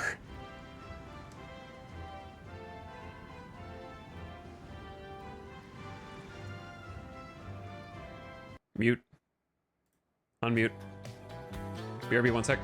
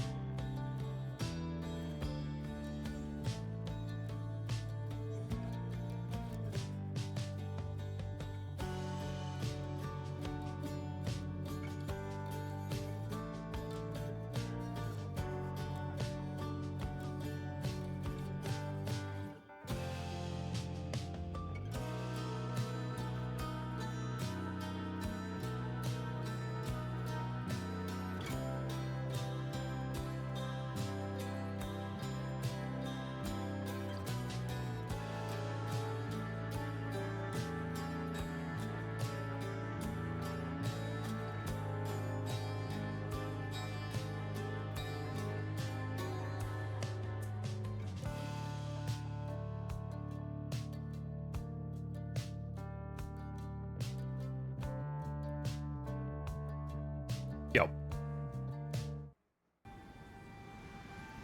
So.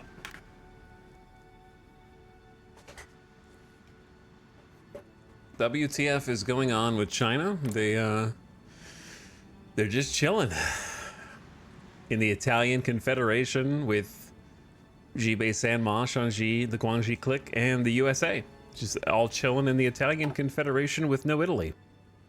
The usual.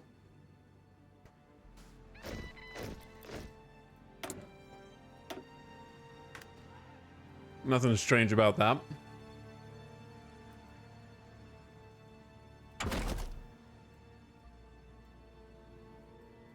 What do we even research now? Got an armored trains incoming. We're never gonna get armor. Probably the best thing we could do is artillery, and then I wish we had done anti-tank at some point, but we never did. We never did.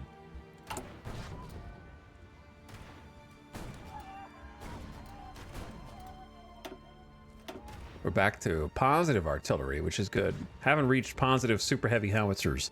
Turns out those are difficult to maintain. And prohibitively expensive. It's like 20 steel per assembly line.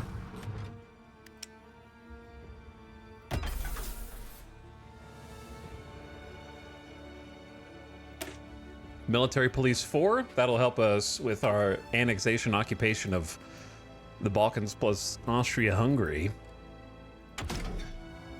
And we probably do want to start getting anti-air. Probably should have started getting anti-air a long time ago, because that's going to dictate what have a number of skilled scientists. Cool. Knowledge is power. Ding ding. Your level of anti-air dictates how you can build anti-air. So we have no anti-air. So like the British could just come over with the aircraft carriers and just bomb all of our infrastructure. And there's really nothing we could do about it.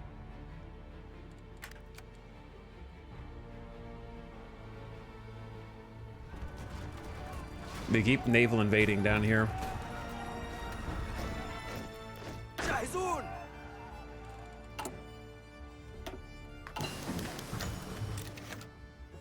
We're definitely at the keep clicking buttons phase of the game. جاهزون يا سيدي. انتباه. The pop-ups جاهزون. cannot hurt you. Why do we have so much extra steel suddenly?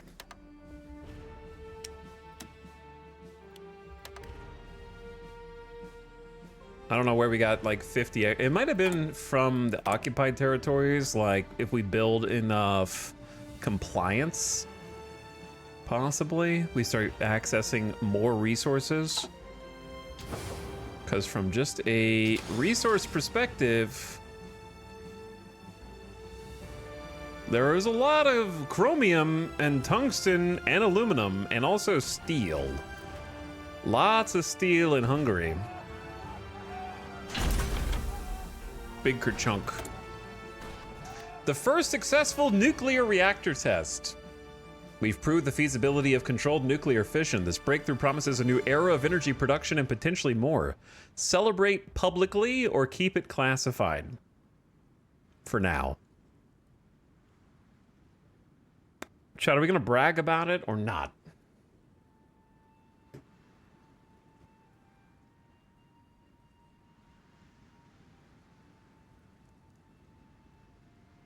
I actually don't even remember if we ever clicked these buttons before.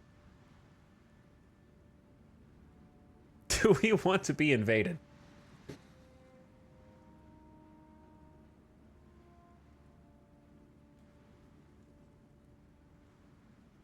Maybe if we celebrate it publicly, they will be too scared to attack us. I'm gonna celebrate publicly. What's the... Okay, actually, change in the popularity of fascism up 10% plus 100 political power. Other countries might benefit from this. Or, oh, let's just keep it classified. We don't want to benefit them. Help other people? No. Not unless they live in anywhere we control.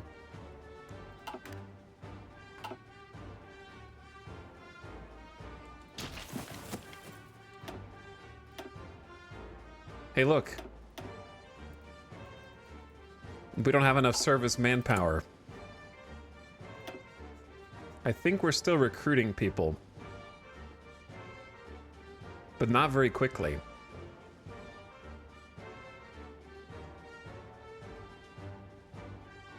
They're immediately being fed back into various other pursuits.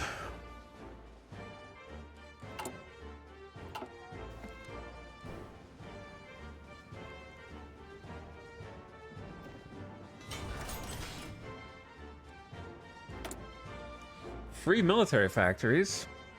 For me? As Iraq have 500 oil production. Oil Sheik achievement. Chivo unlocked. Challenge run complete.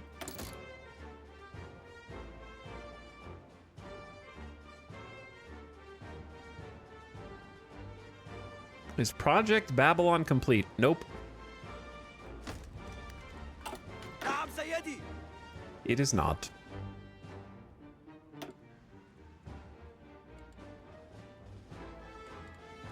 Unfortunately. Military industrial organization. We don't have towed anti-tank or anti-air. And I really don't want to increase their production cost by 3%. But if you do that, then you get a production efficiency bonus. So I guess we'll do that just to get to the next one. Support equipment.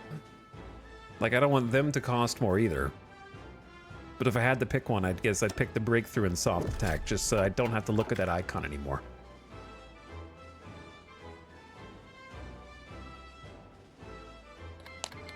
The Third Rome has just declared war on the state of Japan. The state of Japan has joined the Triple Entente. So America and Japan fought. America won, and they decided to change the government to a democracy. Then they left. As soon as they did that, Third Rome was like, I took that personally. Good luck naval invading them, though.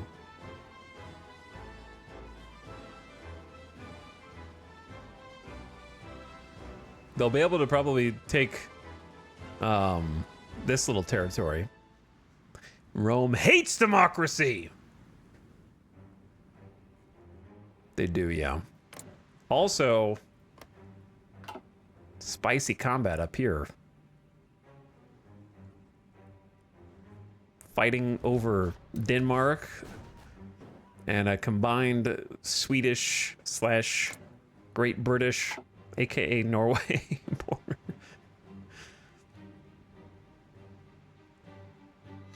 جاهزون. Yes, hello. It's me. I love when I'm drawing a line and then my mouse just changes to the other icon. I don't really know where we're getting these extra factories from. But we have 100k spare guns, which is great. 5k spare support equipment, which is getting there. We're stockpiling. Let's go 15 on armored cars. How many trucks do we have? 11,000 spare trucks. That's pretty good. Then let's do 30 on airplanes. Yeah, I don't know where the factories are coming from.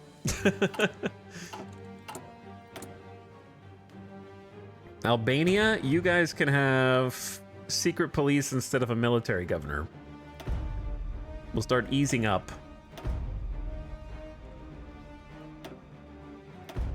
Try to start building a little bit better compliance.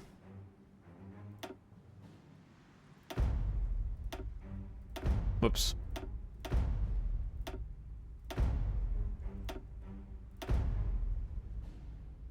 You know what? Just change it to all of them.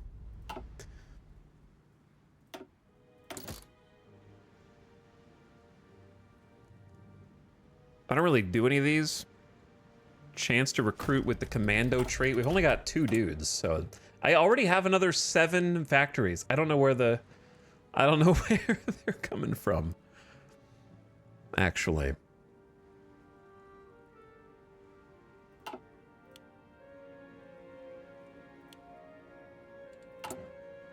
Okay, we also need to queue up some more buildings. I think we're gonna go synthetic refinery because that's the only place we can get rubber out. It feels bad to make synthetic refineries just to get rubber,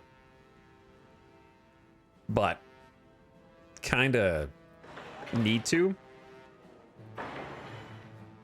in my opinion.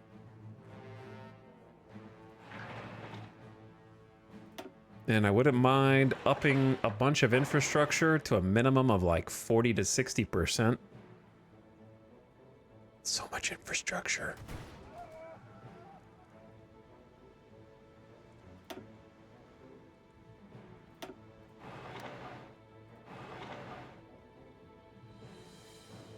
We need more oil. We do kind of need more oil though.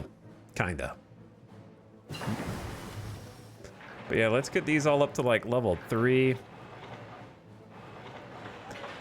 Nice baseline to just generically have.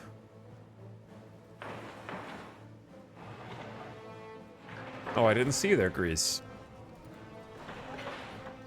Hello, Albania.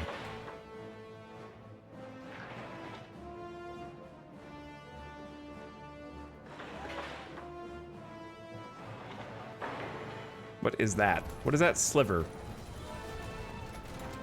Bergenland? Chat, what's Bergenland?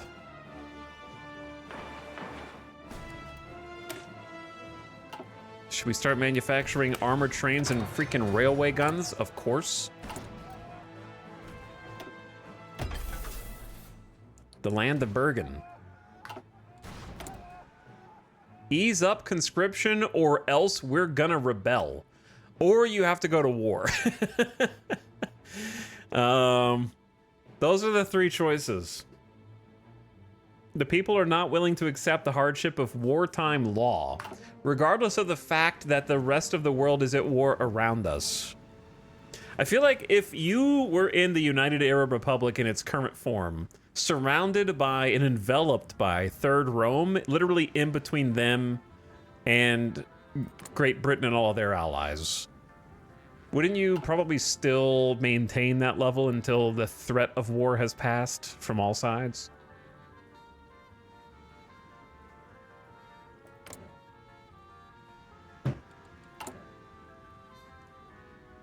It's gonna lower base stability by 10%. What's our stability at? 95%, but it's getting like an extra.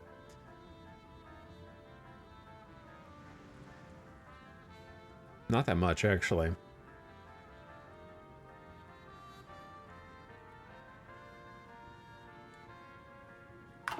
Should I like?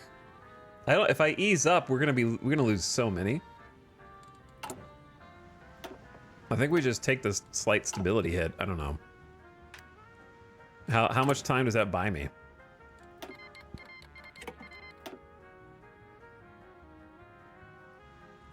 We'd have to disband like half of our troops, which would be crazy. Okay, there's engines 4. And then from that point, I'd say anti-tank. I don't want to click the MIO buttons anymore.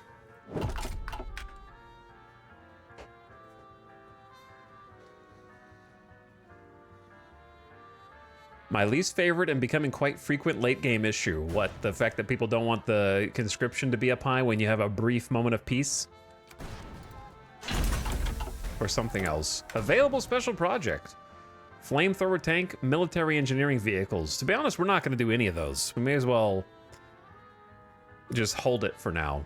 We could get the super heavy railway gun or something crazy if we just hang on to that for a bit.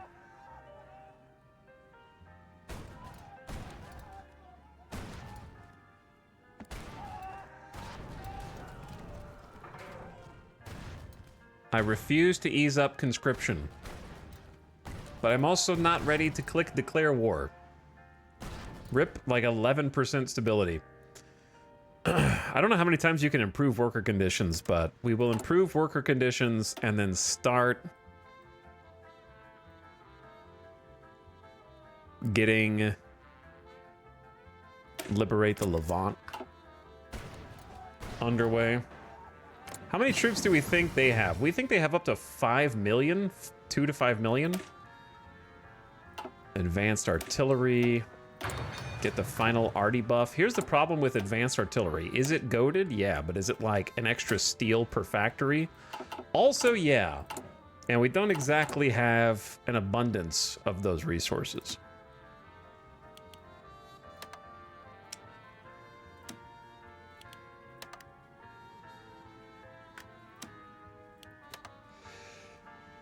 I am allergic to having a shortage of steel. We're doing a lot of trading with China. Has Etal tried Vicky 3? Yep, I tried it at launch and I have never tried it again. Not even once.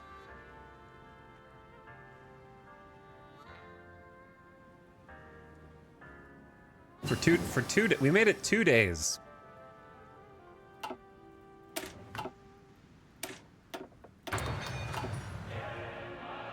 That's fair.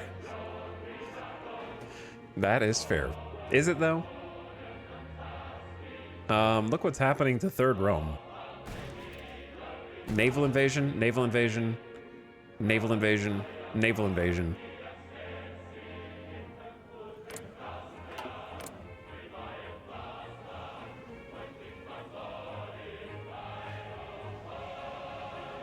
So we're gonna have like this. China has declared war on the state of Japan. While you guys are oh, hold on. Hold on. It's about to go crazy. The US is now at war with Great Britain. Because of China. China declared war on Japan. Japan joined the Triple Entente with Great Britain. So now the US, because they're in the same alliance, is now at war with Canada, Central America, Brazil, aka Great Britain, all of Africa. That's good for us. That's really good for us.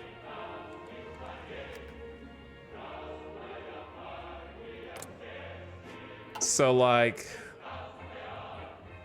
who's Switzerland? Switzerland's not in a faction.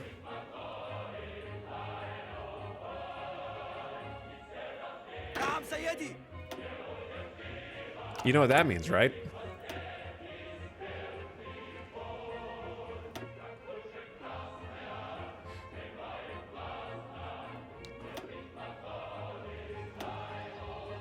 It means spend all your PP, giving them division attack bonuses, and then promote them to your newest general. 3 attack, 2 defense, 1 supply, oh no, and 1 planning, oh no. جاهزون يا سيدي.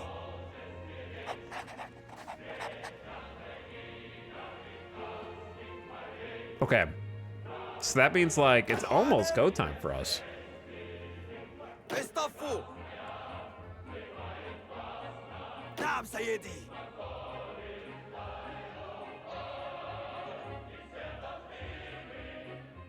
الأوامر. I'm just thinking of like who to take. How many mountains? There's mountains. Yeah, there's mountains. الأوامر. الأوامر. استعداد للتحرك. All right, you جاهزون. go over here, انتباه. and you go over here. So, استعداد للتحرك. is our best place to invade?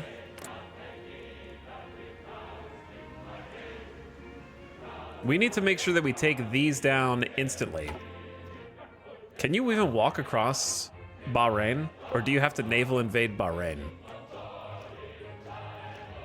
Is there a land bridge?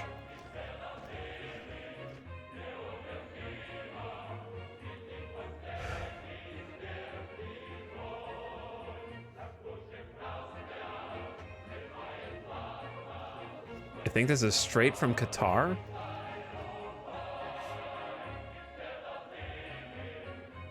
My thoughts are that if we declare war on Great Britain, we'll be able to join the faction with Russia, which means we don't need any troops on that border.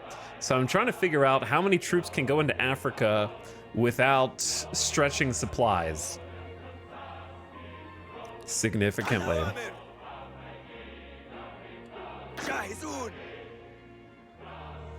استعداد للتحرك. Like 2, yeah, it's kind of like 2.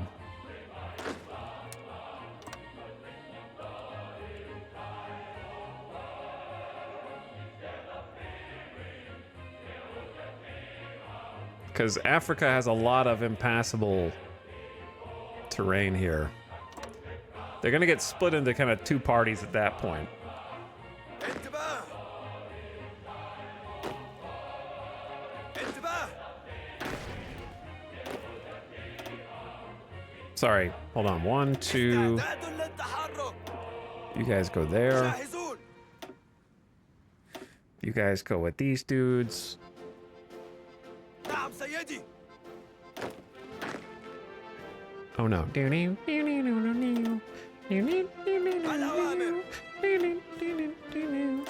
I hate this song, bro.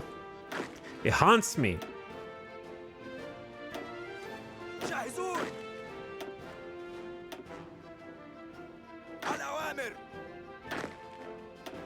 It follows me. اصطفوا. Dude, these 3 guys have the same portrait. That's so confusing. There's got to be more generic portraits than just one.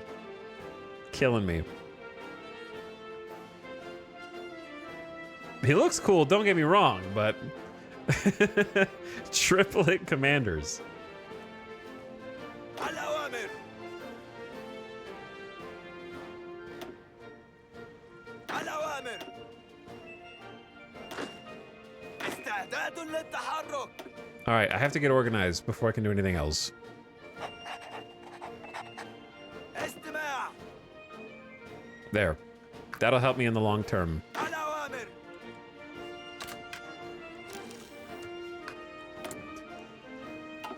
To be honest, I'm kind of at the just send it point anyways, without waiting for our Omega Air Force to get built. That being said, I do need to update our airframe.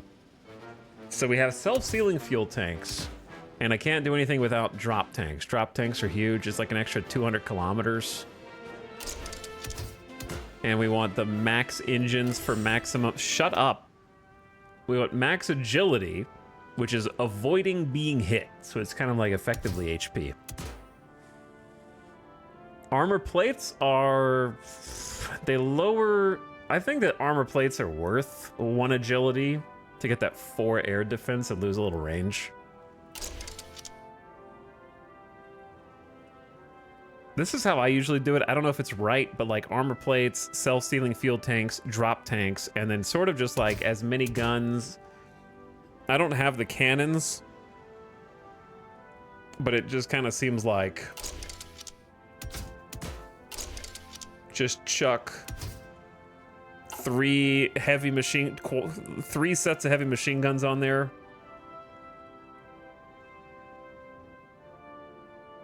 And let it ride.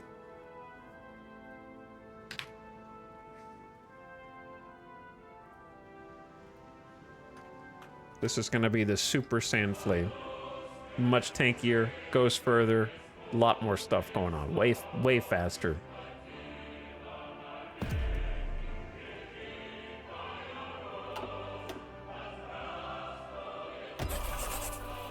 I don't have any ground support.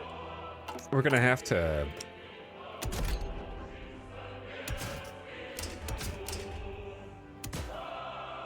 put some bomb bays on there.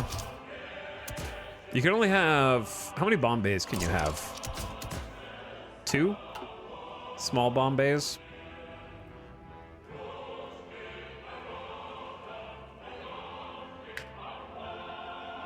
What would a sand flea that's a bomber be?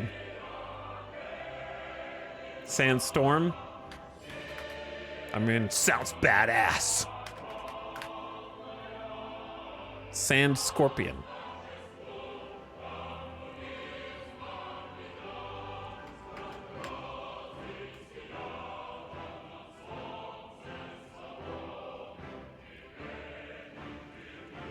Sounds like a cool song name, yeah.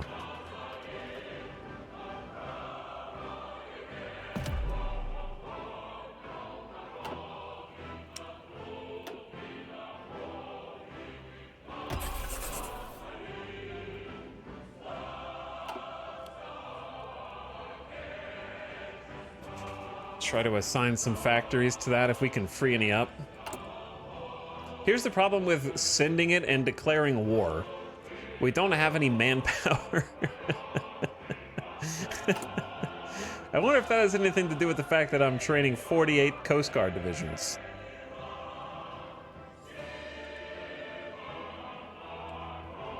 $150K manpower is not going to last very long. Though we still have some recruiting to do.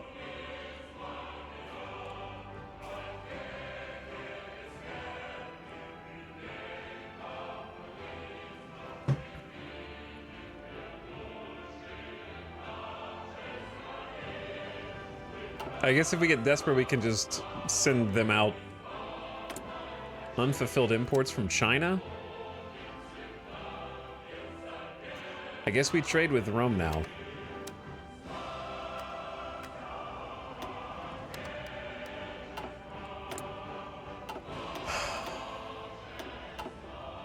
You know what we don't have? Like air bases anywhere.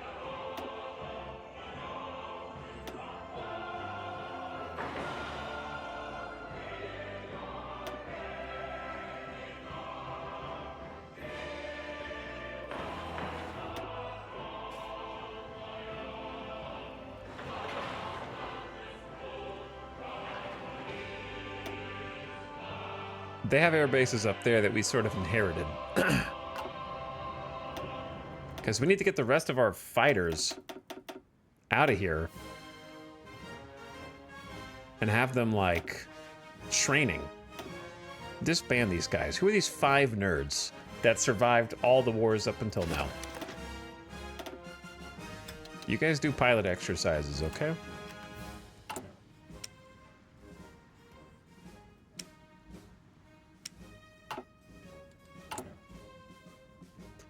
Additionally, we're gonna need radar.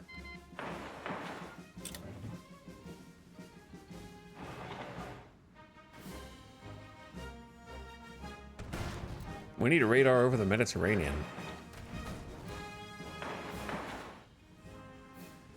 And we're gonna need Omega anti-air.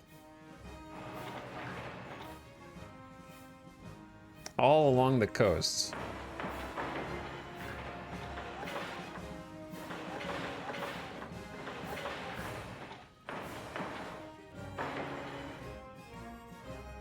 All right, we're gonna have to come back to that. Luckily, we got a bunch of factories.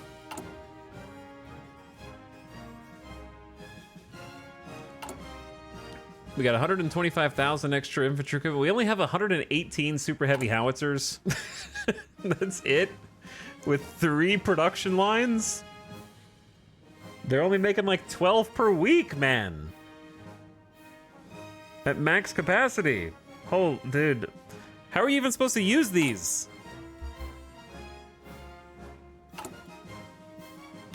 That's not enough for all the Mountaineers. They need 3 each. And they're gonna go fast. 7K artillery, 3K armored cars.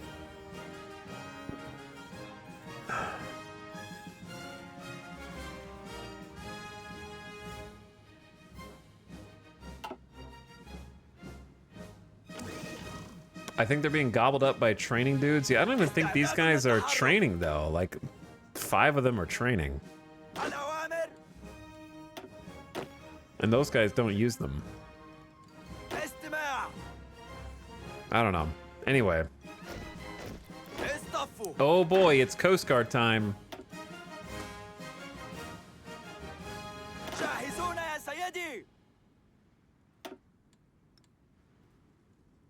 Did I math?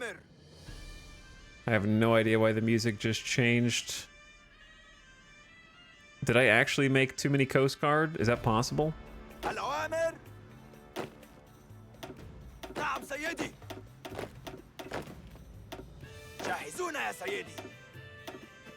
اصطفوا الأوامر. Little bit of chaos. Rocket interceptors. You can now make rocket engines. Create a rocket interceptor fighter variant based on improved small airframes. Minus 70% range plus 55% max speed. Is that good? I don't know. They've never really worked for me, but it's cool, I guess. That doesn't look like a rocket interceptor. We also can now research, like, the better rockets, right? انتباه.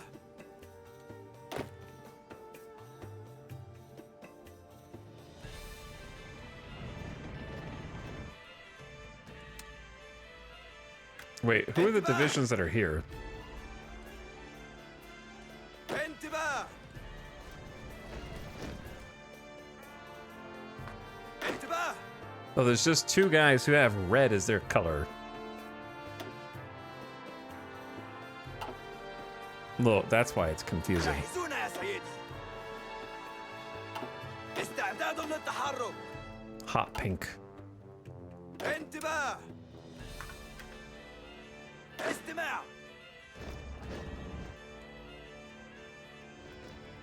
Alright, yeah, you guys got other jobs to do besides guard those fronts.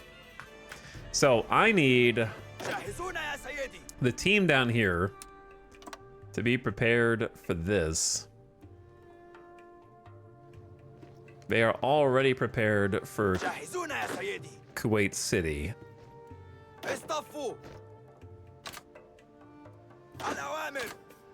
I would say 3 divisions is reasonable for that. Is there another spot that I'm missing? It's like here, here, and then the south. We take that out, and then we ride into Alexandria. Advanced arty upgrades, plus 10% soft attack.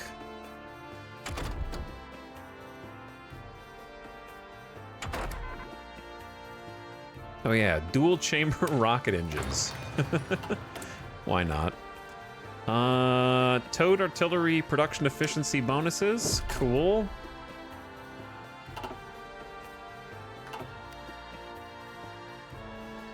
الأوامر. We only have 50 divisions ready to go in. That's probably as much as Africa can support anyways. It's kind of everybody bully Great Britain, but they kind of deserve it. You know? The US is currently bullying Canada. And is at war with Japan a second time? Okay, so here's what happened. US and Japan go to war. They're in an isolated war. It's actually, no, it's China and the US versus Japan. The US naval invades and wins. They change the government type to democracy. Then, Third Rome goes to war with Japan, who's now democracy. Okay. But then, China's like, I want to go to war with Japan now, too, again. And so because Japan joined the Entente when they got declared on by Third Rome, because they joined the alliance because Third Rome attacked them, then when China declared war on them, it dragged the US into war with Japan again, a second time. And also at war with Great Britain, so it's getting real confusing here. Also, the naval invasions are about to blot out the sun. استعداد للتحرك. We're gonna change area defense from these interior sections to focus on the areas that are more likely to get attacked. Such as Greece, all these little islands.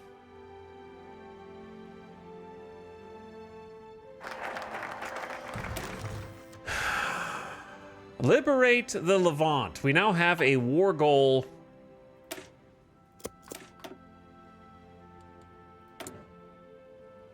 Against Great Britain. To liberate everything. And liberate everything.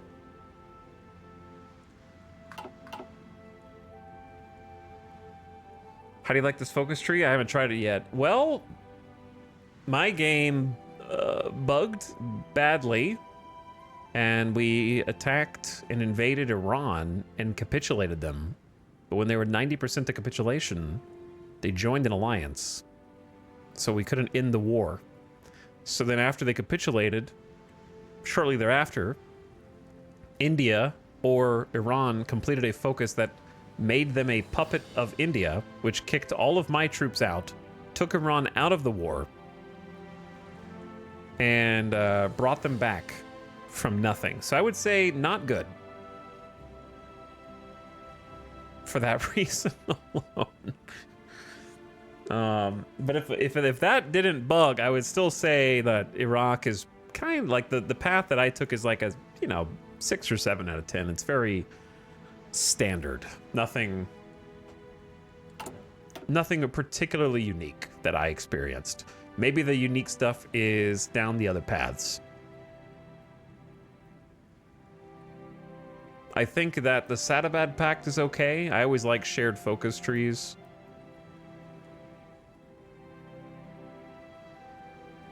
And the industrial things were okay. The military ones were very lackluster in my opinion. I did enjoy that there's a research slot in the military tree, so that was fun. Kind of makes you more incentivized to go down it earlier in the game. Oh yeah, now I can revoke the Anglo-Iraqi treaty. I could do that instead.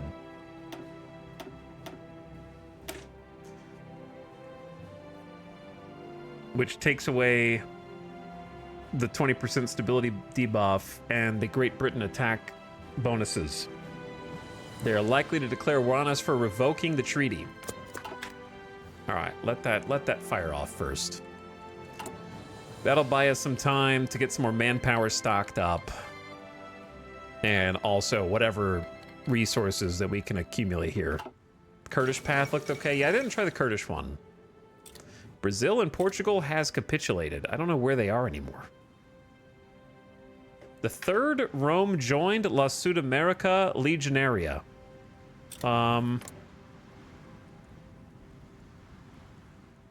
Did third Rome just join an alliance with Paraguay and Argentina? Right before I could invite them to join OPEC?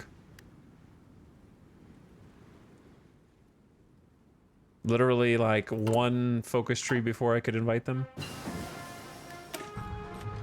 I guess I'll be joining that one.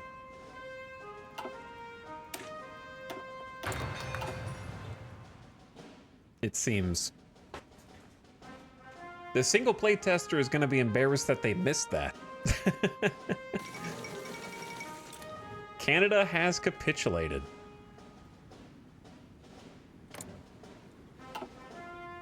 Did a new DLC come out or something? At some point, a new DLC came out. Whether it's new to you or not, depends on you.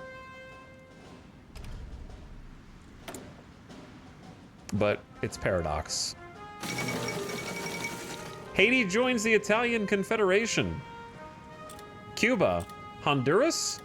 The US has invited everyone to join the Italian Confederation. Ecuador. Uh-oh. Lots of people.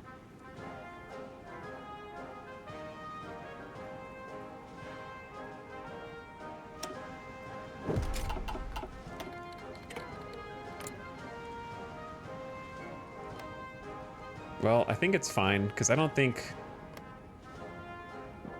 these two are at war. The leader of the Italian Confederation, the USA. They call it like they see it. Costa del Pueblo has capitulated. I never did figure out how to manufacture my own rockets. I think I have to do like this. But I don't know how to do this. We need to construct a rocket site or submarines. How do I get the rocket bomb or flying bomb thing? Railway guns.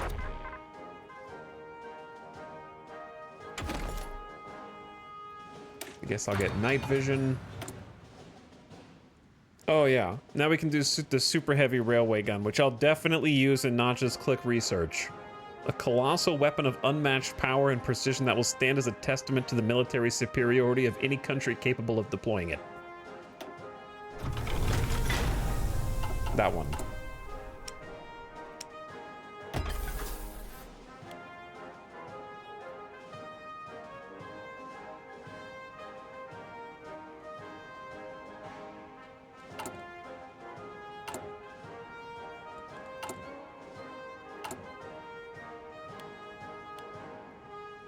How many trucks do we have? 15K.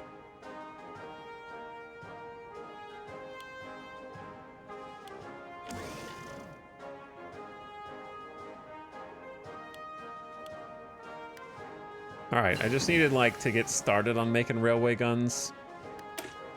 Anti-tank improvements.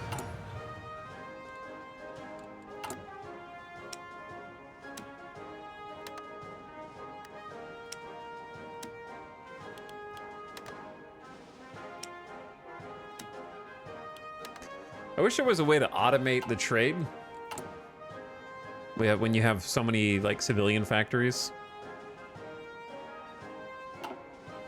Trains and train guns. Hell yeah, brother. Special project, Project Babylon complete. Unlocks building multi-charge large caliber guns. Operating on the principle of multi-charge propulsion, this large caliber gun is designed to achieve unparalleled range in bombardment. Utilizing a series of underground tunnels, it accelerates shells to supersonic speed before launching them toward distant target. Put it in the drawer. Let's go. Let's freaking go. I don't know how to build it. Here it is. 20,000 construction cost. It's the same price as one supply hub. Is there a range on this thing?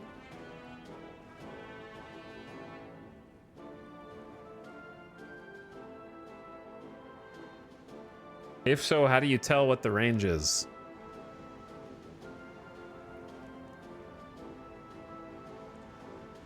Wikipedia said 1,000 kilometers. You have the rocket launcher selected. You're right, but I still can't see. I mean, one of them's got to go close to home, right? I guess if you just spread them out enough, maybe one of them will be usable, is the theory.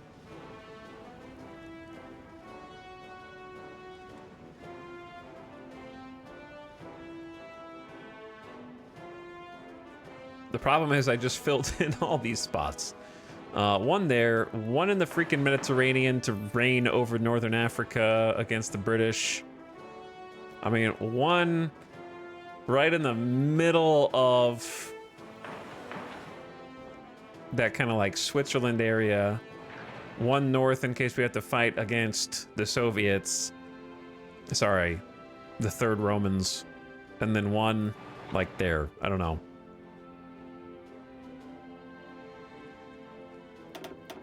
Boom. We'll have like 5 getting constructed at the same. They're gonna take forever. The war might be over before we actually get to use them, but at least we have them going. Ease up on conscription. No!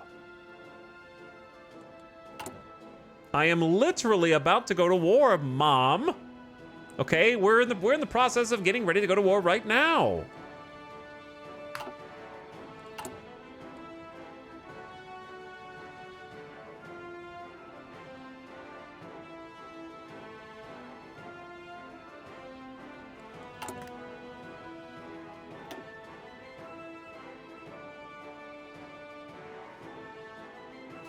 But yeah, I could build one on like this coast as well.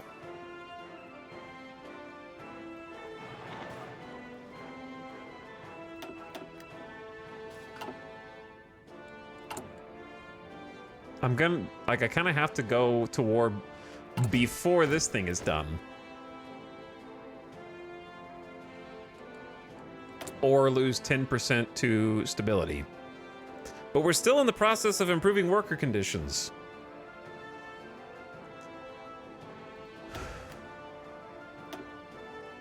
Good news, chat.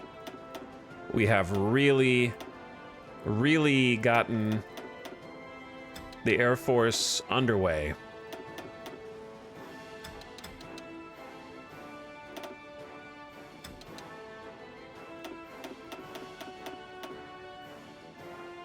Since when did we get an ace?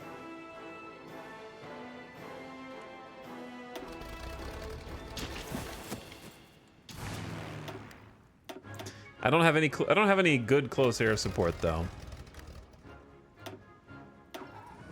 I'll go ahead and spread these dudes out. We started making some, but the factories haven't really gotten going yet.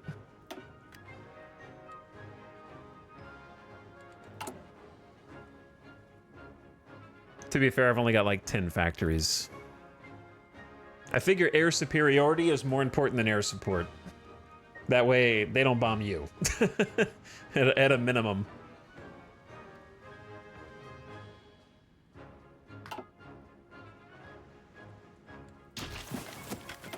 All right, 5 days. Do I just have to declare war before this 10% base stability hits for no reason? I'm not ready. But I guess too bad.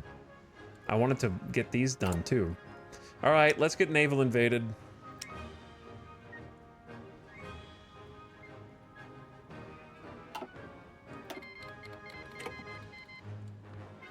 Game time. Oh, there are actually British troops here now because we have a war goal against them. Are there enough British troops? No, I don't think so. We outnumber them like 3 to 1. At least 2 to 1. So it should be fine. However, there are some infantry dudes here. Oh, these guys are actually going to be annoying.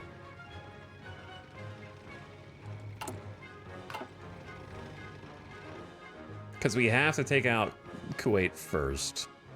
نعم سيدي. نعم سيدي.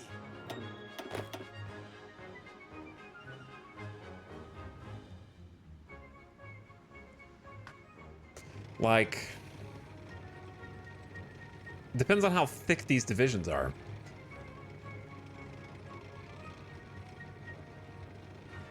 What about spies, dude? I forgot about the spies. They're gonna get caught in Great Britain and then I'm gonna have to go capture them. Or uncapture them.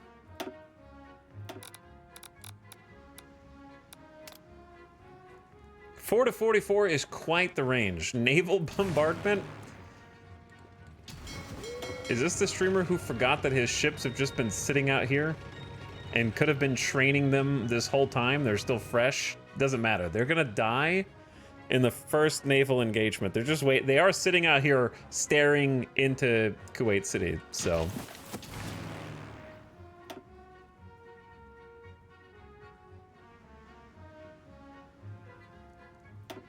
I'm gonna take some planes back that actually have experience.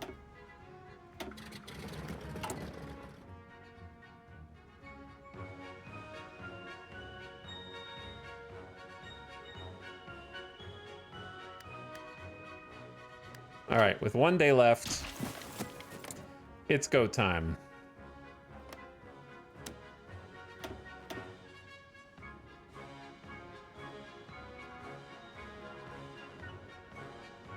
This war goal will make liberation cheaper in the conference.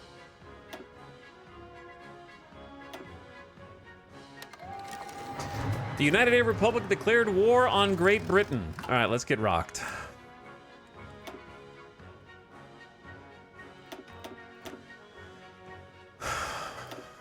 I guess we can use the green close air support.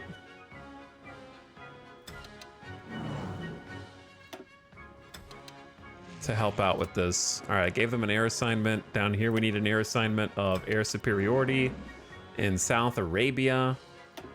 And then air superiority over the Levant. Everybody else up here guarding the coast, good luck and Godspeed. Chat. When did Third Rome become Great Britain here?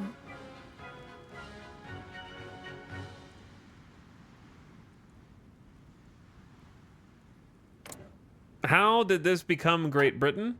And how did they get troops through Istanbul? We just allowed them through because we weren't at war with them? Into the Black Sea?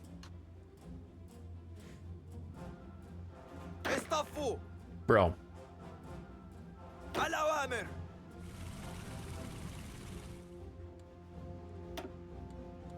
جاهزون يا سيدي.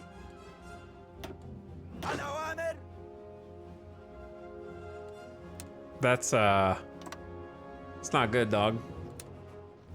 That's real not good.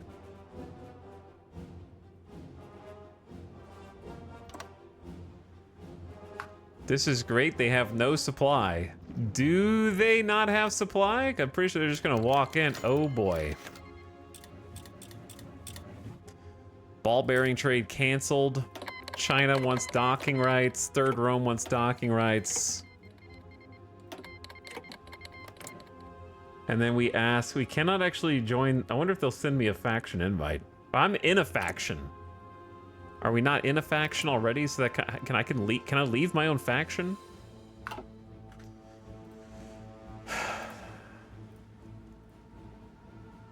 Britain teleports behind you. Oh, they pushing. You think you're slick. You guys think you're freaking slick. اصطفوا. تحركوا. استعداد للتحرك. نعم سيدي. Why can't I invade? نعم سيدي. Oh, we're not technically at war with them. Why do I have the option to declare war? I don't know, but جاهزون يا سيدي. baited. جاهزون. You can't fool me. نعم سيدي. I know those are British troops. تحركوا. All right, push that. استماع.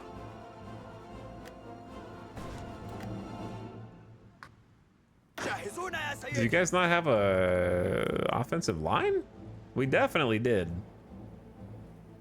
And I don't know what happened to it, to be honest. Hello? الأوامر. What? Am I not at war with some of you? I'm at war with all these guys. Wait. This guy! Don't we have to liberate Palestine? Yes, we do have to liberate Palestine. From this evil dude. With his smirk. جاهزون.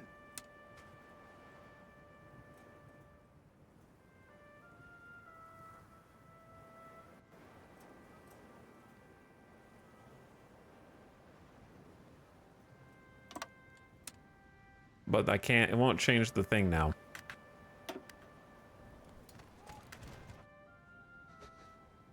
Okay, this is the part that really worries me. Are any of these guys moving out yet? Yes, they are moving. They're gonna take my ports. الأوامر. We have troops responding. Revoke the Anglo-Iraqi Treaty.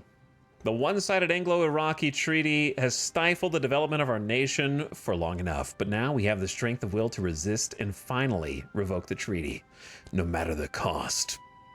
We get stability back, supposedly. We get political power back. They lose their attack and defense bonuses.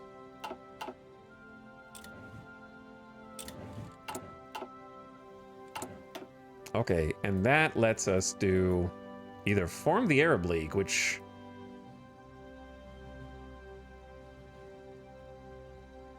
this is very difficult to figure out. I think it'd be better just to... I have no idea, to be honest. I think we've done everything. We could purchase mechanized equipment for funsies.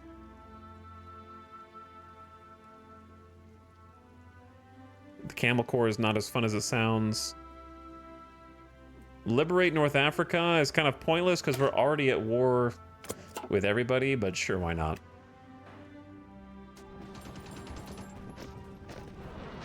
جاهزون. So basically, we just need to take this port as soon as possible and cut off reinforcements. نعم سيدي. Not imperialist New Zealand. انتباه. Unbelievable. All right, you guys gotta... we cannot get here. They just get to keep Bahrain forever.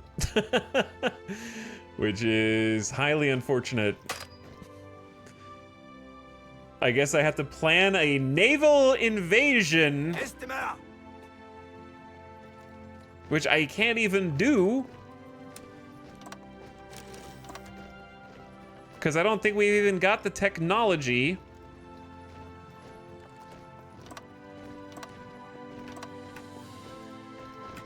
No divisions assigned. نعم سيدي.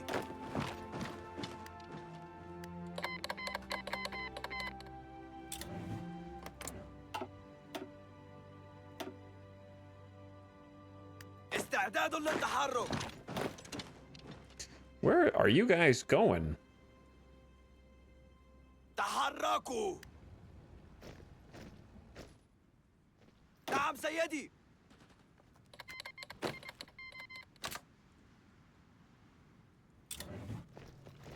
Are you guys gonna be able to handle this or nah?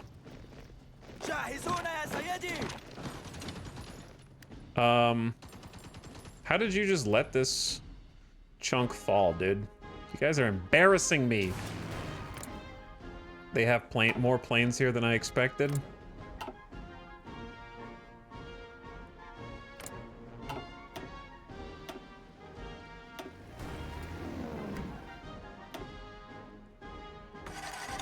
All right, we don't have time for pilot exercises now. You guys got to get up there and help out. Get in the sky. نعم سيدي. استماع. تحركوا. Yeah, we got to take Kuwait City before they super reinforce it. جاهزون. الأوامر.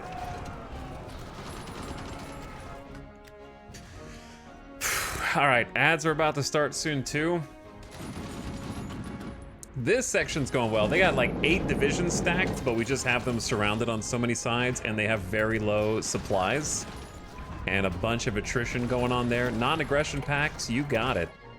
Non-aggression pact. Third Rome would love a non-aggression pact. Me as well. جاهزون يا I'm gonna سيدي. assign these 2 guys up here, get some backup. استعداد للتحرك. انتباه. Mountaineers. We might need some backup. Did they suddenly just have a bunch of troops? Ooh, nice little encirclement. Ad starting soon. Turn your volume down, gamers. Nice encirclement. الأوامر. Finish them off and redeploy. They're actually... How are they breaking out of Kuwait? انتباه. Also, where's the ad? This is a scary thing, too. انتباه. They have no supplies here, though. So all we have to do is just hold. They have no one to get to them. They cannot get to the Black Sea. All you guys have to do is just hold the line, dude. There seem to be some holes in the... All right, ad just started, sorry. Chaos. I'll be right back. I had to take a bathroom break real quick. Get a water refill. Beer beat.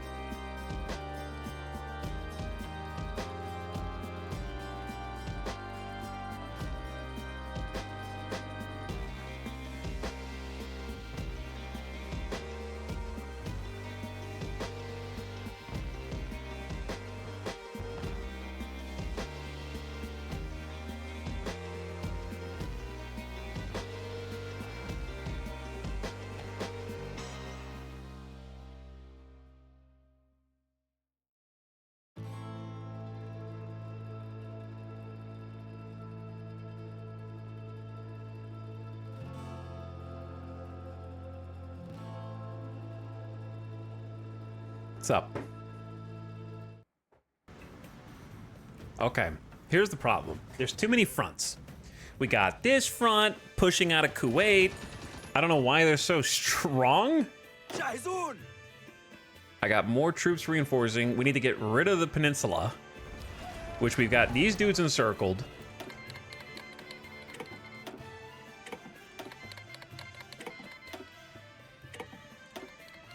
Yes to all the things. Then we need to get rid of this. The only people up here defending it, we have some regular infantry who are good, and then we have some pretty good infantry that are from the like smaller units that we were having before, which aren't going to be that good. And then we have the Coast Guard, who are really not good for this kind of thing. In fact, I don't even know why there's a Coast Guard there. I guess because there maybe was coast there. هيا غادروا. But there's like too many of them. And then we're winning over here. So this pocket seems to be going nicely. And we've got air superiority-ish.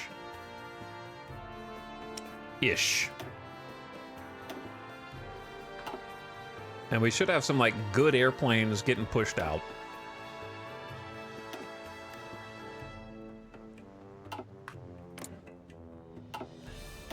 Yeah, they didn't want any of this business.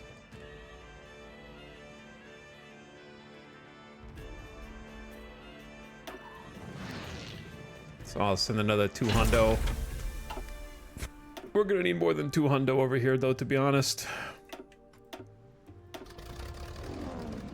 What was that? Special project. Nah, I'll wait.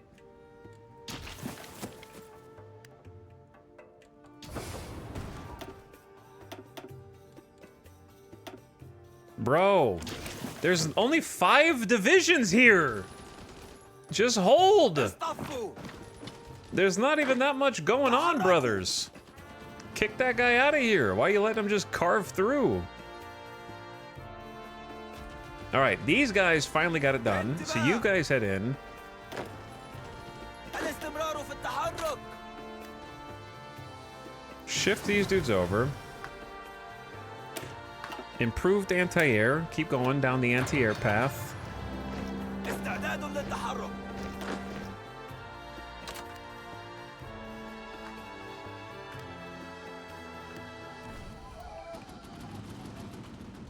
Their templates must be beefy. Yeah, they must be fairly beefy. استماع.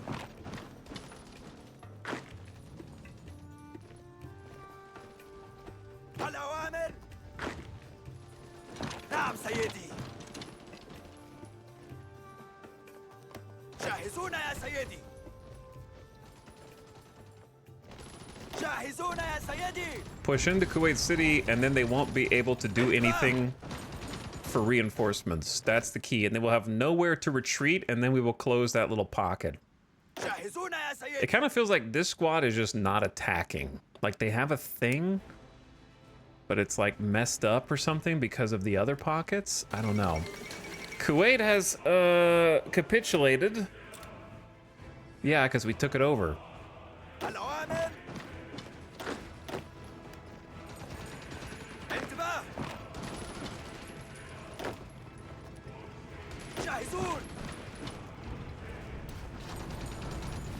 الأوامر.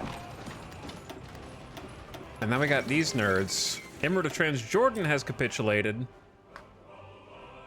دفاعهم للتراجع يا سيدي.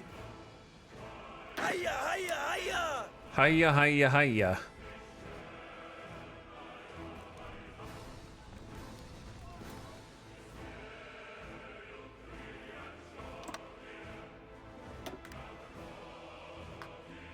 The push into North Africa is going well.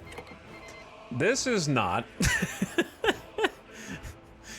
I don't really know what to do with this.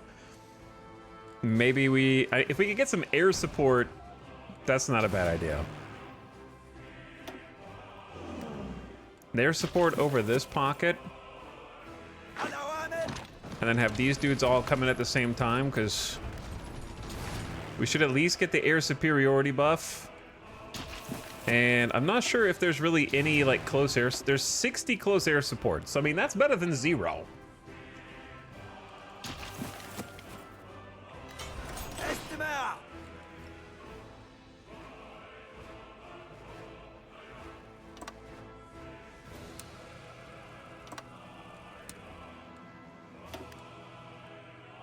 Okay, now they're attacking. They do have some armor here. There are some tanks, which might be giving us some issues, perhaps.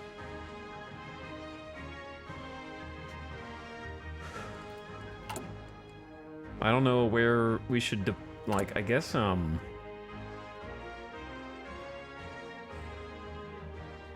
can't really go wrong with fighters. Let's do more fighters, then more close air support.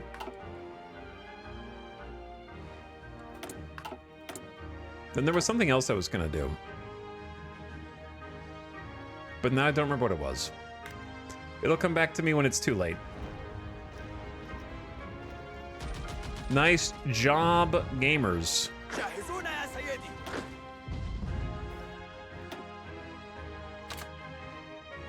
All right, we're bringing the rest of the divisions down here. Mandatory Palestine has capitulated and will eventually be liberated. And there's a pocket in Tel Aviv of like 11, 12, 13, 14, 15 divisions. And they just got overran. There goes tens of thousands of British. And did I see Australian? We've taken 44,000 casualties already, which seems high. But we've quickly given them 501,000 casualties to think about, just like that. Oh, is it New Zealand that was in there? So what I'm gonna do is take about 14 of these divisions.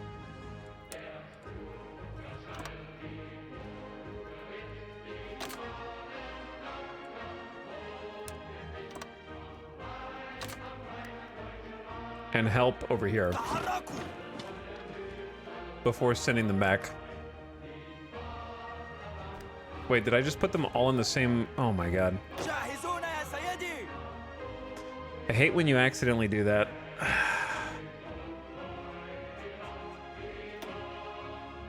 نعم سيدي. جاهزون يا سيدي.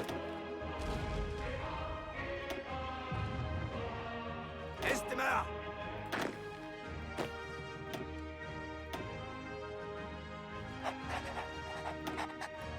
My general.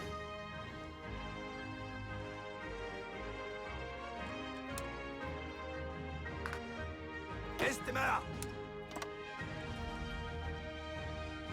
تحركوا. No.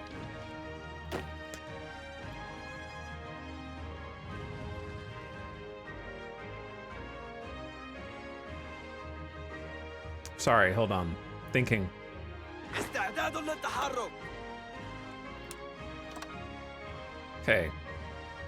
Oh, when I was mousing over it, it looked green, but that's just the one I was picking. It's actually red. Okay, sorry, I'm stupid. There we go.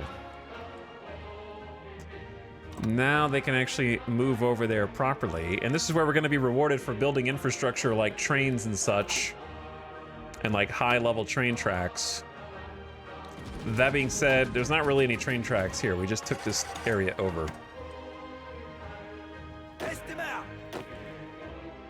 Down here, though, they're getting it done.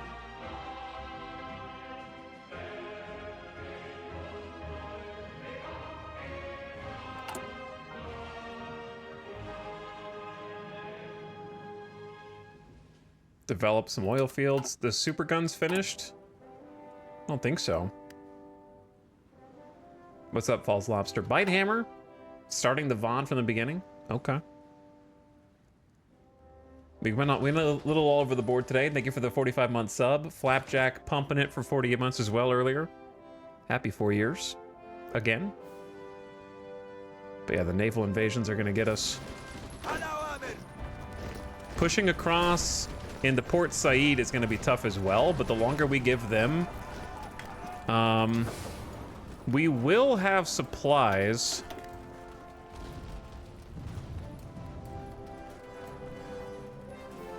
Eventually. Maybe. But yeah, we kind of like can't give them any time to dig in. We have to like cross now, which they're doing a great job.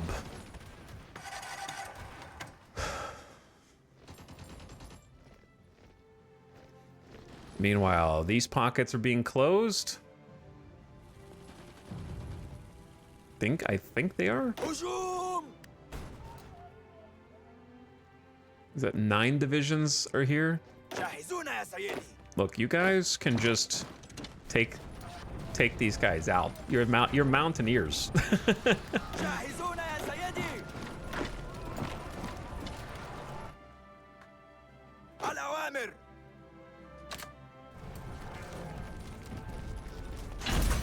Stole advancements from Project Earthshaker Bomb from Great Britain. What the hell? Earthshaker Bomb. Did they have a lab down here? They had an aerodynamics facility down here? Oh, we have 2 points now. Do we want the Alphoth ballistic missile or the flying bomb? It's got to be the Alphoth, right? Capable of delivering a warhead from great distance with unprecedented speed and accuracy. It's got to be better than this.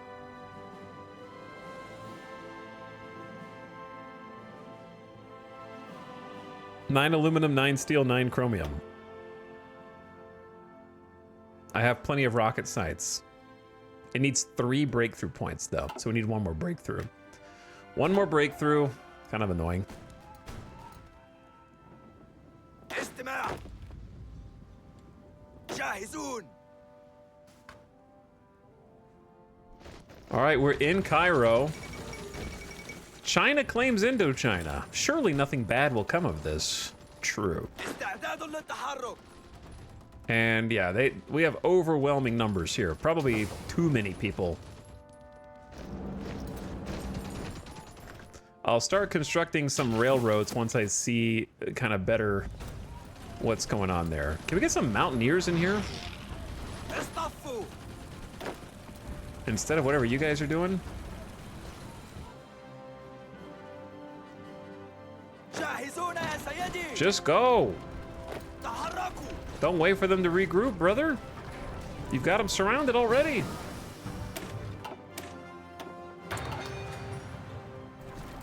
نعم سيدي.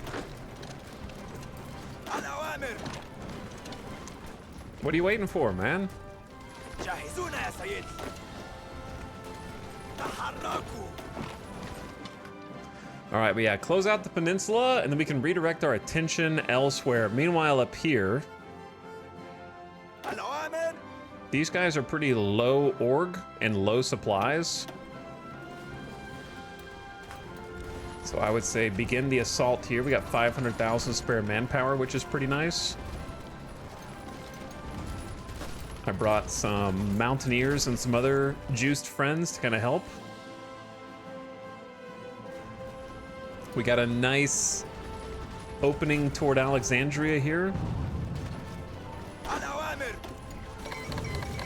The Sultanate of Muscat and Oman has capitulated. And they are gone. All right, so that's good.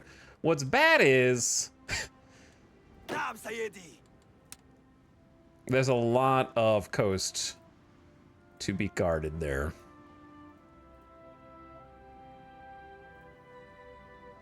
And we just keep adding more.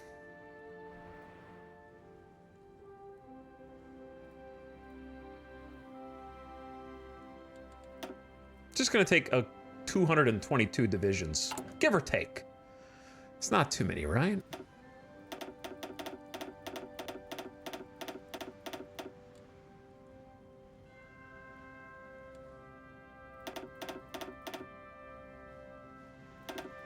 I'm gonna start training like 36 divisions of Coast Guard جاهزون. to try to help with this. All right, planes. Don't forget the micro. It's easy to forget.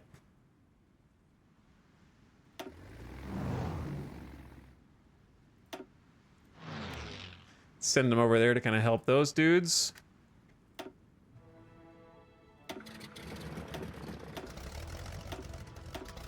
We got an air base here in Egypt. Dual chamber. Let's do advanced dual chamber rocket engines. I'm gonna be honest, I don't even know what they do. Other than give daily breakthrough progress toward aerodynamics, which is nice. And then let's grab air superiority over Egypt to help with the fighting here. And then we're gonna have to get organized. Because Team Perp doesn't really have anywhere to go. So we're gonna put them back under the wing of our like African core.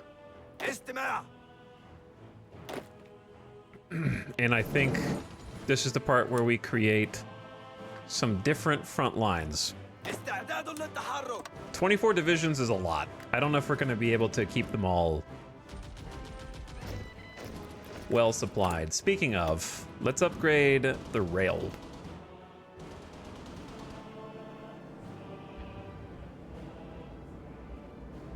From Cairo. I can't see if there is a rail underneath all this, I think.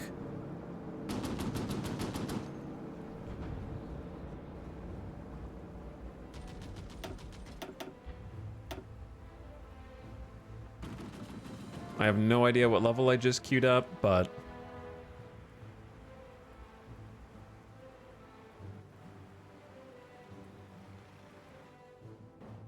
where is my capital?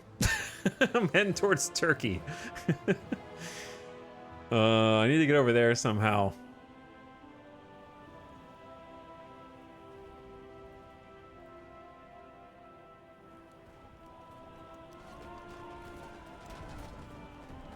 All right, whatever. Just honestly, just build all this and it'll still be useful.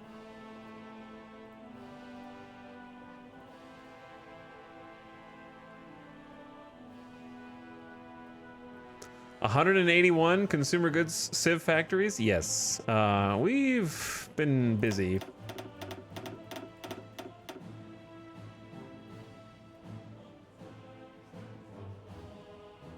Obviously, I want these to be done too, but the rail's more important right now. Air wings with no mission assigned. Who is flying over the Western Balkans? Oh, they're bombing. That makes sense.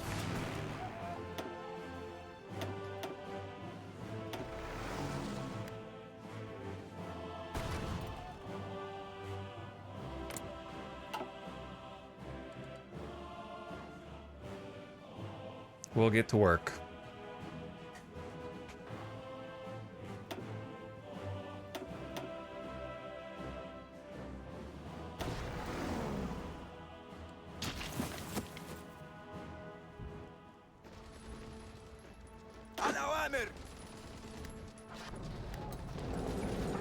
And we've got Alexandria surrounded. Rapidly pushing in there.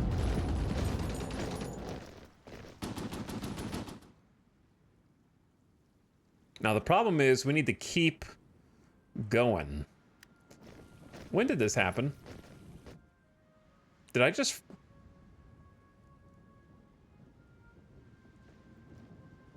Did I just not take that tile?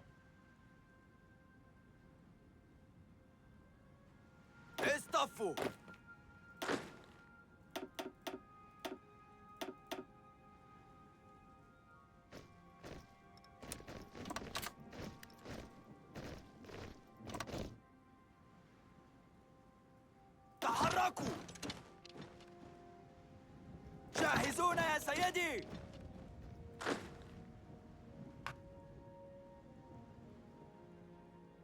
الأوامر. I don't know if I did that or if they did that. Not sure who's responsible.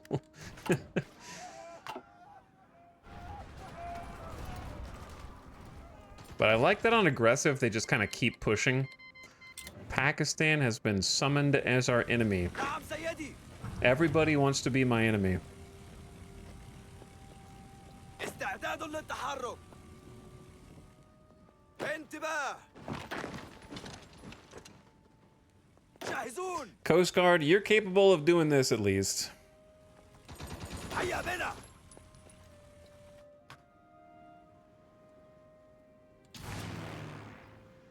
Do I really care if they bomb Italy? Like, the Alpine region kind of affects me. Also, great job throwing them all back into the sea, dudes. انتباه. I don't know if they were able to retreat or if we just encircled them all. I'm gonna look at casualties here in a second. Every single person is my enemy.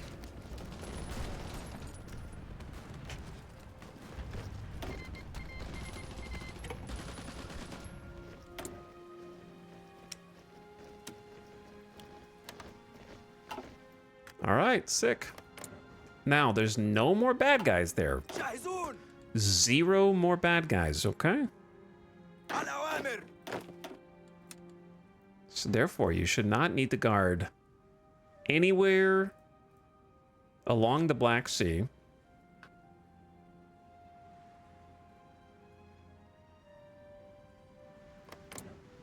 But the funny part is, I can either send people to the other front line.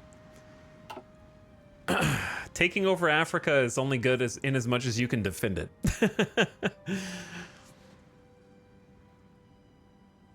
I wish they would make a system like the garrison one for resistance, but for coast guarding. Kinda, yeah. It is just a pain.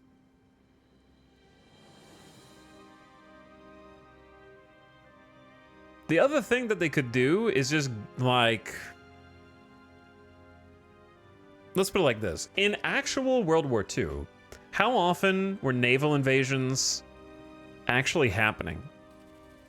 There were obviously some very noteworthy, significant naval invasions, like Italy and Sicily, and of course, Normandy, right? And I'm sure there were others besides the ones in the Pacific. Pacific comes to mind as the US grabbed island and went island hopping to get closer to Japan. But in Hearts of Iron, there's almost more naval invasions than there are ground battles. I don't think the Allies just death spammed naval invasions. Yes, that's what I'm trying to say. The sheer quantity of naval invasions is exorbitant in Hearts of Iron. And the AI spams the hell out of it all across Europe. So, in my opinion, if there was some system by which, like, intelligence of naval invasions mattered, like, it's a double-edged sword, right? Because in theory, naval invasions should take a lot longer to actually plan and successfully implement.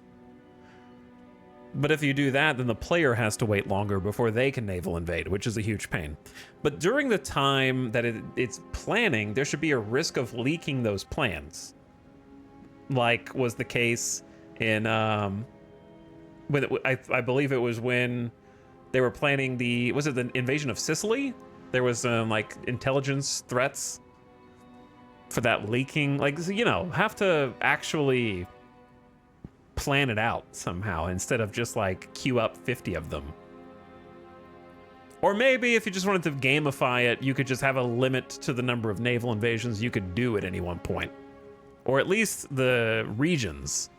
Like being able to coordinate right now, just for example, Great Britain has coordinated the naval invasion of Brest, of Genoa. They've also got, apparently, I didn't even get an alert. I don't even know if they I don't think they naval invaded this. I think they just went from the Dodecanese and walked into Turkey, which I didn't even notice. But like they're coordinating like at least 5 to 6 separate naval invasions. This game isn't complete until I can do Operation Mincemeat.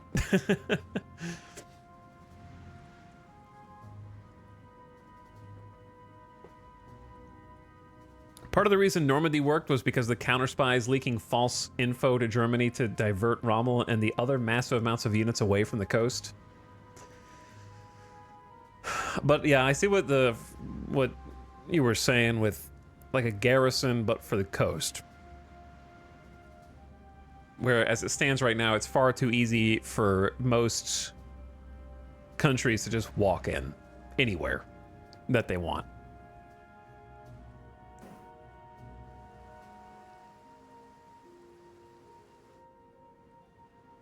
استماع.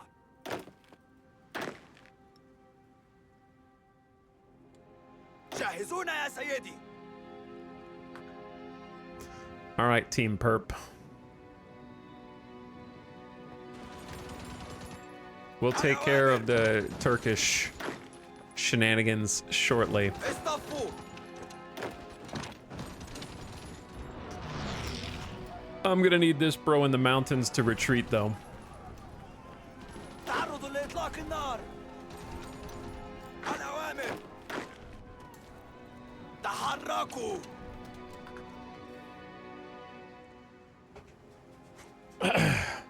انتباه. There's no way that's gonna work. استماع. Though 43 is higher than I thought it was gonna be. احتماء.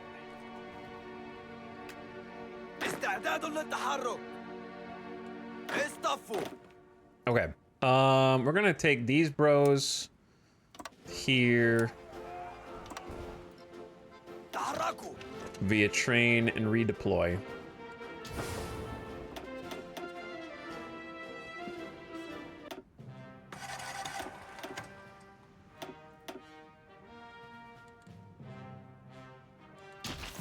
We're actually super well supplied down here, moving down to the south. نعم سيدي. No divisions assigned. Classic. تحركوا. استماع.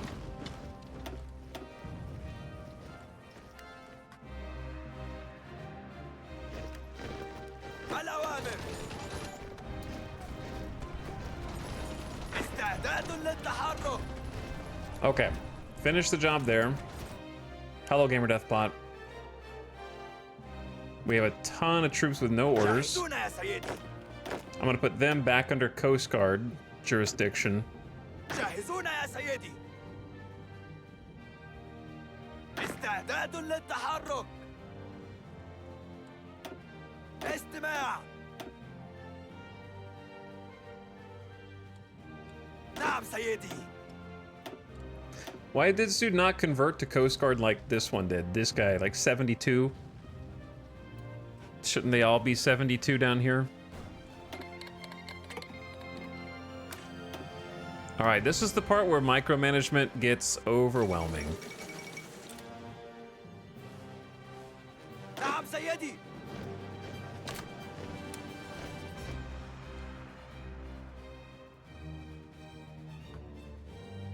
استماع. الأوامر. Okay, teal goes south, purple goes west. الأوامر. So, purple, you need an offensive line that just takes you like all the way up to Tunisia.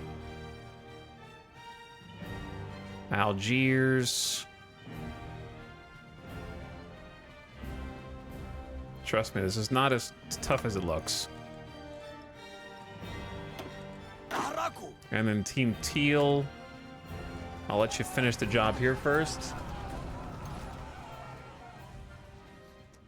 Why did they just stop نعم attacking? سيدي. They're like, I don't want to kill those guys, actually. Let's let them live. They're nice. جاهزون يا سيدي. All right, and then Team Teal. A lot of the African terrain is completely impassable. But seeing where it is and isn't impassable can be a challenge. It's this thick line right there. The rest of it is the Sahara. The Sahara. Okay. This is gonna spread us pretty thin.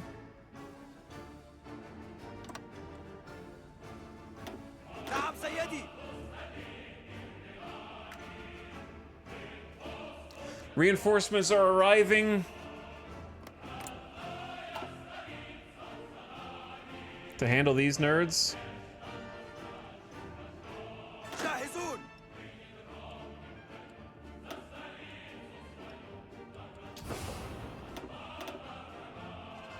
Now, at this stage of the game, I think I actually am. We're liberating North Africa right now. I think I actually will tell these guys to just have their motorization priority up. ادفعهم للتراجع يا Now it's a سيدي. good time to just do that because the micromanagement gets insane. نعم سيدي. We do be running real low on supplies here. This is a classic, like, Tobruk. That is a good Battlefield 1942 map, isn't it? That takes me back. Let's do air production. And start getting some more air wings training.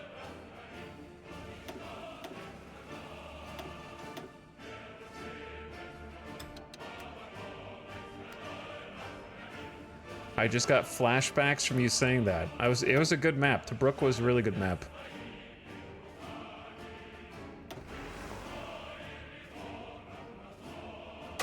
I'm not sure if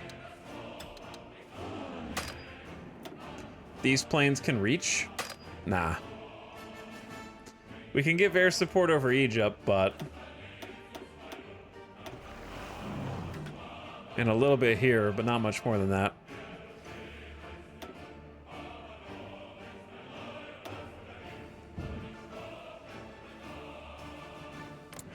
And then probably the next best thing we could do is have at least like a couple hundred just running air superiority over the capital just to prevent a nuke from sneaking in, though I don't know if that is gonna be actually that big of a threat.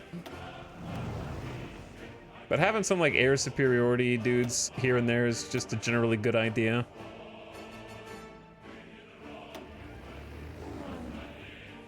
Spread out a little bit for coverage.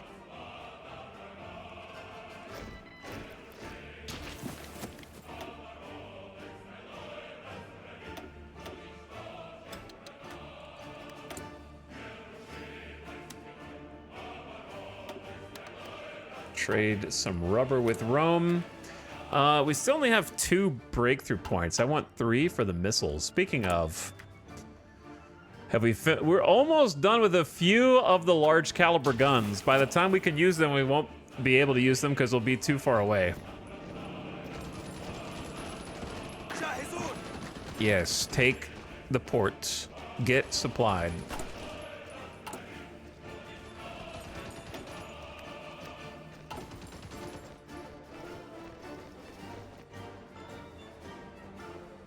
استماع. انتباه.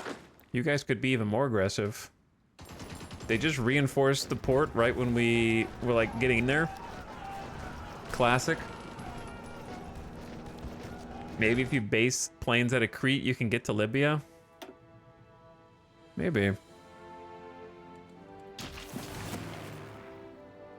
We definitely don't need like 400 fighters here.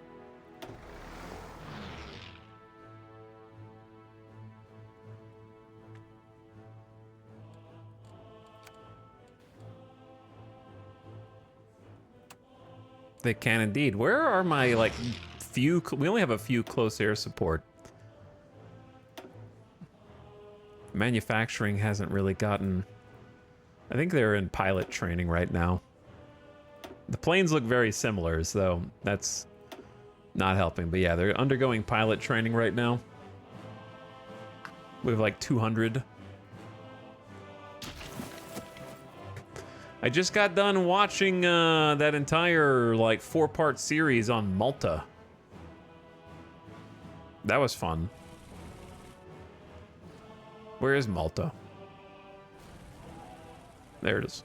I was right the first time. I just didn't know the capital was Valletta, so I got confused. How are the Great Wars going? We declared on Great Britain, but we're kind of like dogpiling at this point. I can't pretend to be so brave.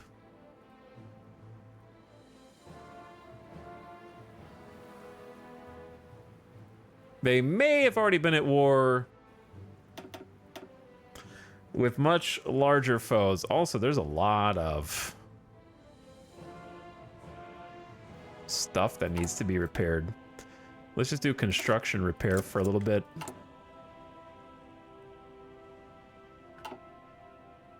Which series? It's a YouTube channel called The Operations Room.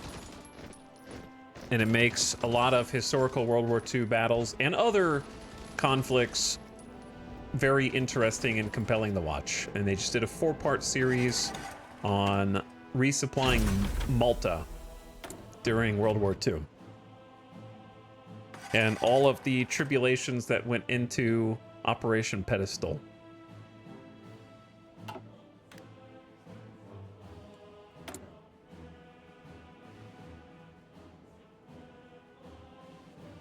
Definitely don't blow the Suez Canal. That'd be a bad idea. Did we capture another thing? Oh, we got a naval engineering facility.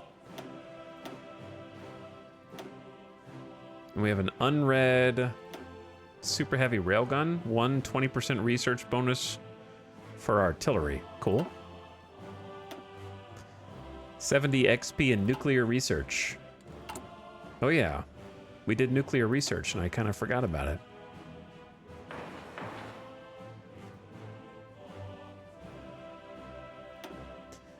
Did you see you can assign factories to do repairs automatically like you do with forts? Yeah, I just never do it.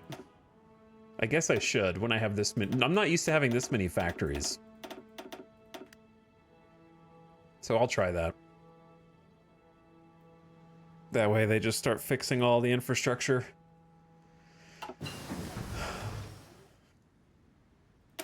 Since there's a lot to go off of.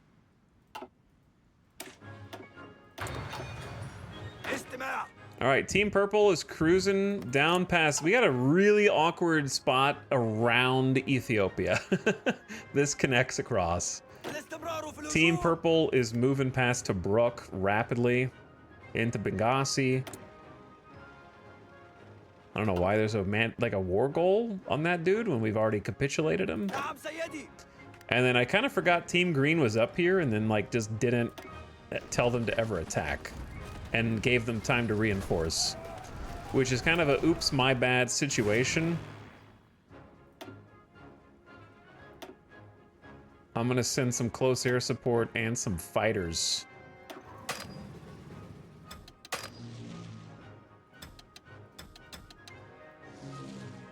Over to help.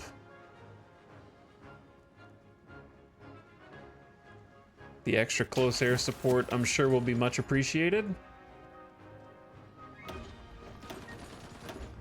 Oh, dude, they got a lot of troops here, actually. like kind of a scary number, actually.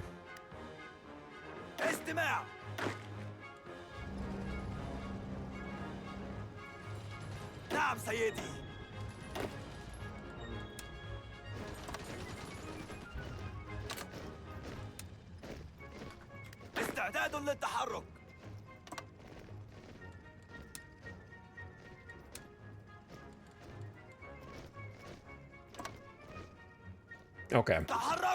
I'm bringing reinforcements in.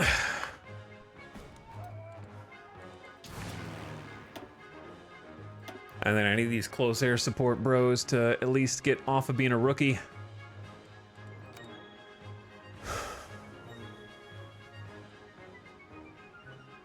Yeah, this was an oversight on my part, and I'm being punished for it now. They are stretched for supplies, though.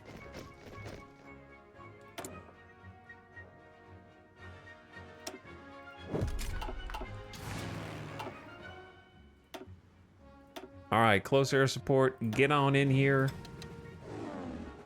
and help these dudes out.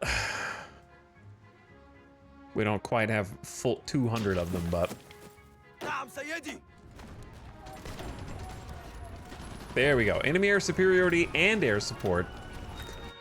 And then, since we control Cairo, I can get the fleet and send our silly little fleet over here for our silly little naval bombardment.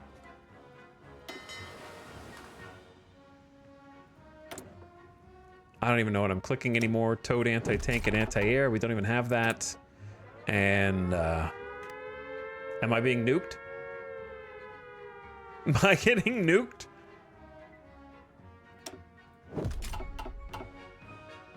Incoming raid detected. Great Britain oil raid on an oil field. Chance to repel the raid 63%. To increase chance of success. I've never even seen this. Decrease enemy air superiority. Construct anti-air or interception missiles. They don't even have air superiority, brother.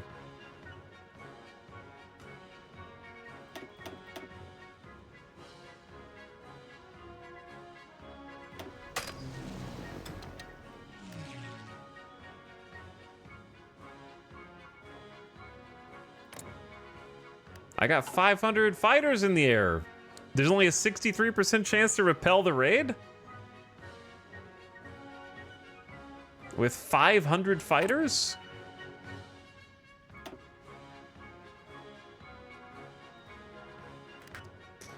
We're just building too many things right now that aren't getting done. Start interception. Oh, air superiority and interception.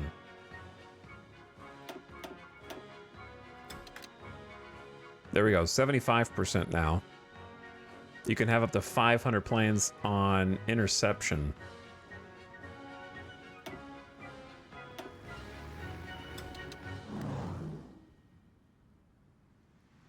They're 83% to fail now.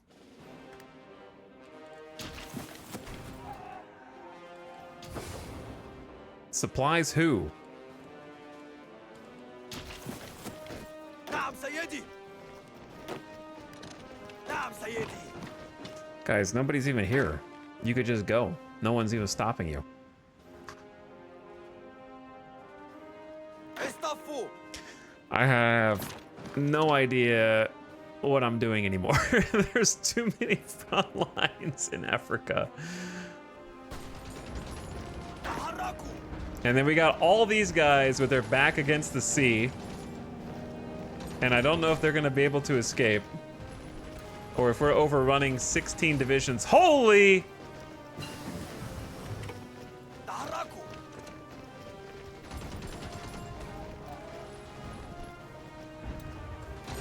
Did you see all those guys pop?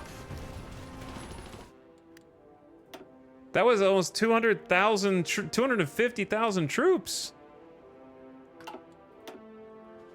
We've only taken 150k casualties. We've inflicted 1.6 million back to them. So just a casual 10x. Third Rome's done 2.7 mil. We've done 1.6, and we've only been at war for like barely a fraction as long as they have.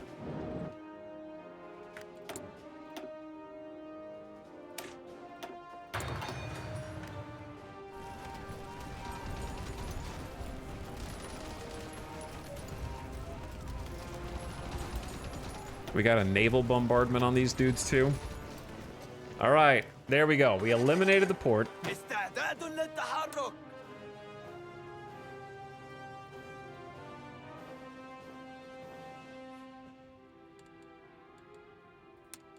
Now, where do I send these guys? We don't really have a front line except for like Pakistan. We could leave جاهزون يا سيدي. some of them or all of them as like area defense. Like I could send these dudes here just to have them as like spare area defenders. نعم سيدي. And then send the other group over here to the front with Pakistan. استعداد للتحرك. تحركوا.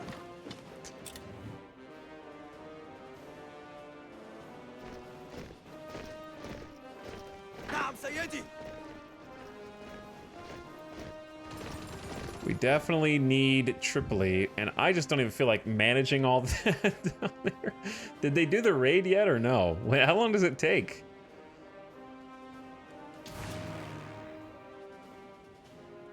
I'd like to move some planes around.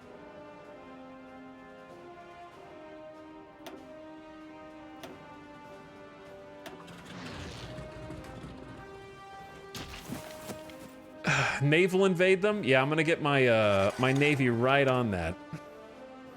Hey Chad, did you know we have freaking railway guns?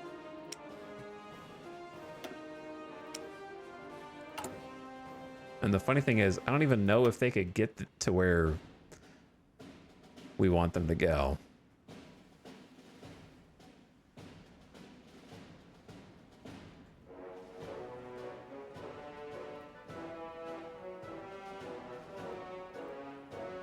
I hate when it autosaves when I'm like trying to click on stuff and then it messes up the cursor.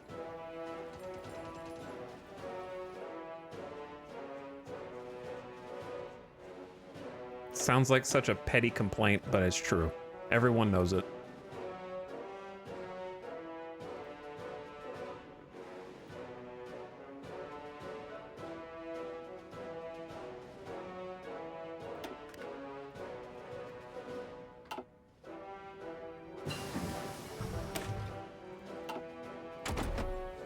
I don't know what to research. Whatever you want.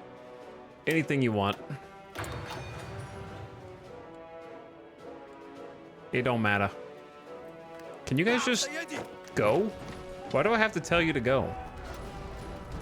You're on aggressive attack orders. I don't know if we want to make the sacrifice necessary to take triple. Do it! Whatever it takes! نعم سيدي. Doomstack them. You guys just want to run out of supplies? You cowards? Look at that. Now you're supplied. And the game's lagging again.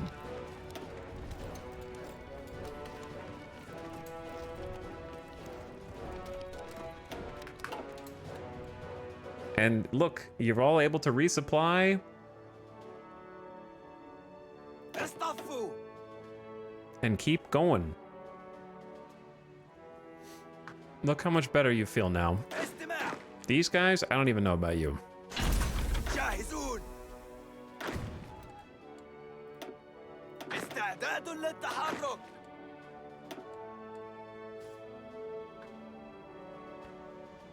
I like the idea that the boats arrive less than an hour after taking the port.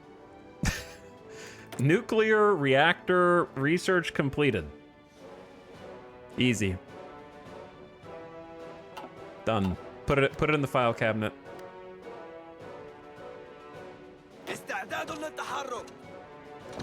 تحركوا. انتباه.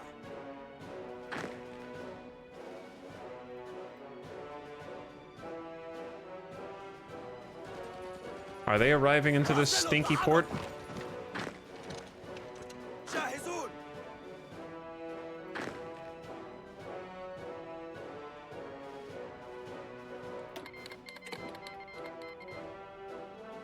Yeah, there's a lot of weird front lines now. استعداد للتحرك. I'm just gonna do the classic send the horse guy نعم سيدي. to grab all the ports thing. جاهزون يا سيدي. We're sort of just storming our cavalry across northern Africa, aren't we? الأوامر. استماع. تحركوا. تحركوا.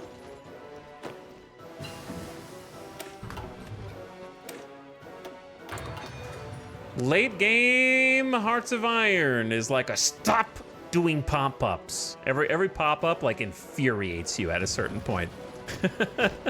You're just like, just get in there and win. Did the alliance happen? It did not happen, unfortunately. The alliance did not نعم happen. سيدي.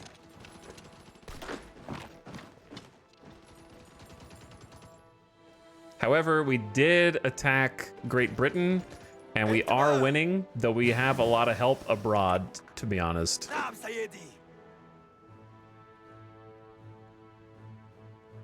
All right, all of you dudes are going to be able to redeploy now. I don't even know. 18 divisions are on this line. How many are on this one? Not that many. And when you stop looking at the research, that's when you know you're truly late game.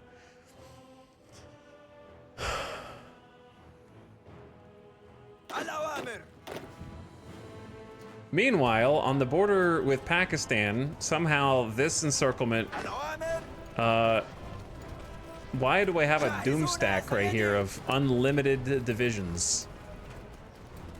جاهزون يا سيدي. انتباه. There's... Who are we at war with? Just a small portion down there. للتحرك.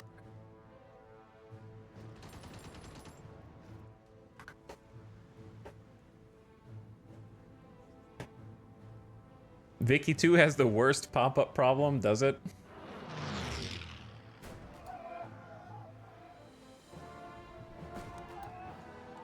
Did they ever do the raid? They're doing multiple raids, but it takes so long? It's very odd.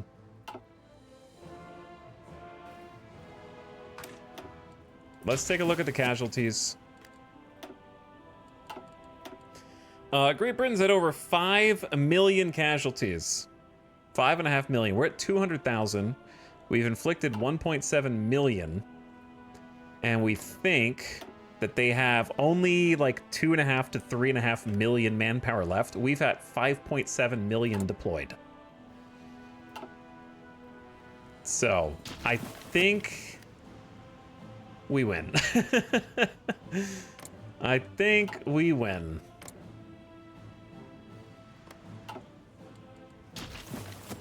China has taken over Pakistan, which was formerly India. Just naval invade Australia and Great Britain with my non-existent navy, and then it's GG easy.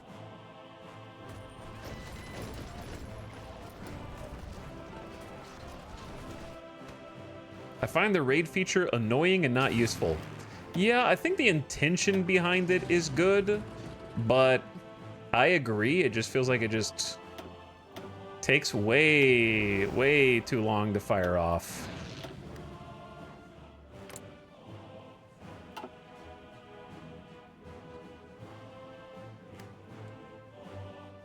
This is my first time ever detecting incoming raids. And to be honest, where the hell are they raiding me from?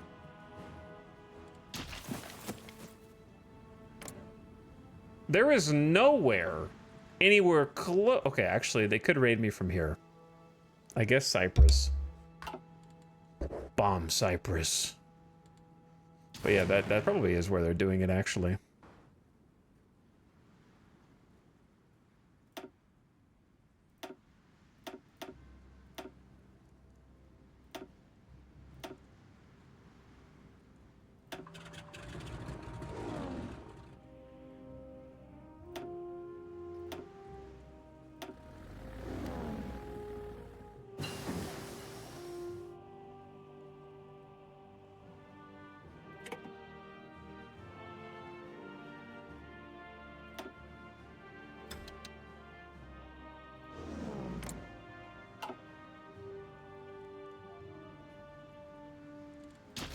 Okay. Anyway. I don't know if I feel like going through the muck.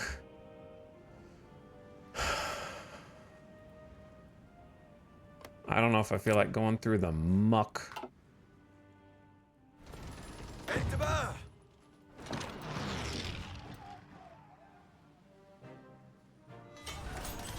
I don't even feel like clicking on notifications anymore. These guys don't stand a chance. Are you able to get cores on anywhere? Nope.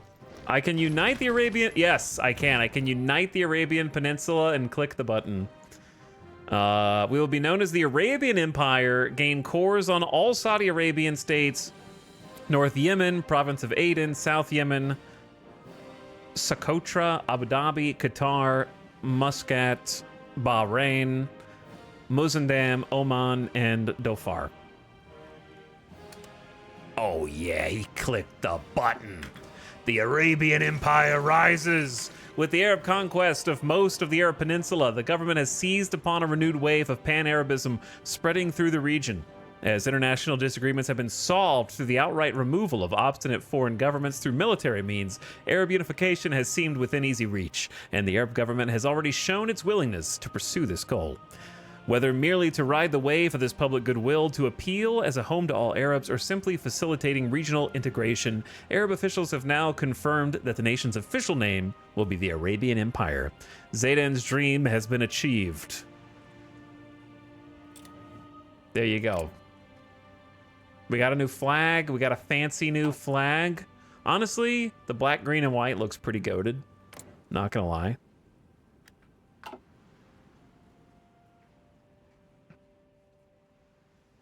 استعداد للتحرك.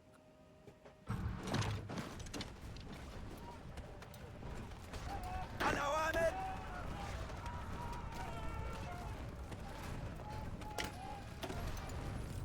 Give them a little cavalry expert bonus, and we're gonna do a little flanking maneuver here that they'll never see coming. استعداد للتحرك. Now we have to make all new uniforms. واصلوا التحرك. Oh, they actually stopped me. ارفعهم للتراجع يا سيدي. تحركوا.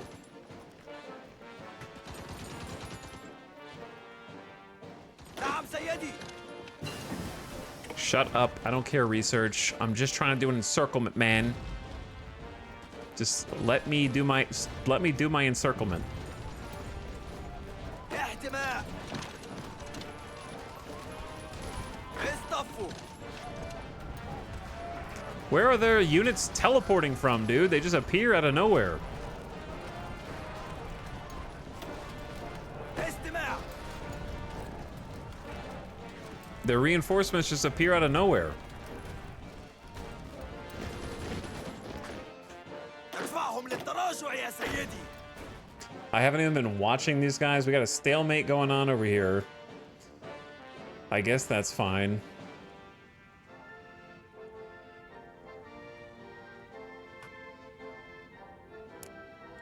$1 million free manpower after doing all that coring. Well, there you go. It's easy. We still got 167 spare guns, 167K, 15K artillery, 15K trucks, 10K support equipment.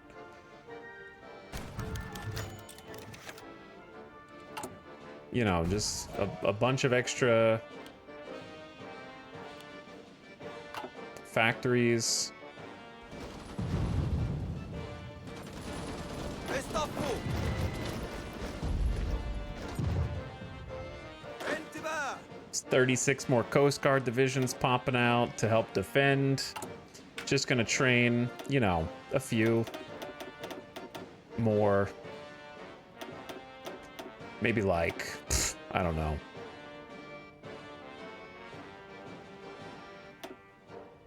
$85. Just 85 Coast Guard divisions simultaneously. The usual. Well, the reason that manpower just went up is because we just cored the entire Arabian Peninsula. So, we just got a huge core. They just injected like 500,000 manpower. So that definitely helps. الأوامر. الأوامر. But we are definitely winning in North Africa. South Africa is a supply, kind of hellish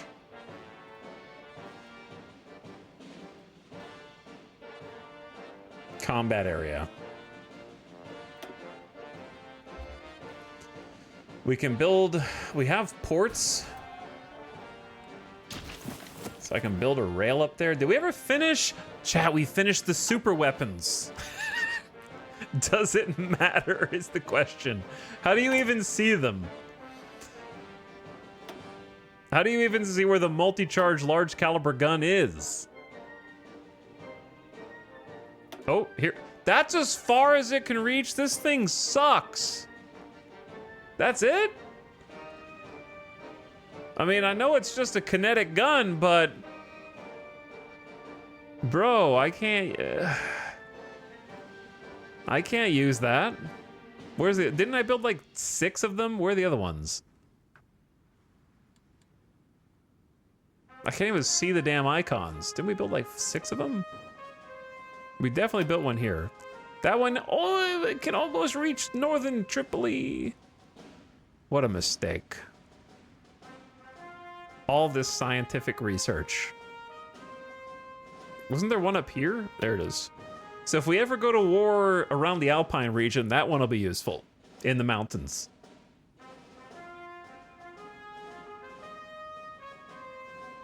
Chad, is this 1,000 kilometers? There's no way it's 1,000 kilometers from here to here, right? Switzerland's not 700 kilometers across, right?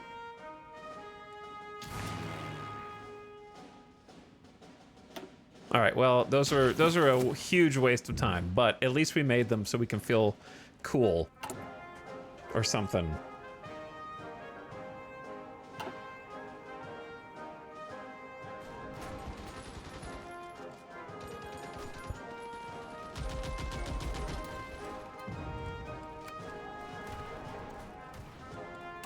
استعداد للتحرك. اصطفوا.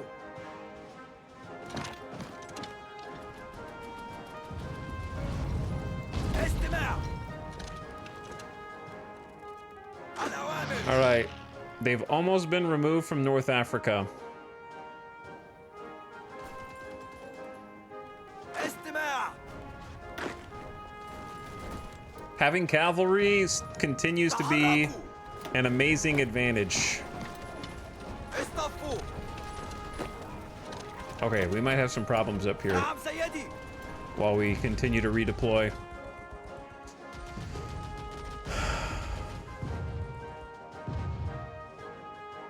As they make a counterattack here. نعم سيدي.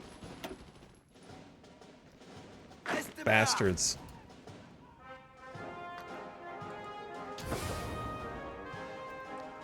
Resources are a little hard to come by in this area. استماع.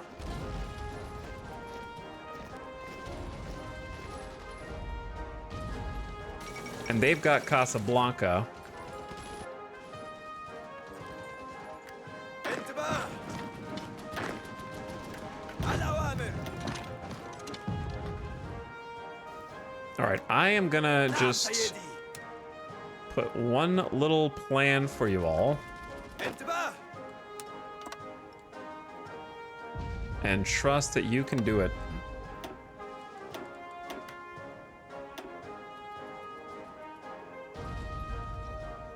Wait until you get resupplied. You outnumber them. You've got mountaineers. جاهزون يا سيدي. You've done so good up until now. We might start to be hemorrhaging a lot more troops.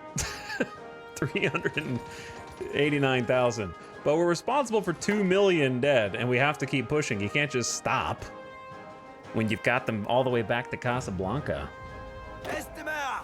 right?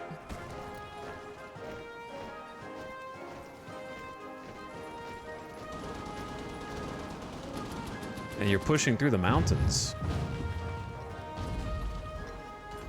Chat, how is it 11 o'clock already, bros? Oh, man. Tomorrow's the House Flipper co-op stream at 12 p.m. Pacific, which is in 13 hours.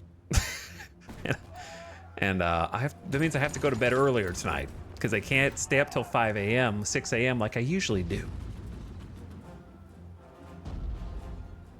جاهزون يا سيدي. You know what would really help?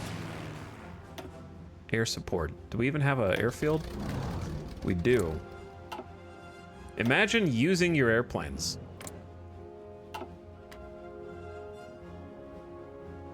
I don't even know if the raids went off. Did they even do the raids? Did they not do the raids?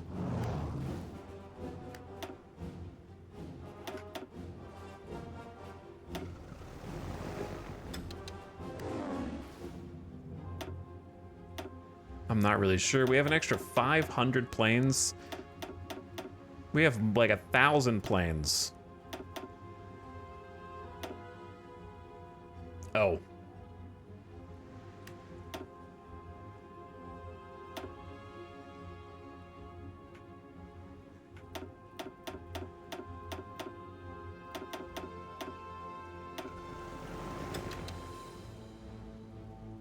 We have mini planes, and I haven't been using them. How are we gonna top flipping the house from last time? That wasn't last time. You missed last time. There was a whole stream that you didn't even know existed. That was the first one. This is the third one. But also, I don't plan on topping myself. I'm just gonna try to have a good time. Try to have fun. جهزونا يا سيدي.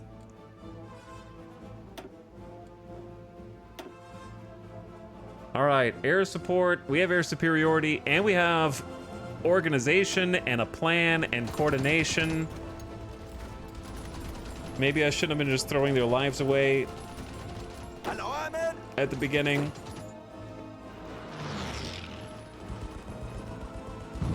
Some of them got resupplied. They've kept the super heavy howitzers have been in stock the entire time, which I've been impressed by. So each of my mountain troops are like, I'm sorry, you have fortifications? I don't think so. Support company of super heavy artillery for everyone. And triple artillery. نعم سيدي.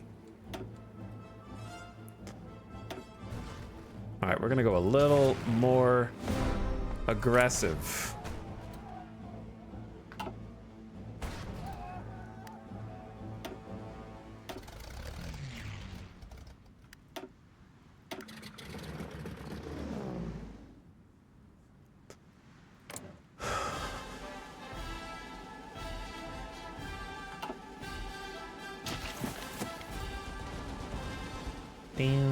استماع.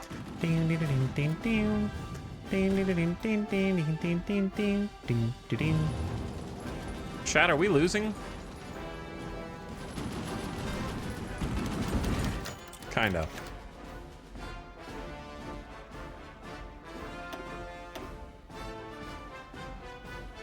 Okay, anyway, I give up.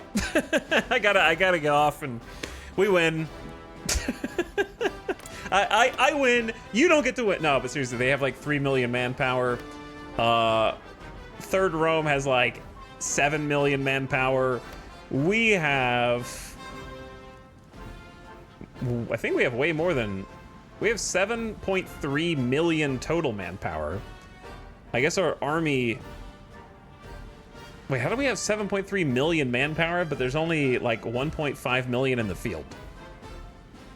Have I been misunderstanding this number the entire time? I guess I've been looking at the wrong number. Anyway, we have 1.5 million troops. Like, we won, right? The US is at war with them too. They've already taken over Canada. Like, it's the US, us, and Third Rome. I'm trying to get you guys out of here before the ad starts, which I already snoozed 3 times. But GG, it was fun to go back and just, like, stick it to them one last time to send that campaign off forever. Forever. Okay? I will see you guys again tomorrow in like less than 13 hours. So I gotta get cooking. I gotta get shaking some bacon. I gotta go eat, and I gotta get stuff ready for tomorrow, okay? So I'm gonna send you all off on a nice end of stream raid. Words. I'm gonna ship you out of here very quickly. Go say what's up to Loganolio, doing a 12-hour fest. Go say hi, be nice, be lovely. Loganolio might be done with their stream. I don't know. All right, but you're gonna go in there, give a good raid, do a good raid, get out of here before the ads start, okay? Good night. Thanks for watching. I'll see you tomorrow. Papa Breeze, thank you for the end of stream 16-month sub. Good night. Now, leave. Immediately.